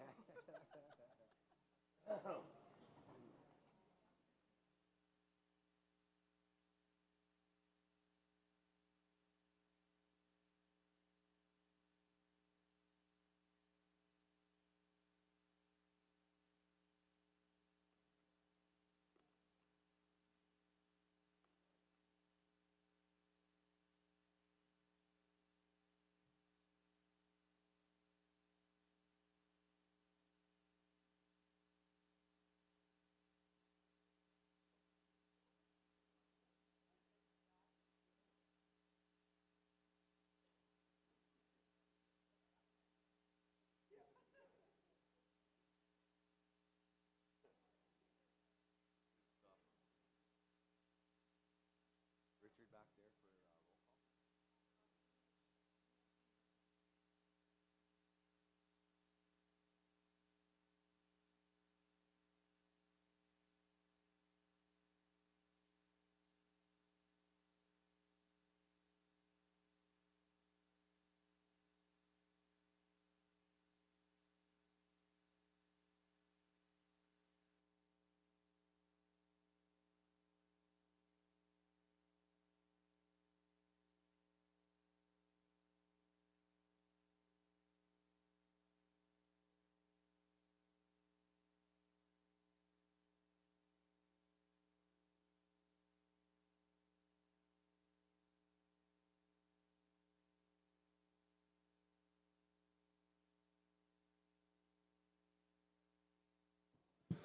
Okay, roll call in 2 minutes, my friends. Roll call in 2 minutes.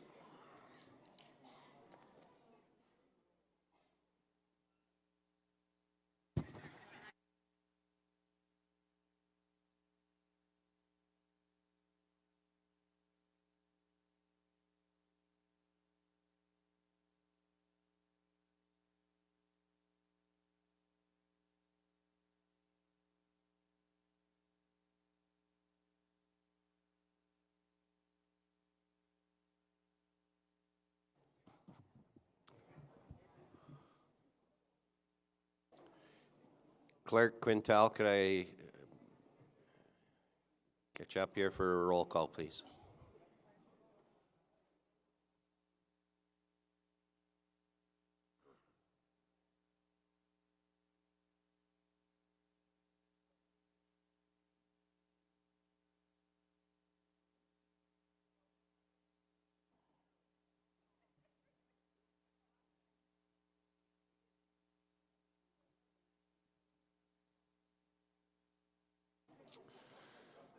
While we're waiting for roll call, I just want to, Minister Lepwick, I want to acknowledge what you gifted to the elders there. So maybe if you could just quickly explain the gifts that you gave to the elders. So Minister Lepwick.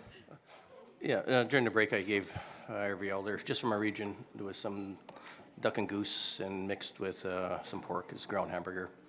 And where it came from was there was a group that collected all the duck and goose breasts from around Saskatoon area from outfitters that never took it back. So we gave it out to, or we're giving it out to the elders in the region, I guess all of Saskatchewan. Right on. Some good tradish food there for our Katayak and elders. So I'd like to ask our clerk, Clerk Quintel, if I could get you to come up and do a quick roll call. We'll vote on this motion, and then we'll do the constitutional amendment next. So Clerk Quintel, please be at your seats, folks, and ready with your microphone. Thank you.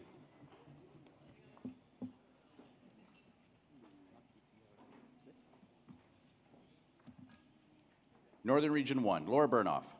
She is currently making her way back to her seat. Thank you. George Nottamagan. Brett Angus. Yeah. Lorna LaValle. Here. Alan Auger. Here. Curtis Fiss. Here. Northern Region 2, Leonard Montgrand. Yeah, okay. There he is. Keith Shuchuk, still, I see you too. Renee Desjarlais. Here. Raymond LaLiberty. Here. Violet Herman. Here. Sheila Cummings. Here. Dean Herman. Matilda Wagner. Here. Northern Region 3, Brennan Morasti. Randy Ross. Randy Ross. Mike Nottamagan. Yep. Louis Gardner. Here. Rocky Hansen. Dayan. Patsy LaLiberty. Here. Riley Coulinar. Here. Eugenie Lafleur. Here. Mary Jane Sayers. Here. Fred Kenny. Fred Kenny. Eastern Region 1, Ryan Carrier. Here. Ferlin McKay. Yep. Eastern Region 2, Brent Dignas. Afternoon. Ashley Boucher. Here. Christy McDonald. Here. Marilyn Eckert. Here. Dustin Fiddler. Here. Brenda Beliveau. Here. Justina Weens. Here. Amanda Jack. Tammy Woolerton. Here. Michael Rogers Janai. Diane Janai. Eastern Region 2A, Darcy Lepowick. Here.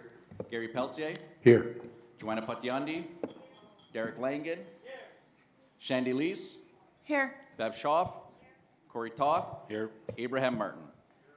Eastern Region 3, Marg Friesen. Linda Lagasse. Liebert Poitras. Linda Sopp. Edwin Blondo. Sheila Peltier. Tricia Nikifork-Reset. Tanya Nolt Gates. Danette Pettifer. Dexter Mondor. Western Region 1, Loretta King. Hi. Kat Murray. Regrets. Marjorie Pouliot. Charmaine Jardin. Regrets. Teresa Brady. Michelle Hazard. Michelle Hazard. Valerie Bell. Here. Warren Boyer. Warren Boyer. Daryl Parker. Warren's here.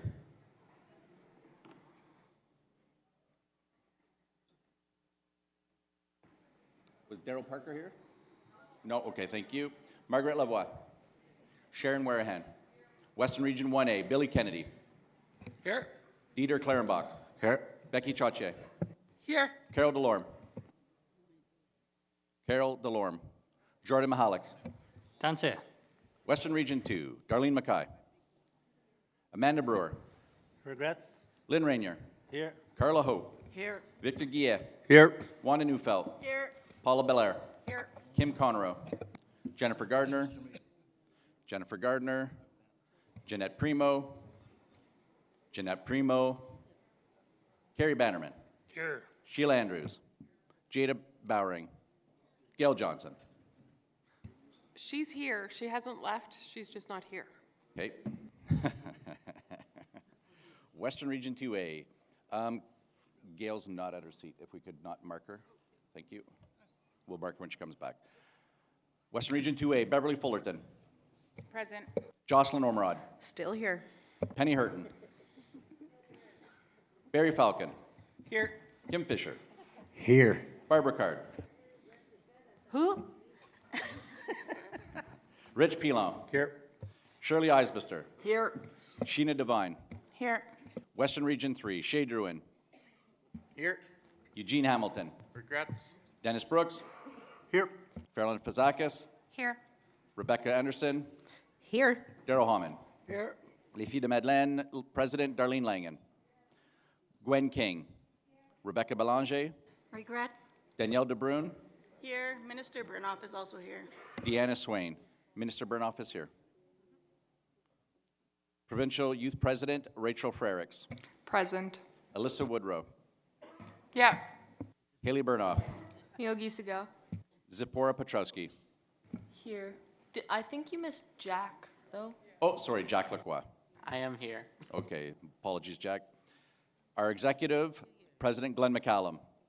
Vice President Michelle Leclerc. Here. Provincial Secretary Marlene Hansen. Here. And our Treasurer Jeremy Denemy. Present. Michelle Hazard is here, so that's 102.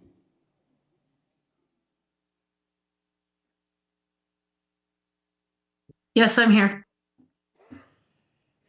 102. Thank you, Clerk. Okay, so just because there was massaging on some of that language, I'm going to read it again just so you know exactly, and then the movers, the seconder, and the friendly amendment from Minister Friesen, they're all good with it. So just so it's back in the record as it's properly, then we'll go to the vote. All right. If we get that motion up, with the new words.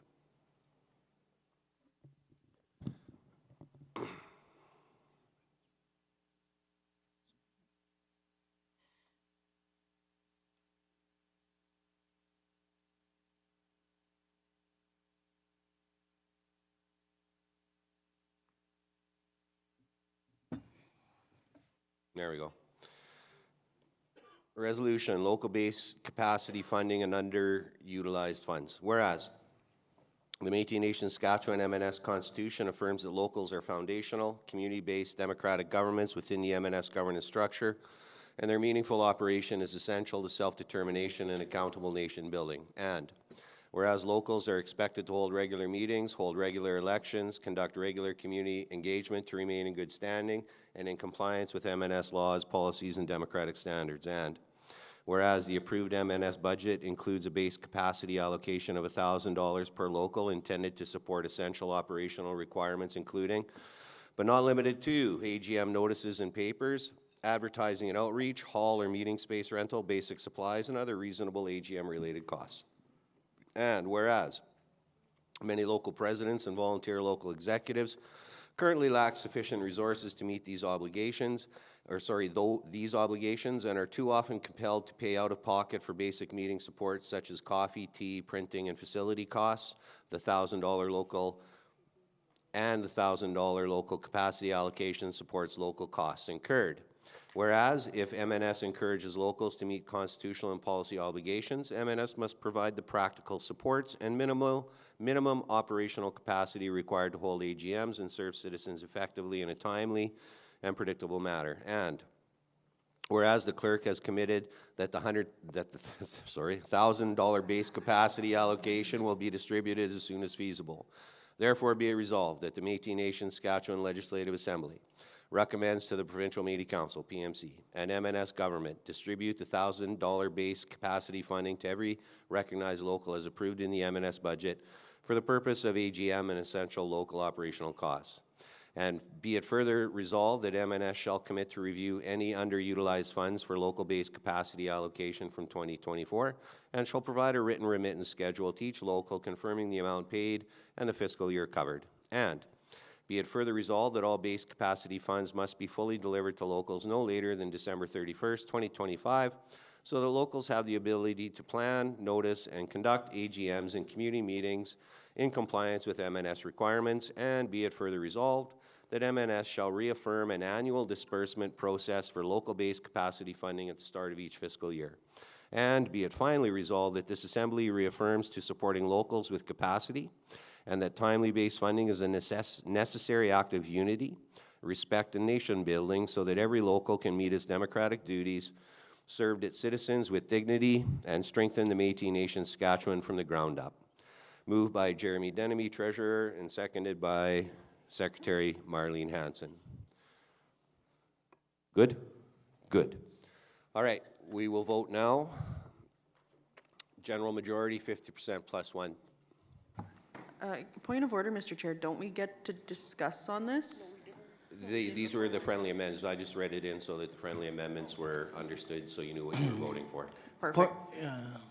Thank you. Point of order, this is changing the whole intent of the resolution. Not if you ask the mover and the seconder. Well, to me it does. When I spoke in favor, this is totally watered down compared to what I thought we were voting on, but I mean, whatever, like, it's almost like a whole new resolution. They had to use the language so that it wasn't breaking the rules of directing things that they weren't supposed to direct. So the mover and the seconder are still good with it. They work closely with the governance team to fix that. So we'll go to the vote.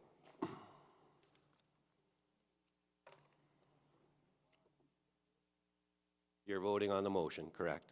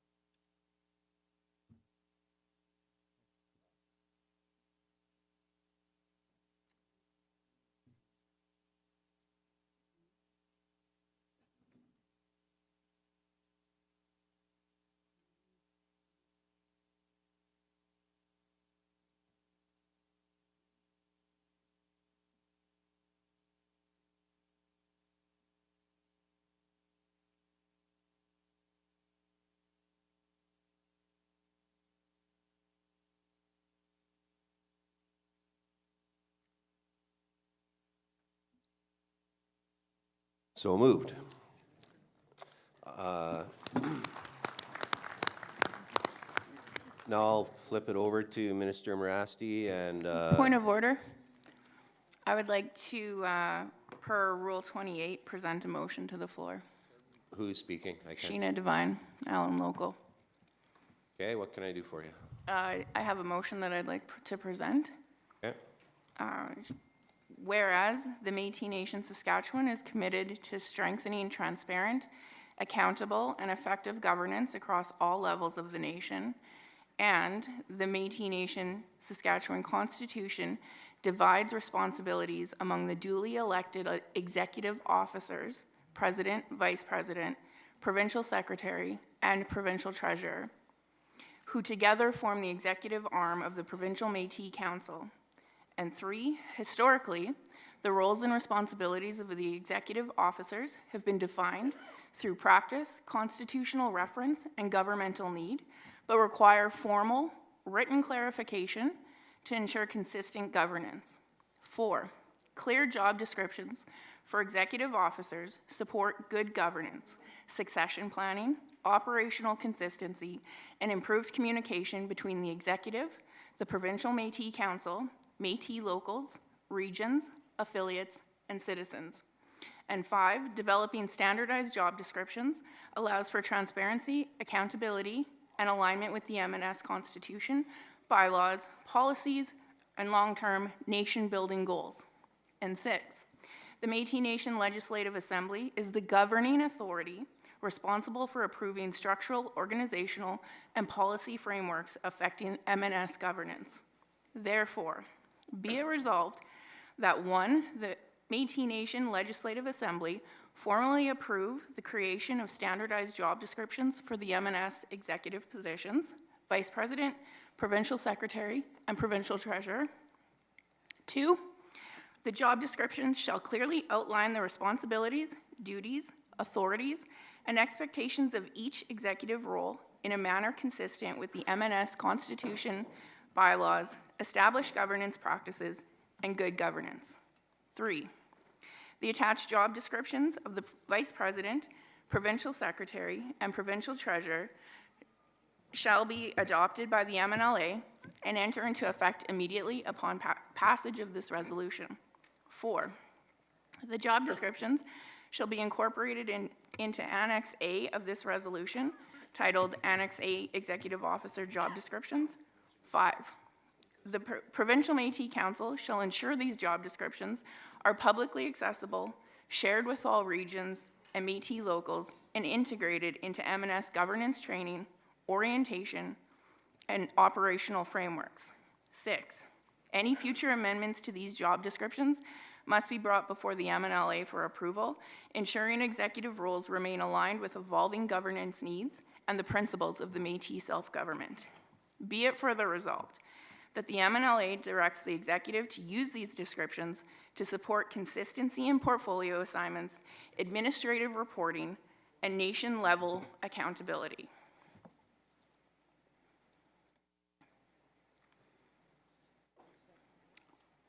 Okay, so you move that? You Yeah. have a seconder? Yeah. I got a point of order, please. Okay, who's that? Over here. Just a question, I guess, also. Are we letting like motions come into the floor now again? Is this not a motion that's coming to the floor? Are we allowing that now? Because Well, I thought we weren't. It's been allowed? There is a process, Mr. Pilon, Okay, under just- section 28. Okay. So, Ms. Devine, you moved that. Seconder was? I'll second. I already am seconding it. Okay, well, who's that? Rebecca Anderson, local number Okay, 35. could you bring it forward, please?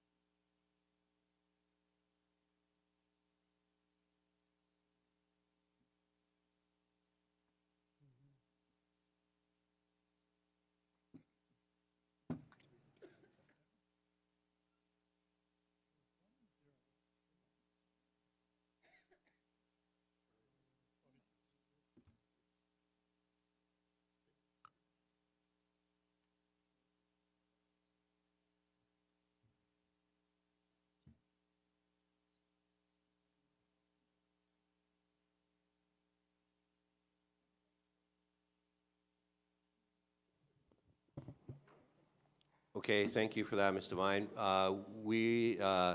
That motion is actually out of order, and our legal Hillary Peterson is going to explain. Yes, thank you. So we have received the motion reduced to writing. So this motion would require a constitutional amendment, and this resolution cannot be walked on because it would require a constitutional amendment. And of course, a resolution of this kind would not be able to amend your constitution. Yeah. Could we receive clarification on which part of the Constitution would need to be amended so that moving forward we have that information, please? So Article 4 of the Constitution speaks to the executive and speaks to, it doesn't set out the role of the executive of each particular role, but it does speak to the function of the executive. And this resolution would be asking to make changes to the function of the executive. Point of order, Mr. Chair. If we couldn't add any additional kind of rules or expand on any information that's found in the Constitution, why do we have legislation? We have an MNLA Act that expands on information found in the Constitution. We have Citizenship Act. We have policies that expand on information found in the Constitution. So I don't see how this would be out of order. It's not asking to amend the Constitution. It's further just asking to add stuff to the Constitution, or add kind of context to what's already in the Constitution. And furthermore, we've already talked about many different constitutional amendments that were out of order as per our Constitution and our MNLA Act. So if it was a constitutional amendment, we don't follow it anyways. As the seconder for this, I'm just wondering, like, to us, I think... Please address the chair and then I'll... Okay, sorry, Chair. Can I just respond to that? Yes. So I believe there's already a policy handbook in place, and so that speaks to parts of the role, and I think our thought is to add to that what some of the policies are. It wasn't about constitutional amendments.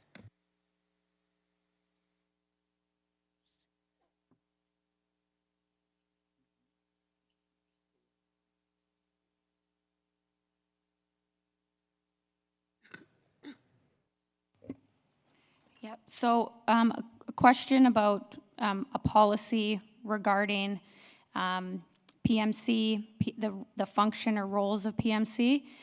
Again, that would be the authority of PMC to do that, to have a policy outlining their roles.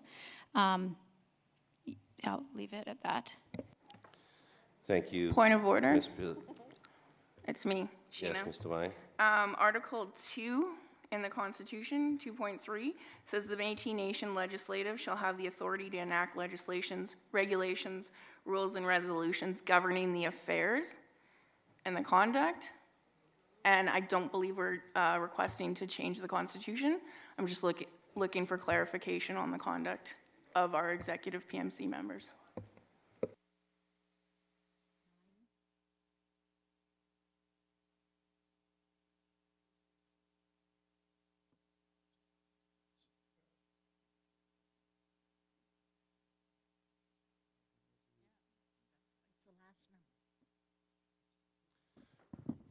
So we're still going to rule it out of order.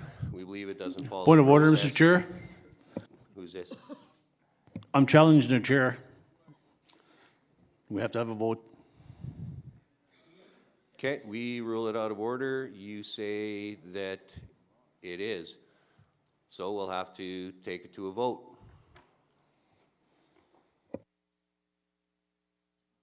So if they vote yes.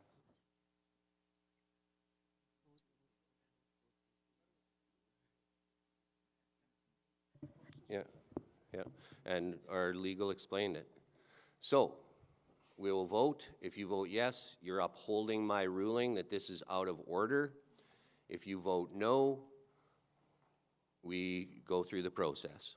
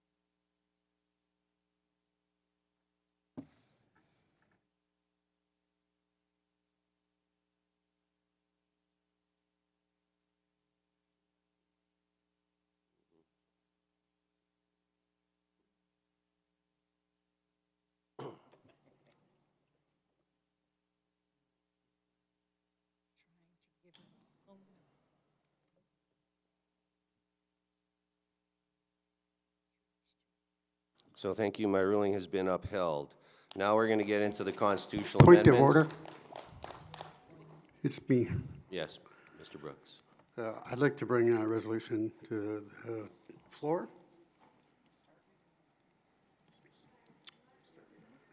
Whereas the Métis Nation of Saskatchewan Constitution establishes the Métis Nation Legislative Assembly as the governing authority of the nation and affirms the equal rights of all Métis citizens, including elected representatives, to participate fully in the political life of the nation.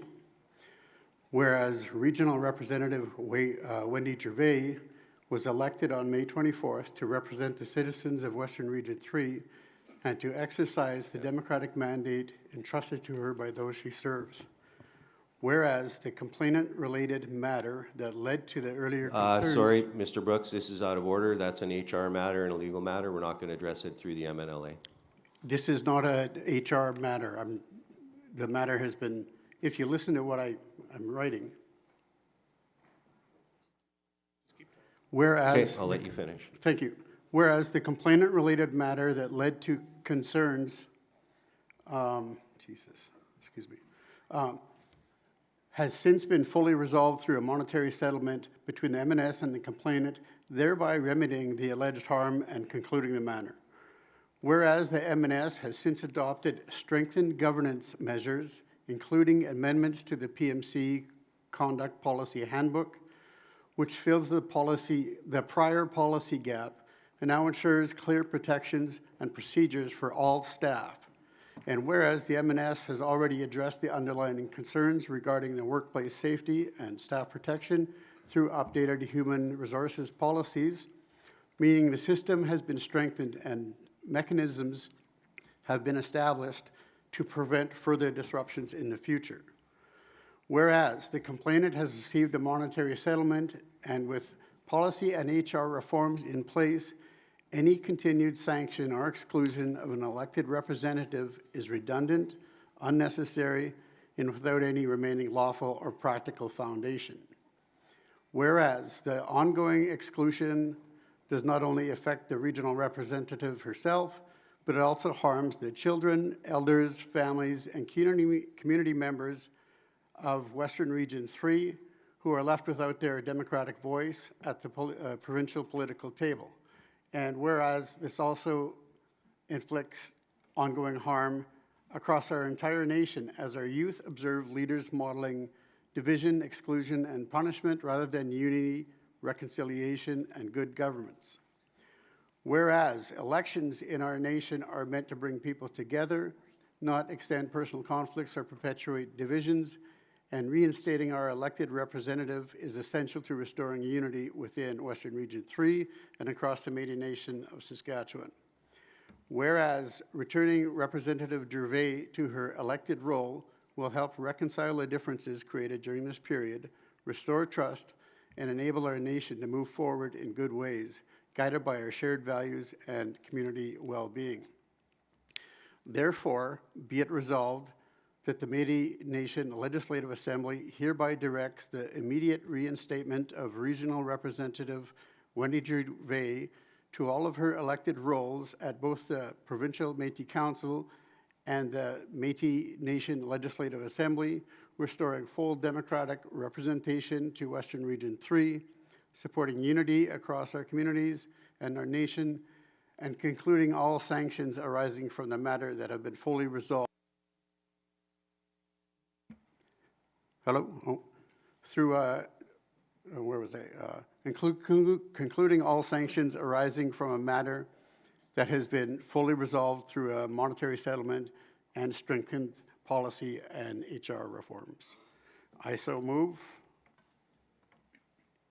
And I second. Shay Druin on the second.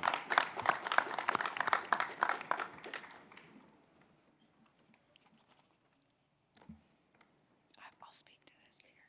Yeah, thank you.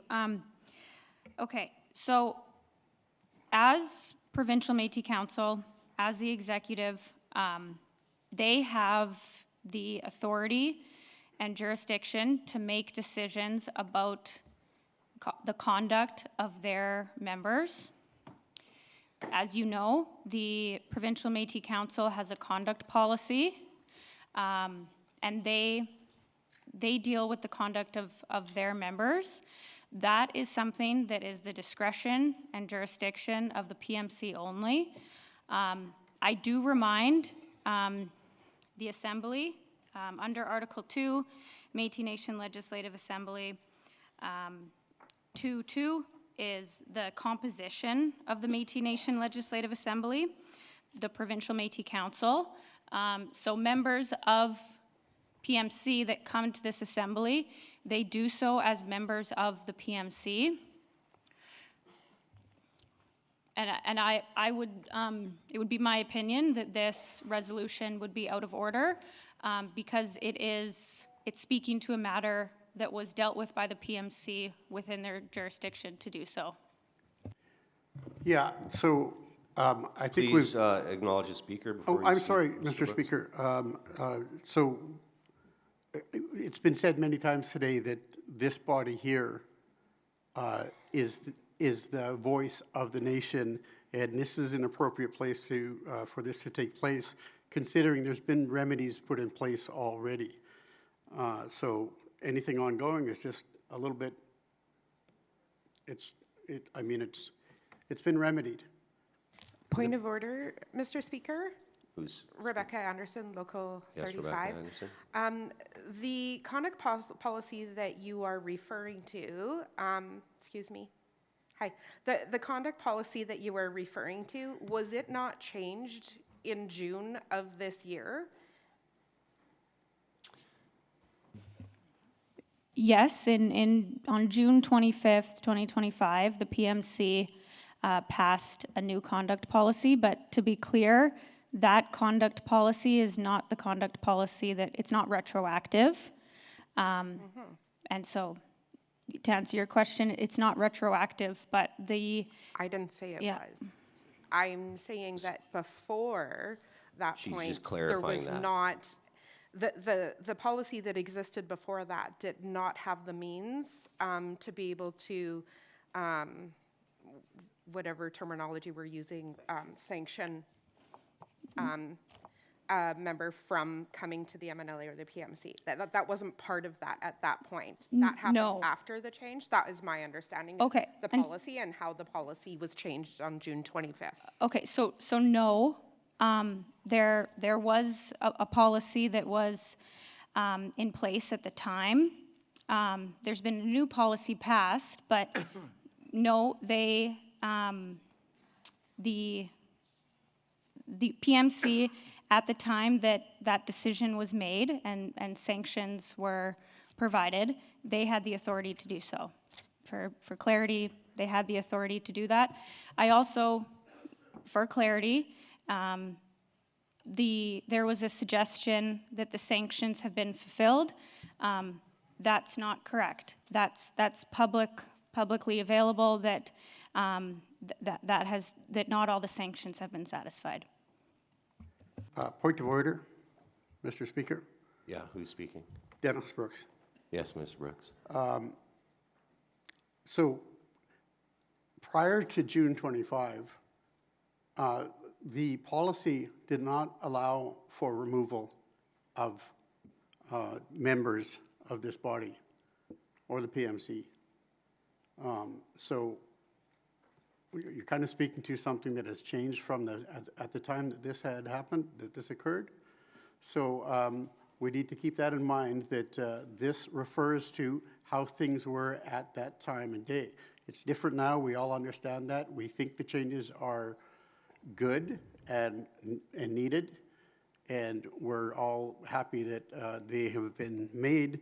But there has been a remedy provided to the complainant, and anything further really is just piling on. There's no reason. He's been handled, or that person's been handled, and we are harmed every day by her not being available to us and being able to go to the PMC. Okay, so we're still going to rule this out of order. Point of order, Mr. Speaker. Rebecca Anderson, Local 35. I think I speak on behalf of a lot of the citizens that we want this matter to come to an end.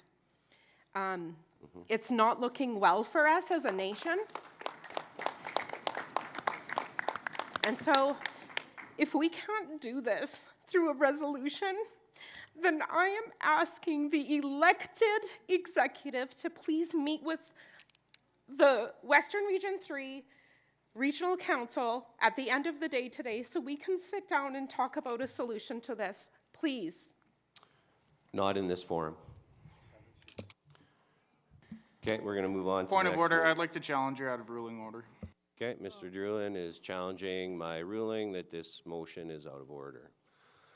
So we'll get the poll up, and if you vote yes, you agree that my ruling is correct. If you vote no, you believe I'm incorrect.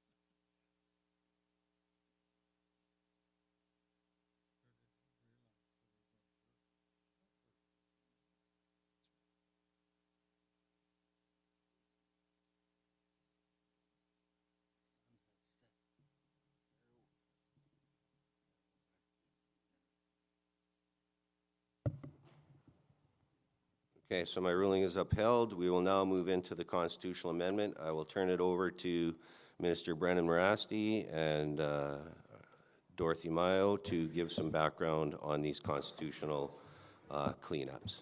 Just a point of order, and it's just a quick one. Is there any harm, this is like a genuine question, is there any harm if we don't pass our minutes at this MNLA for the last MNLA? Like, is there any legal implications? Like, should we move that up in the agenda? Just because we're coming to the end of the day, so I just want to throw that out there. Thank you. There's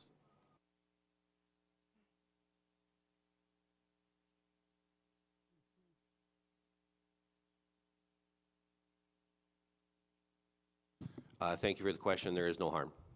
Okay, we're going to get into the constitutional amendment. I'll turn it over to the folks to give some background, and then we'll read in the motion.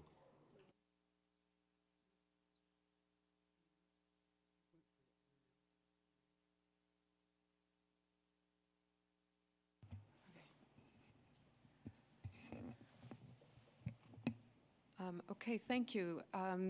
The next collection of amendments relates to what we've called general cleanup, and these amendments deal with sort of housekeeping details. So you'll see from the summary that it reorganizes some parts of the Constitution, corrects grammatical inconsistencies, improves internal coherence, clarifies provisions, and removes transitional or obsolete material such as the 2007 election details.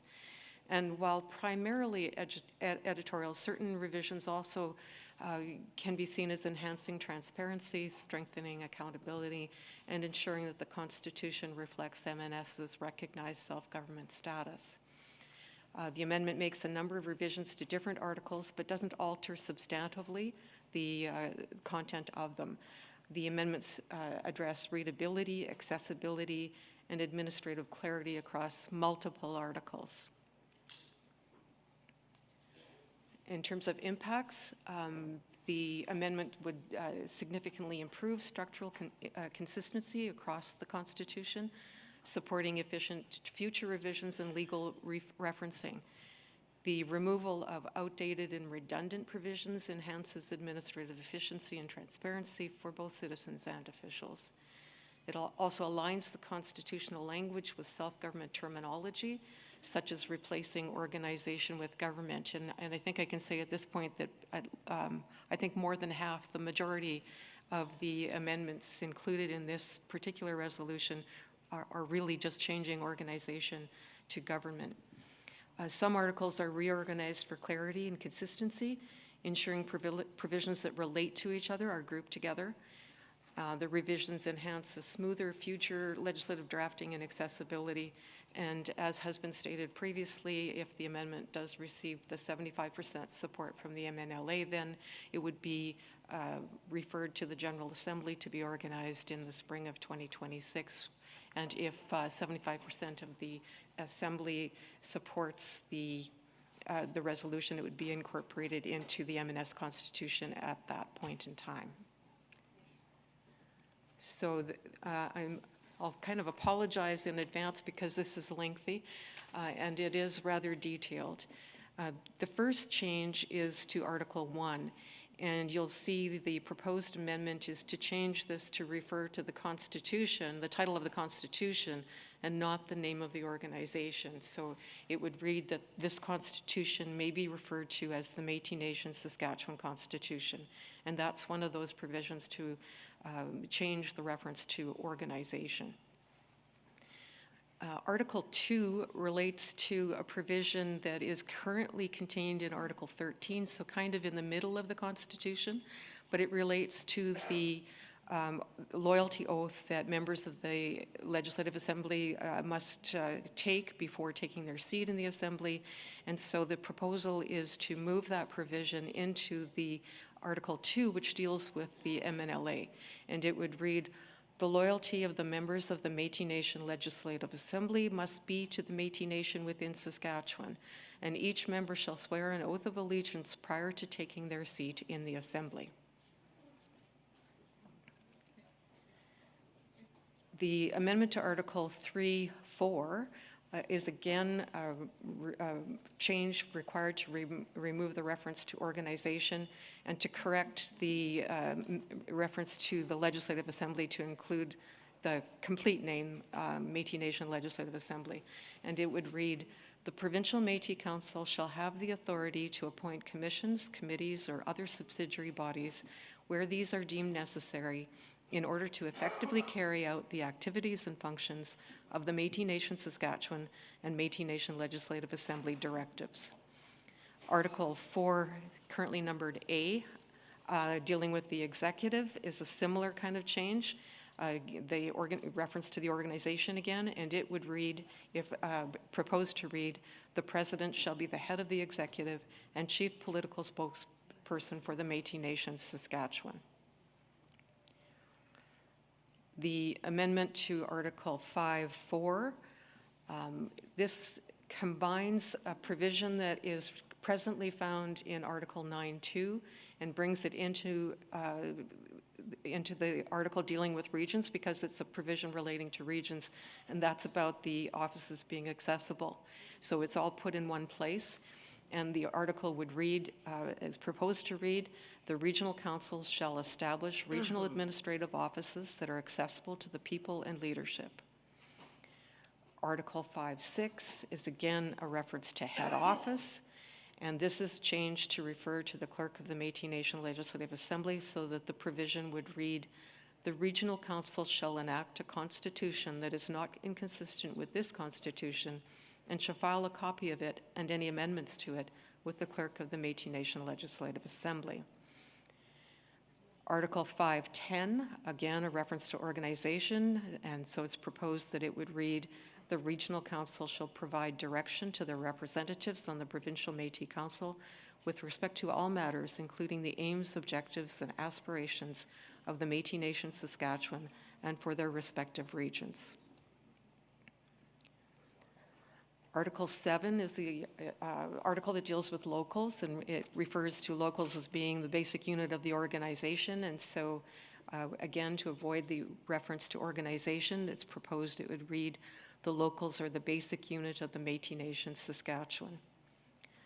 The proposed Article 7, 2.1 to 2.4 are provisions that are currently located in Article 10 of the Constitution, but they relate to locals. And so, again, this is a matter of bringing those provisions that relate to the locals together in that one article dealing with locals. And so it would proposed to read 2.1, an individual shall only belong to one local. 2.2, an individual must have resided in the community where the local is situated for at least 6 months to be eligible for membership in the local, although a local may make exceptions for educational and medical purposes. 2.3, a member of a local must be ordinarily resident in the community where the local is situated in order to retain membership in the local. Otherwise, the member must transfer their membership to the local in the community to which they have relocated. And 2.4, in communities where no local exists, Métis persons shall apply to the local nearest their residence. Article 7.6 is a reference to head office and a bit of reformatting just for numbering to kind of standardize the numbering. So that Article 7.6 would read, each local shall be governed by a council consisting of a president, a vice president, and the number of other members determined in accordance with the constitution of the local, which may include terms of 1 to 3 years, and elections may be by ballot box or conducted at a general meeting of the members of the local. And then 6.1, each local shall submit the names of their elected leadership to the Regional Council and the clerk of the Métis Nation Legislative Assembly within 30 days of their election. Article 7.8, again, a reference to head office, and it would be proposed to read, each local shall enact a constitution that is not inconsistent with this constitution, including the establishment of portfolios, committees, or other bodies required to address community and other issues, and shall file a copy of it and any amendments to it with the Regional Council and the clerk of the Métis Nation Legislative Assembly. Article 7.9 is again a reference to the head office. So it's proposed that that be changed so that it would read, the locals shall provide yearly updates of their membership to the Regional Council and the clerk of the Métis Nation Legislative Assembly, separating those members who are under 16 years of age from those 16 and over. Article 9 is the article that presently talks about the head office of the organization, and we're proposing that that should read that the seat of government of the Métis Nation Saskatchewan is in Saskatoon. Article 9.2 is the one I referred to earlier that is moved into Article 5, I think it was 5.4, and talks about the accessibility of regional offices. And we put that that particular provision into the Article 5, which deals with the regions. Article 10.2 is a provision that's proposed to be deleted because citizenship is determined in accordance with the Citizenship Act, and therefore this provision is no longer necessary. And Article 10.3 are the ones that I had spoken of earlier that are moved into Article 7, and they're moved there because they relate to locals and not to citizenship. Article 10.4, it deals with membership cards, and the registry, of course, in registering Métis citizens does deal with issuing those citizenship cards. And therefore it's proposed that this provision would be deleted. Article 10.5 was repealed in 2008. didn't want you to think that we had missed number 5 when we went to number 6, but we're just proposing to formally delete that. And Article 10.6 deals with enacting a Citizenship Act on a priority basis, and of course, that Citizenship Act has been enacted, so this provision is no longer required. Article 13 is a reference, well, I think there's a bit of a typo in there. It refers to non-secretariat, and that's probably supposed to have been non-sectarian, and it also refers to the organization. So the proposed provision would read, whereas the Métis are in the process of implementing self-government as one of 3 orders of government within Canada, the Métis Nation Saskatchewan shall be non-sectarian and non-partisan. Article 13.2 in the current Constitution is the loyalty oath, which, as I mentioned earlier, is proposed to move into Article 2 because that deals with the MNLA. Article 13.4 refers again to organization. It's proposed that it be worded, members of the Métis Nation Saskatchewan are not precluded from joining political parties of the 2 other orders of government, being the provincial and federal levels of government.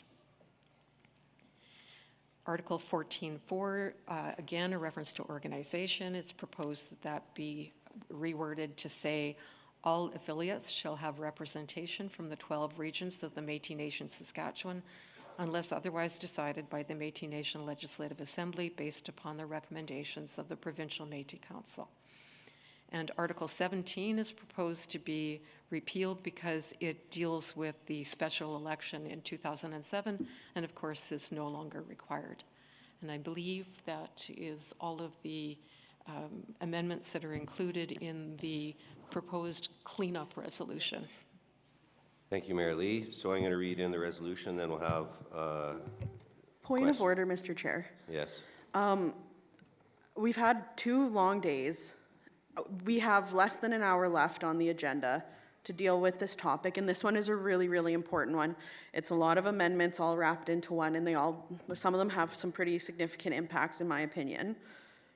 I don't think that with the current timing of our day that we're going to have the time to give this the attention it deserves. There's been a lot of work put into this, and I would hate to see us rush through it and not do it in a good way. So what I'm suggesting, or what I'm doing, is I'm going to make a motion to adjourn.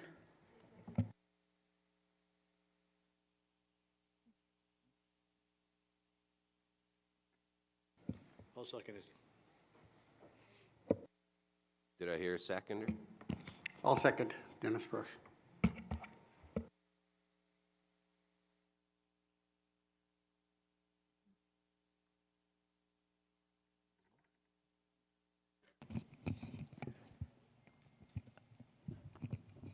Point of order, Mr. Chair. Yes. I just have a question. It's Michelle. I just have a question about, I don't want this to get lost or die on the floor, whether or not before that motion to adjourn that we make sure that we table these constitutional changes to the next MNLA so that they don't get lost. Mr. Speaker, I just wanted to say that that is included in the rules of the House, that any business not attended to is automatically tabled until the next sitting of the MNLA. Thanks, Jocelyn. Okay, we'll entertain, yes, Elder.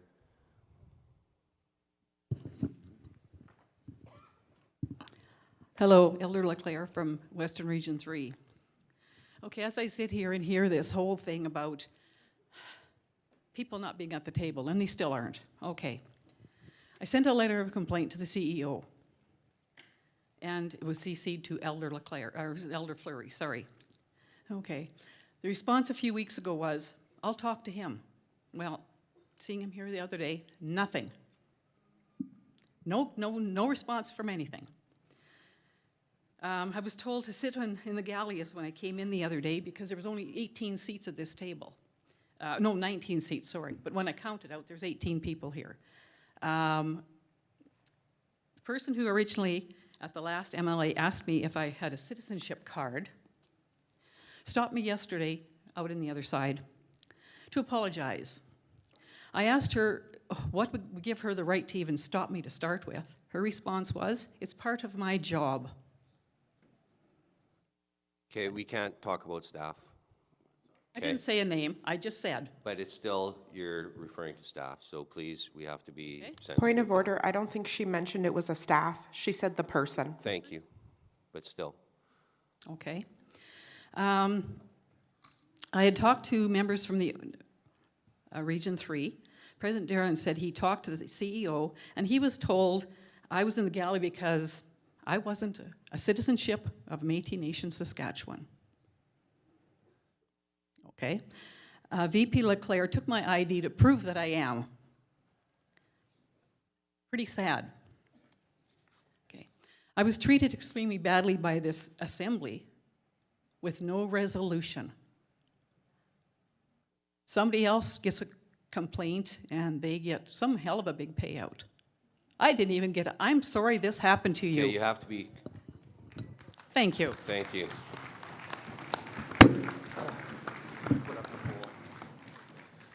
We're going to put up the poll to adjourn. It was moved by Ms. Ormerod, and the seconder was Denny Brooks.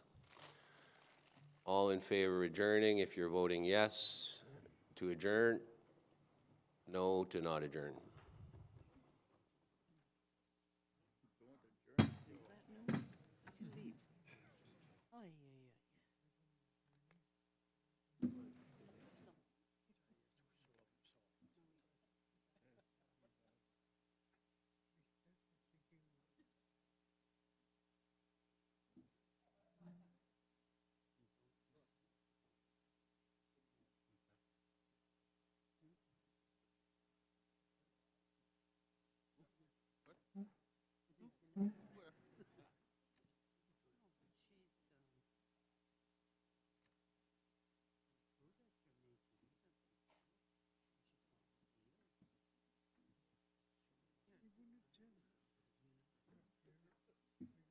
Okay, so we are adjourned. I'd like to ask our elders, Norman Fleury for prayer and Michif, Emile Janvier and Dene, and Louise Peterson and Cree.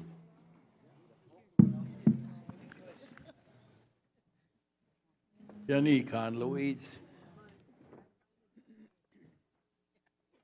Go ahead. Yannick and.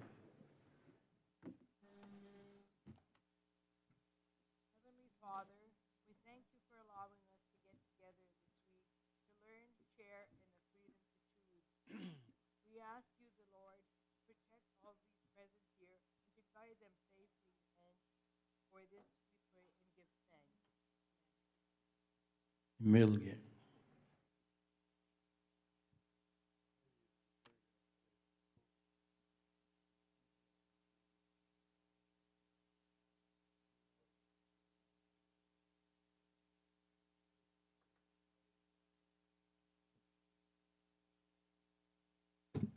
O marsiga kiota gani poyak.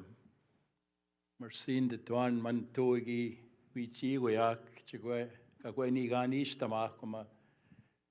Ashit skateak. MNLA gai schnichatek. Betone ki imi point kimi osen ata. Aga ki apich man to ngagwe chmao chuichi goyak chagwen stotato yak. Ka tap to chagwen ut nige magak. Koyesh pashikoi, chipashikoyak. Anigi in chwash machina nigga go shimina nigga kiwi stall go tick chimyechtakik. Egach ben ut nigetsig, koyeshin statochik. Kapsko kagiga wech makagi matstayak. Manitu, koyesh gwe konop mitoyak. Kio ish a sheen of Wagutagani poyek. Youth utagayatsik, elders utagani poya, kakio leaders gistawagani ganiek. Shmamo nagatista mektanek utagani poya, kegwa lawyers minagitayawanak. Kakio gitayanan chapat stayak. Koyesh chimushakinamik, koyesh na watch kagashkitanan, koyesh in stotato. Mugatach notnigek. Kayashusche Louis Rielgagi 140 years ago. Kagi peishi pehta man. Kagi big squetchik man and okum mushum kagi achmochik. Magi wegi achmo gegi not negechik. Ikschitech tamoka kyoge. Louis real gagochigacho. Begin paiga shot kian tagani poya. Life egi migoya. Kakyogon hego, mit chifamaga big square anista. Man togi miet nista big square win. Agustiu tagani poyan, kakyoga no up mageka kyoishine, what with tagani pochik. Sin storta mechtan deus cheek. Ushamon yaug tapatstana. Agustiga gan stortato ya. Agon ma distinction managatastamik. Askaw yeka te poeta gag swas, it mok swasio. Et tawa gutna. Awik. Eisiau nag y dweis y gwsyd. O eisiau mwysach yn amach. A sgawg ag swas yn nhw.